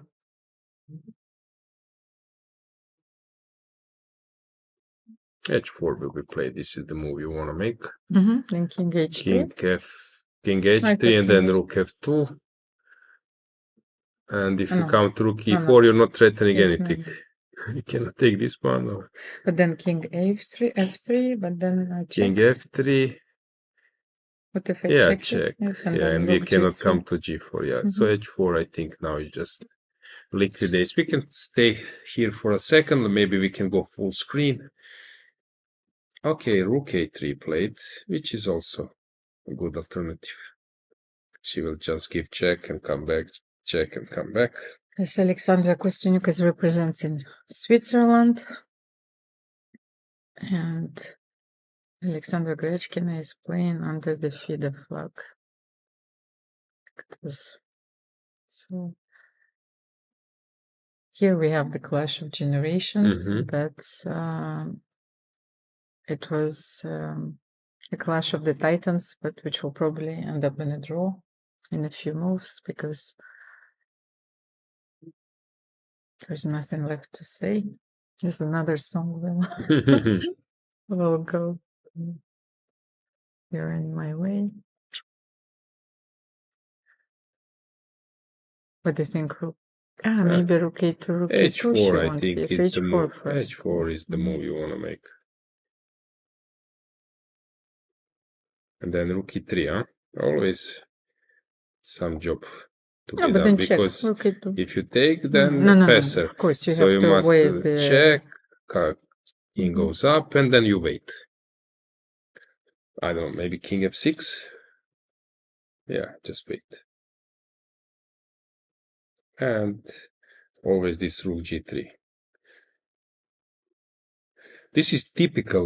Your opponent is like stretching and saying that she's waiting for a draw, but you shouldn't, start to play that game, because if you start to play quickly, you still can misplay it. So this is typical. Like every move you make, I'm ready for a draw, but you need to still think for a second. This is typical. Sometimes they even take a pen. So waiting your move with a pen in their head. But I would rather advise young player, come on, no, stay and think, no hurry. Yes, but this is the crocodile tactics. Yes. I was like, you're feeling confident, and somehow then they. Yeah. Yes, Because with white you can do anything, but with black it still needs to be careful for a second. So, actually, yes, it might be also a moment to explain how how the players are selected for the Grand Prix. Yes, I think so. Sometimes we are wondering. So we have players qualified from the World Cup, from the previous Grand Prix, from the candidates tournaments. Wild cards are given for the host countries. And maybe we have, yes, exactly. That's what I was hoping for. The graphics prepared. This is the Grand Prix. And we don't have a system. Yeah, the qualification path for the Grand Prix, but it's just explain the system. And 20 players will compete. So you have a few rating spots here, of course. So, and before the Grand Prix were played in, it was a 12-player round robin. So now you have 20 players which are competing in 6 events. And do we have the list of all of the players? Yes, that's also very important. These are the tournaments. And this is the list of the participants which are scheduled for the events. And by the way, I think that the player which is supposed to represent Austria, Tessel Pokorna, Regina will be replaced by Badelka. Yeah. So each local player was granted a wild card. And this is Tsolakido Stavroula. I think that then it's interesting that Leighton G haven't started her Grand Prix route yet. Yes, the last three events. That's interesting. Harika, that's her first event as well. So we have Muzichuk sisters, Salimova. So Regina will not play this event, and of course Rameshbaba Vaishali, who also has 2 events to play. I know it's not an easy job to do, but which tournament looks like the strongest one, like optically at least? It's not easy to say. But Cyprus, this one is super strong. Cyprus also looks, yes, because with Zagnidze, Muzichuk sisters. Yeah, Tsolakido. It's really hard to say. It's wherever I see some chance to say the tournament is stronger than other, it's not the case, because Yes, Nana Jagnidze, she played the inaugural event in Tbilisi. Yes, you have another Georgian player participating, Alojzije. So she was granted the wild card. Yeah, some players like Salimova, she was a candidate tournament qualifier. it's not easy to say that someone who's having a lower rating than others is making the tournament weaker, but yeah. No, and Tsolakida Stavrovo, by Yes, the way, exactly. She can play really she plays very well, and she Vaishali. yes, she proved that she's worthy of those events, of course. So very tough to say who will be who's going to qualify. Really, Yes. when I'm looking now, besides the standings after third tournaments, then Bibisara is leading it. Chances looks bright, but then when you see the list of other tournaments and other players, of course, all those players can win both, even 3 tournaments, like Leighton G, let's say, or because we don't have on the list, for example, Leighton G, but she's super strong. She's not even on the list yet. Yes, and yes, we also have the prize fund for you. We'll bring it back to you. So, of course, I think so if we have 6 tournaments, the total prize fund, so it should be $600,000, because not only you have $80,000 for each event, but you also have $120,000 as for the overall standings.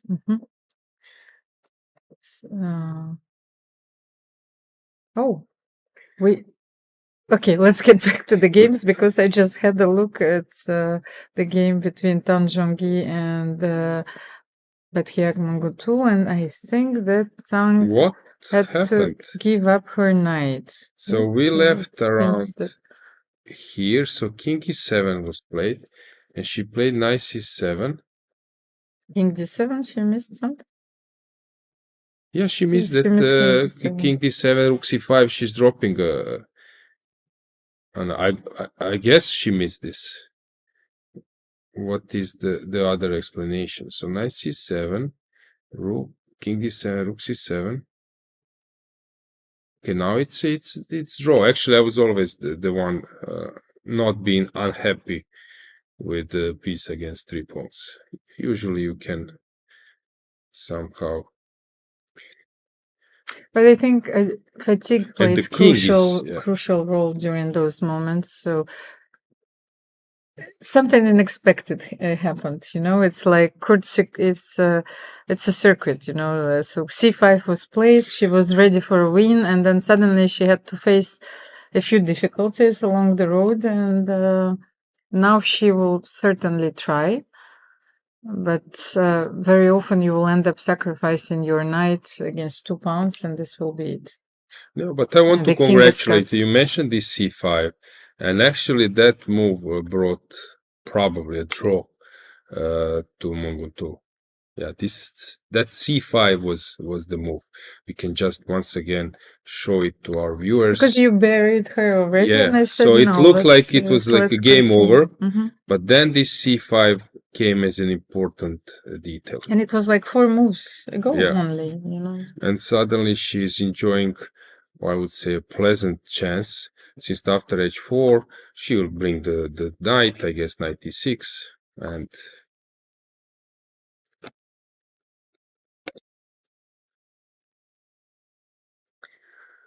well, this is chess.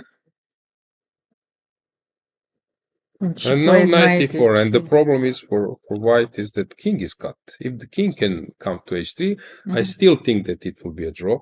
Let's say that I play something silly, like this. I would say that this is also a draw, king h3, but here black needs to be more precise. But with cutted king, it's much easier, of course. Yes, and you even can go for knight d4, knight f3, yes, and perpetual. Knight e6 played. Yeah, the thing you mentioned, for example, f5, knight d4, some g4, and then, okay, here it wins knight e2, but let's say that I don't have it. We can remind the viewers that this is the system of making a draw, because this is a checkmate. So after knight f3, king f1, this is non-drawing mechanism. So here after knight e6, rook d5 was played. And Alexandra Goryachkina and Alexandra Kosteniuk are keeping them company because I think that both of them know that this is a drawn rook endgame. They keep on playing. Yeah, And if I would be black, if I would be with Kosteniuk, I would say to myself, I was under heavy pressure after h6. Okay, this is not the worst thing in life to keep moving in this game. I will stay here for a while because it was really tough in the middle game. Yes, but you should push h4 at some point, or she can wait. Maybe she can do it without. Maybe she wants to wait. For example, if white will play g3, and then she will use this moment and play h4, let's say gh, and then you play rook h2 or rook h1, depends where the rook is, if the king stays in the center. So you cannot improve your position. How can you improve white's position? So king f3, let's say, and yeah, but she we just check. yeah. So if you g3. If I play h4, maybe can you play g4 or no? For example, g3. No, with the king on a3, h4 here, and now rook h2. No, I mean, if you take here, rook h2, that was my idea. Yeah, but probably, as you mentioned, she can just wait. g3, she waits. King e4, now probably some check first, but check is not even needed. Maybe like this. Even this is a dead draw. King f5, I take. And okay, now we are in this position which is drawn even without those 2 pawns. Yeah. Okay, several ways, and it's a matter of taste. What you prefer. Alexandra just played rook a4, so she decided to wait. Rook a4, she cut the king, so king a4 is not even possible. Yeah. Also, quite a good setup.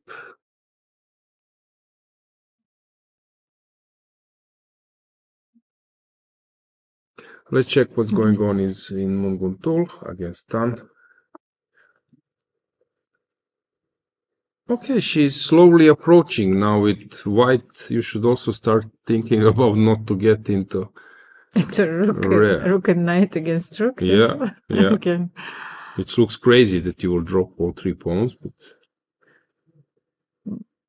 so you mean if I play rook e3, then king d5, knight e4, rook e5, king d4. Yes, something like this. Yes, and suddenly we are starting to play more. But maybe h6, it's h6, and again probably I don't have a chance. That's fine. Yes, and I can even push, and black needs to go back, and it will be a draw.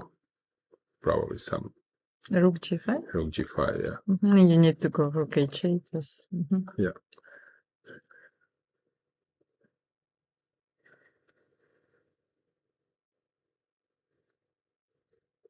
What is going on through Tan's mind right now? Is she having this difficult conversation with herself, or she's still concentrated? Two promising position. First round, slightly promising, and this one like winning. And you got only 2 draws. Yeah, this is completely different, for example, from Elisabeth's results. She had 2 solid draws. She's happy about it, even though I think when she will analyze her today's game, she will understand that she could play for a win. And then will nurture a few regrets today. So 12 minutes, 16 minutes, this is more than enough, I think, to defend those positions.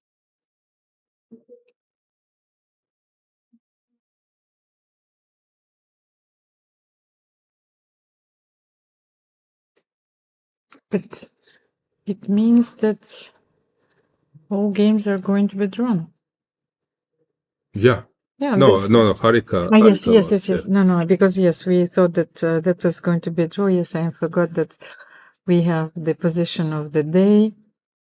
Our media team is always trying to bring you some wonderful moments, some surprising moments from the games, from behind the scenes, but this clearly will make the cut today.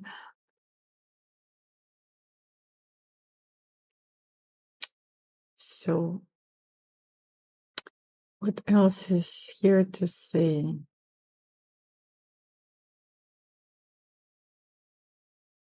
So, what was your gift? You haven't told me. Oof, I was not actually thinking about it. So, the biggest present. Okay, I won a few games against Grandmaster Brkic. He's Croatian number 2. I was completely lost. I recall few games.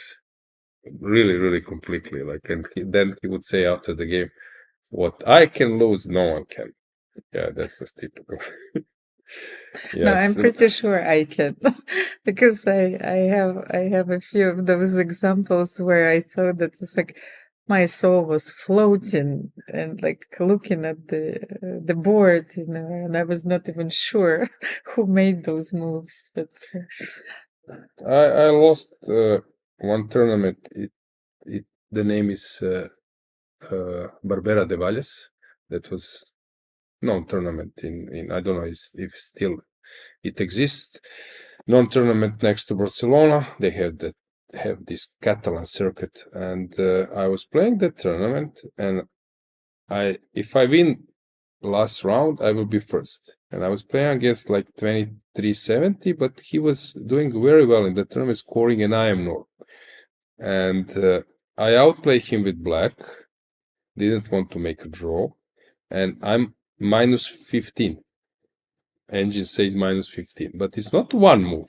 So I make a move, it's minus 12. I make a move, it's minus 14, minus 12, and then I blunder a checkmate.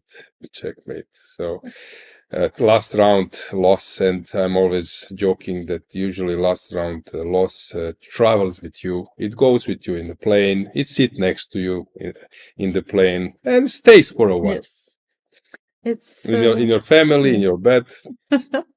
I understand this. It's very often I have those conversations at night, Maybe you should leave me alone for a while, Yeah, and the tragic loss was I was playing this Capella Grande next to Dunkirk, and of course you know it. So I was leading the tournament 5 out of 5. Then I lost against Leonois.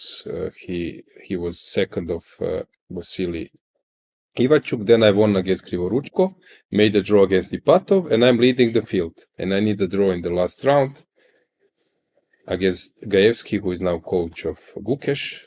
I was black. I'm winning. I can sacrifice on F2. I'm sacrificing on F2 like Kosteniuk yesterday, but I did it wrongly. And instead of minus 3, I'm getting to minus 0.70. I wanted to get pawns back, and somehow he played very well from that moment, and he outplayed me. And if I made a draw, I will also be first. And I lost, and I was like 5th. And that was really tough for me because that was super strong tournament with like 500 or I don't know how many, 1,000 players and 100 GMs and so on. So that loss last round also is something I'm remembering for a while. So what's going on? I left a different course. Hang on. So around here, Rook D4 was played.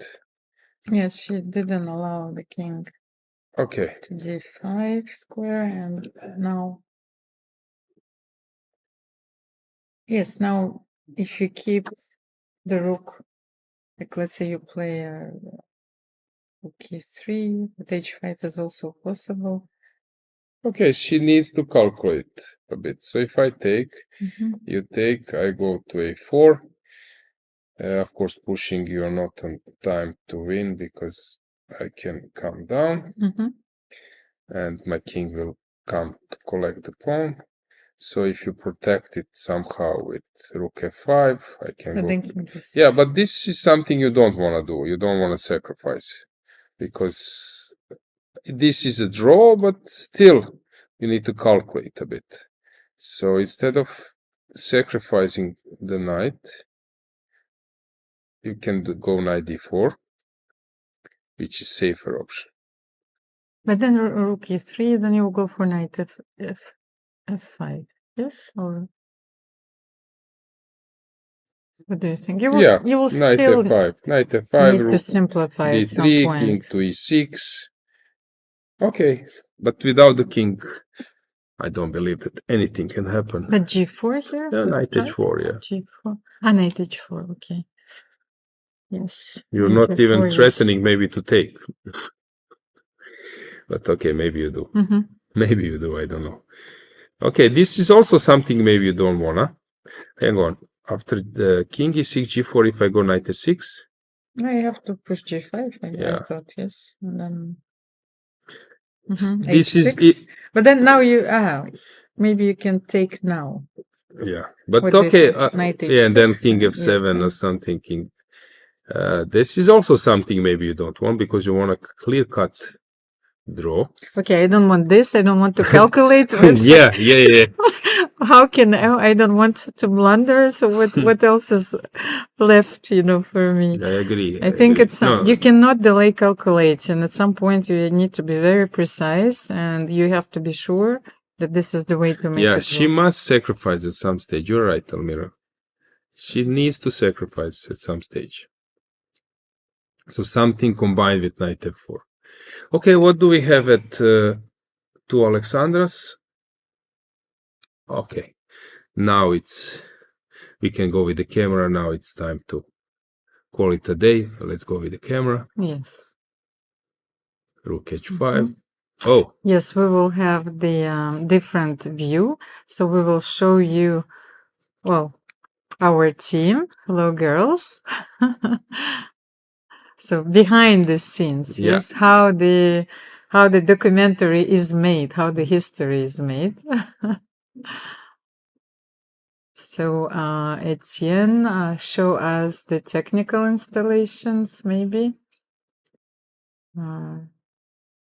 The NASA, NASA's launches.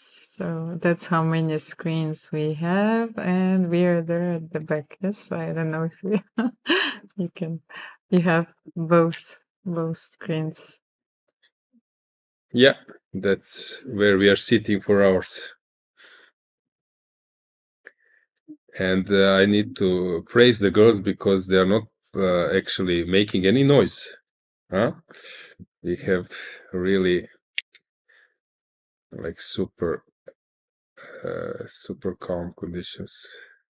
Yes, but they're working all the time, so interviews, photographs. It's like the working load is actually quite important. So, okay, I think that we are ready.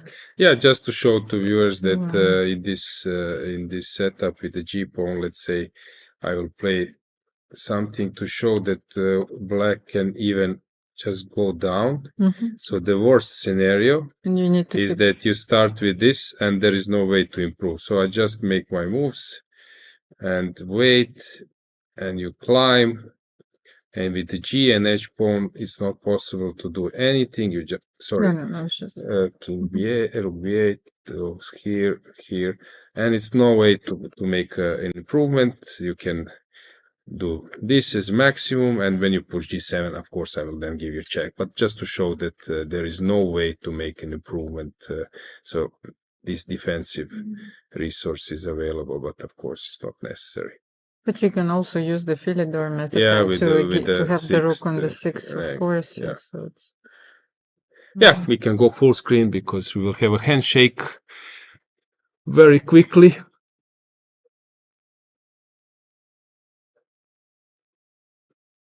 The pen technique, but okay, now it's not necessary to be focused for Kosteniuk.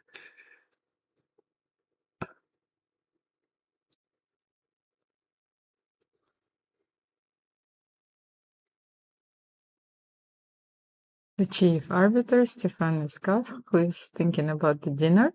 Yes, I'm pretty sure. Corsican style.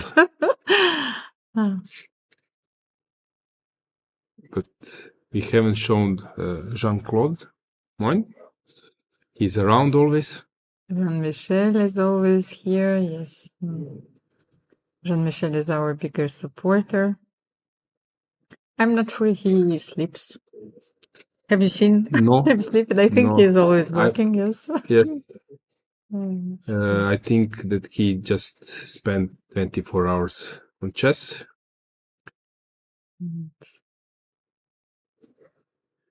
I wanted also maybe to mention the wonderful hotel we're staying in, l'Hôtel Hermitage, where the conditions are reunited, so the players can rest, they go to the spa, have wonderful breakfast at the room which was designed by Gustave Eiffel, and forget about everything else. So here we have them, Jean-Michel Rapper and Jean-Claude Moin. Famous duo. Yes, the Musketeers. Exactly. Yeah, they are on our disposal. If we need anything, they are always here to help. So I appreciate this a lot. I think today you had a meeting with Jean-Michel already in the morning. Yes. So yes, I told you, yes. He came to the hotel. And what is happening in the game between? Okay. Mhm. Yeah, the thing we actually predicted. But maybe rook a4 is something we forgot to check. Maybe we can do it with chessboard. So rook a4, you mean if you rook take a4, that's I the want draw? to make this because with bare rook it's not possible to. I can even take because I'm Yes. time to catch the pawn. But maybe I can play rook f3. Rook f3, yes, is and necessary. then you will attack my rook, maybe like. Yeah, but then you go back. Oh. So I guess this is the necessary position. This kind of position, and probably works fine for black anyway. But again, as we mentioned, she needs to calculate a bit. How easy can you be? Yeah, everything looks super simple, but you have preferences. Somewhere you want to go, somewhere you don't.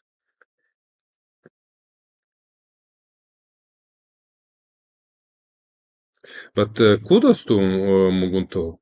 Opening, obviously she was not prepared for that opening. Very dubious choice is to take on e4, but then she managed to coordinate her pieces. She had two very passive knights, and somehow she survived. Yeah, she came out with the queen, getting some counterplay.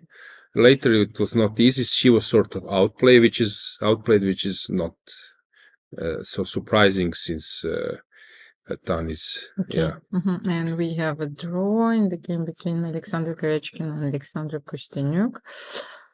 Both Alexandra started with the loss. Yeah, and we have Alexander Dmitrievich as an arbiter. Three Alexandras. Okay. Make your wish, guys. It's a unique moment, I think, even for us. Yeah, Biagioli. Sorry, Alexandra Biagioli. Okay, yes, of course. Yeah, her but husband Alexandra is next to her. Yeah, is a chess player herself as well, so it's a very strong player. So, and maybe not the bad result for both players because they started with a loss. So psychologically, a draw is, but you have to stop the bleeding, and then there are how many games? The second round. Yes, seven rounds. I keep forgetting that only 10 players are competing in this event.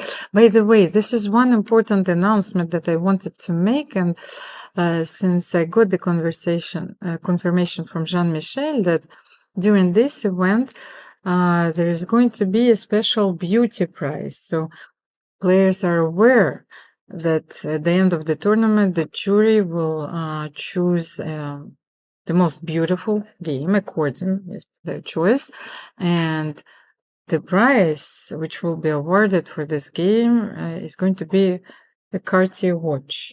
I think it's a premiere in the women's event, and we should thank our sponsors, of course, for that. And I hope that we'll have a lot of beautiful games to choose from.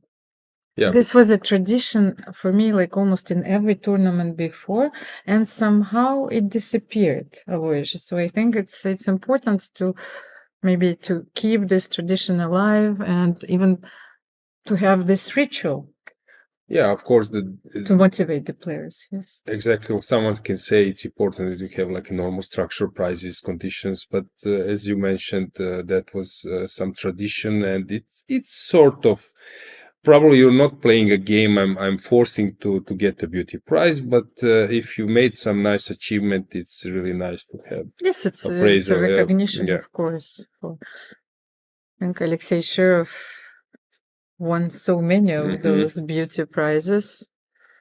Yeah, we should encourage people who are playing like interesting chess to risk, and and also sometimes it's like a long duel between two players, and sometimes beauty prize are also for some like tough end game or everything. So yeah, I'm happy that this present was actually planned.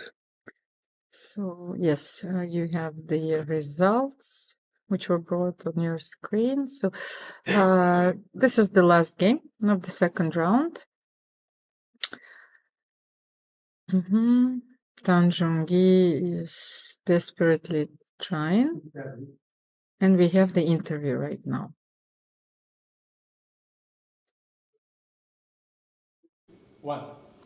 I'm joined by Aleksandra Kosteniuk at the end of round 2 at the FIDE Women's Grand Prix in Monaco, who just drew a very long game against Alexandra Goryachkina.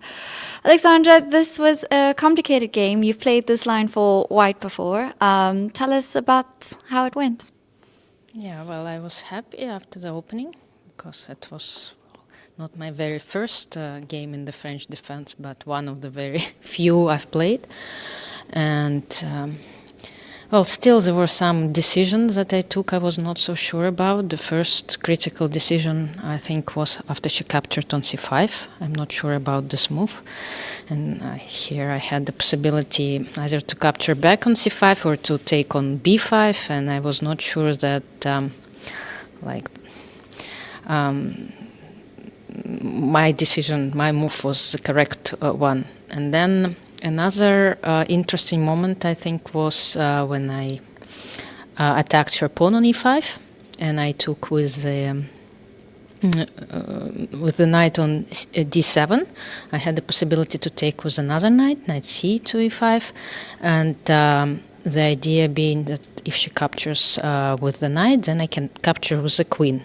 And I'm not sure, I mean, of course she has some compensation, but how strong it is, I was not so sure. I decided to play it like safe, the safest way. And then I think I just should have exchanged the rooks. I should have played rook a to e8 immediately after she played rook e6. Somehow I decided that I have chances to push, and I played e4, and then after h6, rook f7, and then I ended up in trouble. I mean, in an unpleasant position. Probably according to the computer, it's like equal all over, but like in a practical game, I was not very happy, and the time trouble was approaching because I thought that I was the one who was supposed to push, and instead, it backfired at some point, and I was like defending, and I went to this line with queen f6. And she had several interesting possibilities instead of what she did, rook d4. When she played rook e to d4, I was like relieved because it should be a draw after that. But instead, she could have played rook e7. And then if I try to capture her pawn on c3, she can play rook d3. And again, probably it's a draw, but I was not very happy how the game was going. And Okay, well, of course. I mean, she was trying to push with 2 versus 2. It's a dead draw even with a 1 pawn. But, I mean, in a practical game, you never know. And, of course, you try all your chances. But, I mean, objectively, it should be like a very, very, like a dead draw with, even with some inaccuracies, if I make some.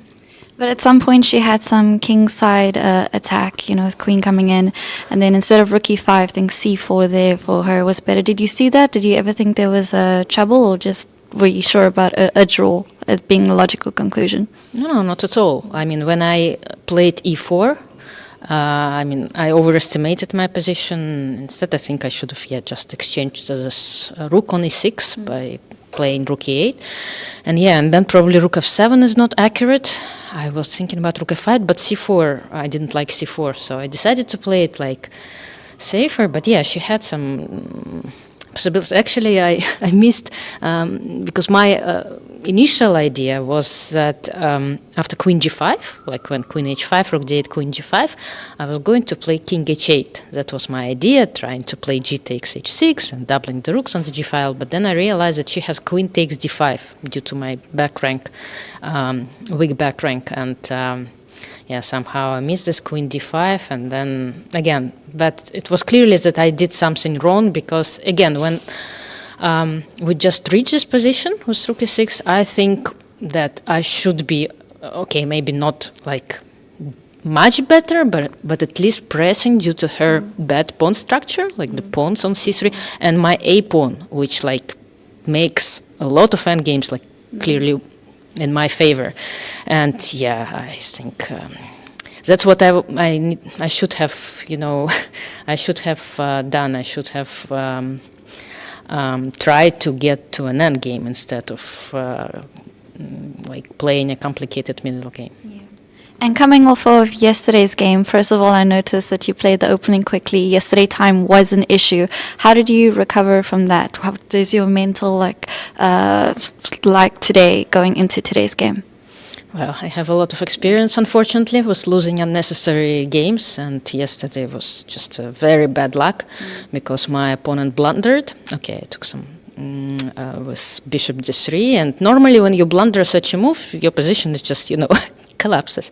And I didn't make the right choice, capturing on f2 with the bishop, but I thought that it doesn't make a lot of difference. And in fact, knight takes f2 was so much stronger due to the line that actually happened in the game. Because if I've kept the bishops on the board, then like what I did in the game would be just winning, and knight d5, queen b5 would not be a possibility for white. And after queen b5, I just couldn't believe that I don't have any advantage at all. And I was on the verge of like agreeing on a draw, but then I saw this queen e6, and even though I didn't, I felt that it should very dangerous, but I clearly missed knight takes a8 after queen d4, and unfortunately, okay, it's a bad position, but since I spent so much time, I did have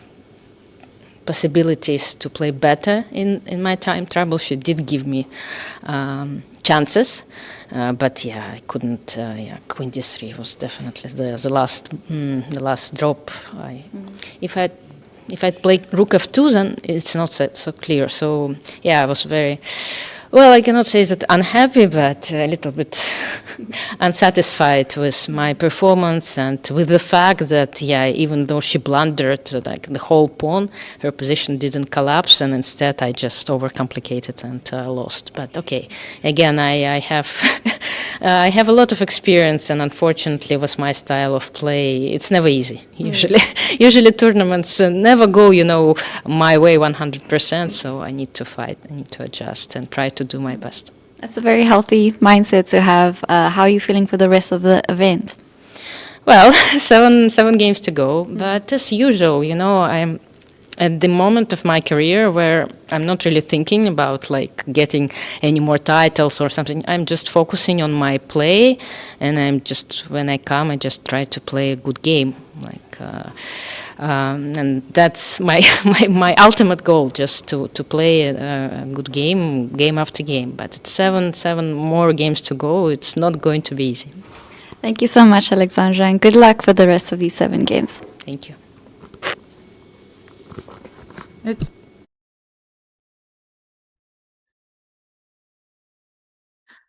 And we are back. This is the last game of the second round of FIDE Women's Grand Prix organized in Monaco. Zhongyi is playing with the white pieces against Batkhuyag Munguntuul.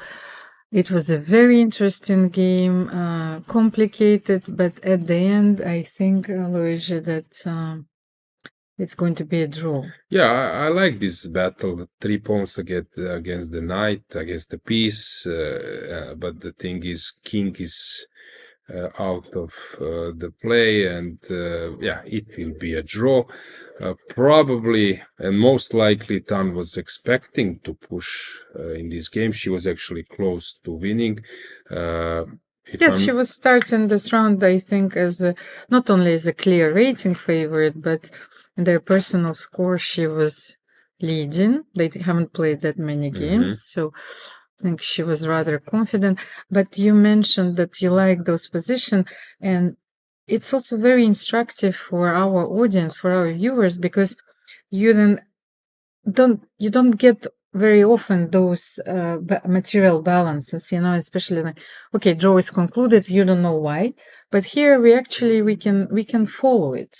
Yeah, but somehow pawns have better PR and image in chess world, and people tend to overestimate 3 pawns against a piece. But from my experience, it's not easy to start them rolling. And you need the king. Yeah, yes. Exactly. And even if king can come, there are many defensive resources. So I was not actually surprised that a few moves ago Munguntuul has managed to rearrange her king and knight and the rook, but now it's more or less clear it should end up in a draw, but king h8. H8 is the move. But she's thinking about king g8 as well to stop rook f7. So that's also a thing she's thinking. But king h8, rook f7, then maybe knight g6. So let's get the board. Let's show a few things. So of course, if you go up, then rook g7 and h7 is a point. So you need to go down. So you can come to g8 and h8. g8 is stopping rook f7. I was a bit afraid of rook g7, maybe. Okay, yeah. Let's start with king h8. Let's say, okay, anyway, rook f7. I can try here king f8, which is also a viable alternative, because on g6 I can always take. And I'm on time too. Yeah, h7. Sorry, I'm not on time, so I need to play king h7 first. Sorry. Yes. No, okay, then playing with fire. Yeah. No, but let's try knight g6. Why don't do king h8? You have to play rook f7. Yeah. Yeah, knight g6, and what do you do? Because I will always have rook g4 if you play. Yeah, f5. You're right. Rook g4, king moves, yes, and then this is it. I think this is our final position. Main line, yeah.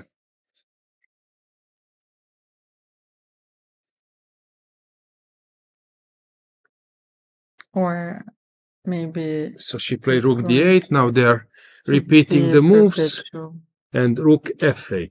Okay, so she took a different route. The same idea, no? Knight g6. And rook, you're saying that knight g6, f5. This is, no, rook is hanging, so I need to first give check. King h8, and on f5, you mentioned this line. I agree that this will happen. And, knight g6 played. He goes for knight g6. Rook f7, main line. King h8. And on f5, rook g4. We can go full screen with the camera. to see this rook g4 moment. Yeah, f5, what else to do?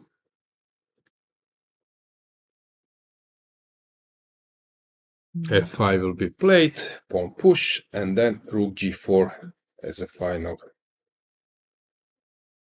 touch. Nail in coffin, huh? Rook g4.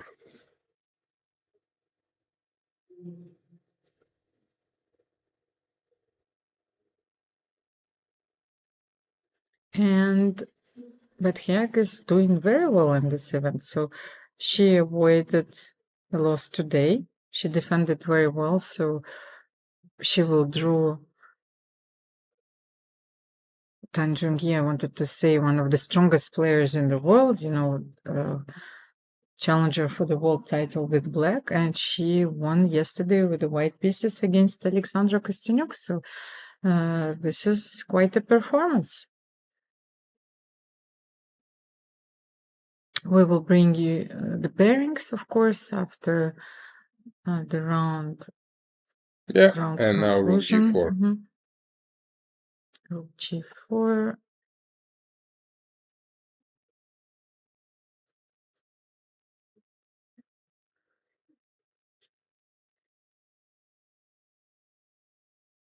King f2. Rook takes pawn.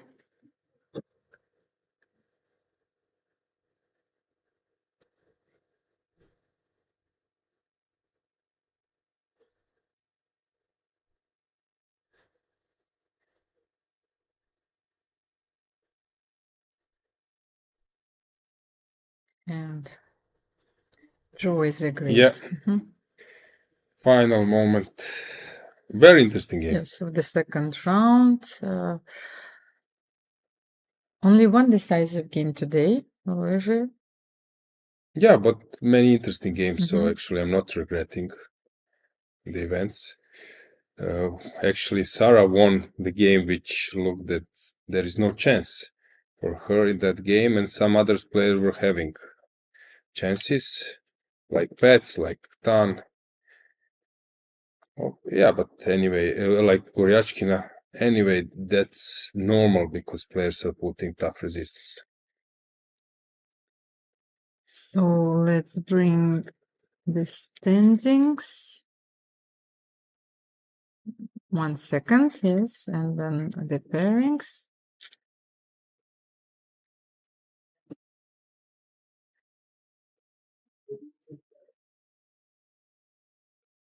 Or maybe we can conclude this round. Yeah, because standings you could follow on FIDE website, tournament website, so I'm pretty sure that viewers are aware.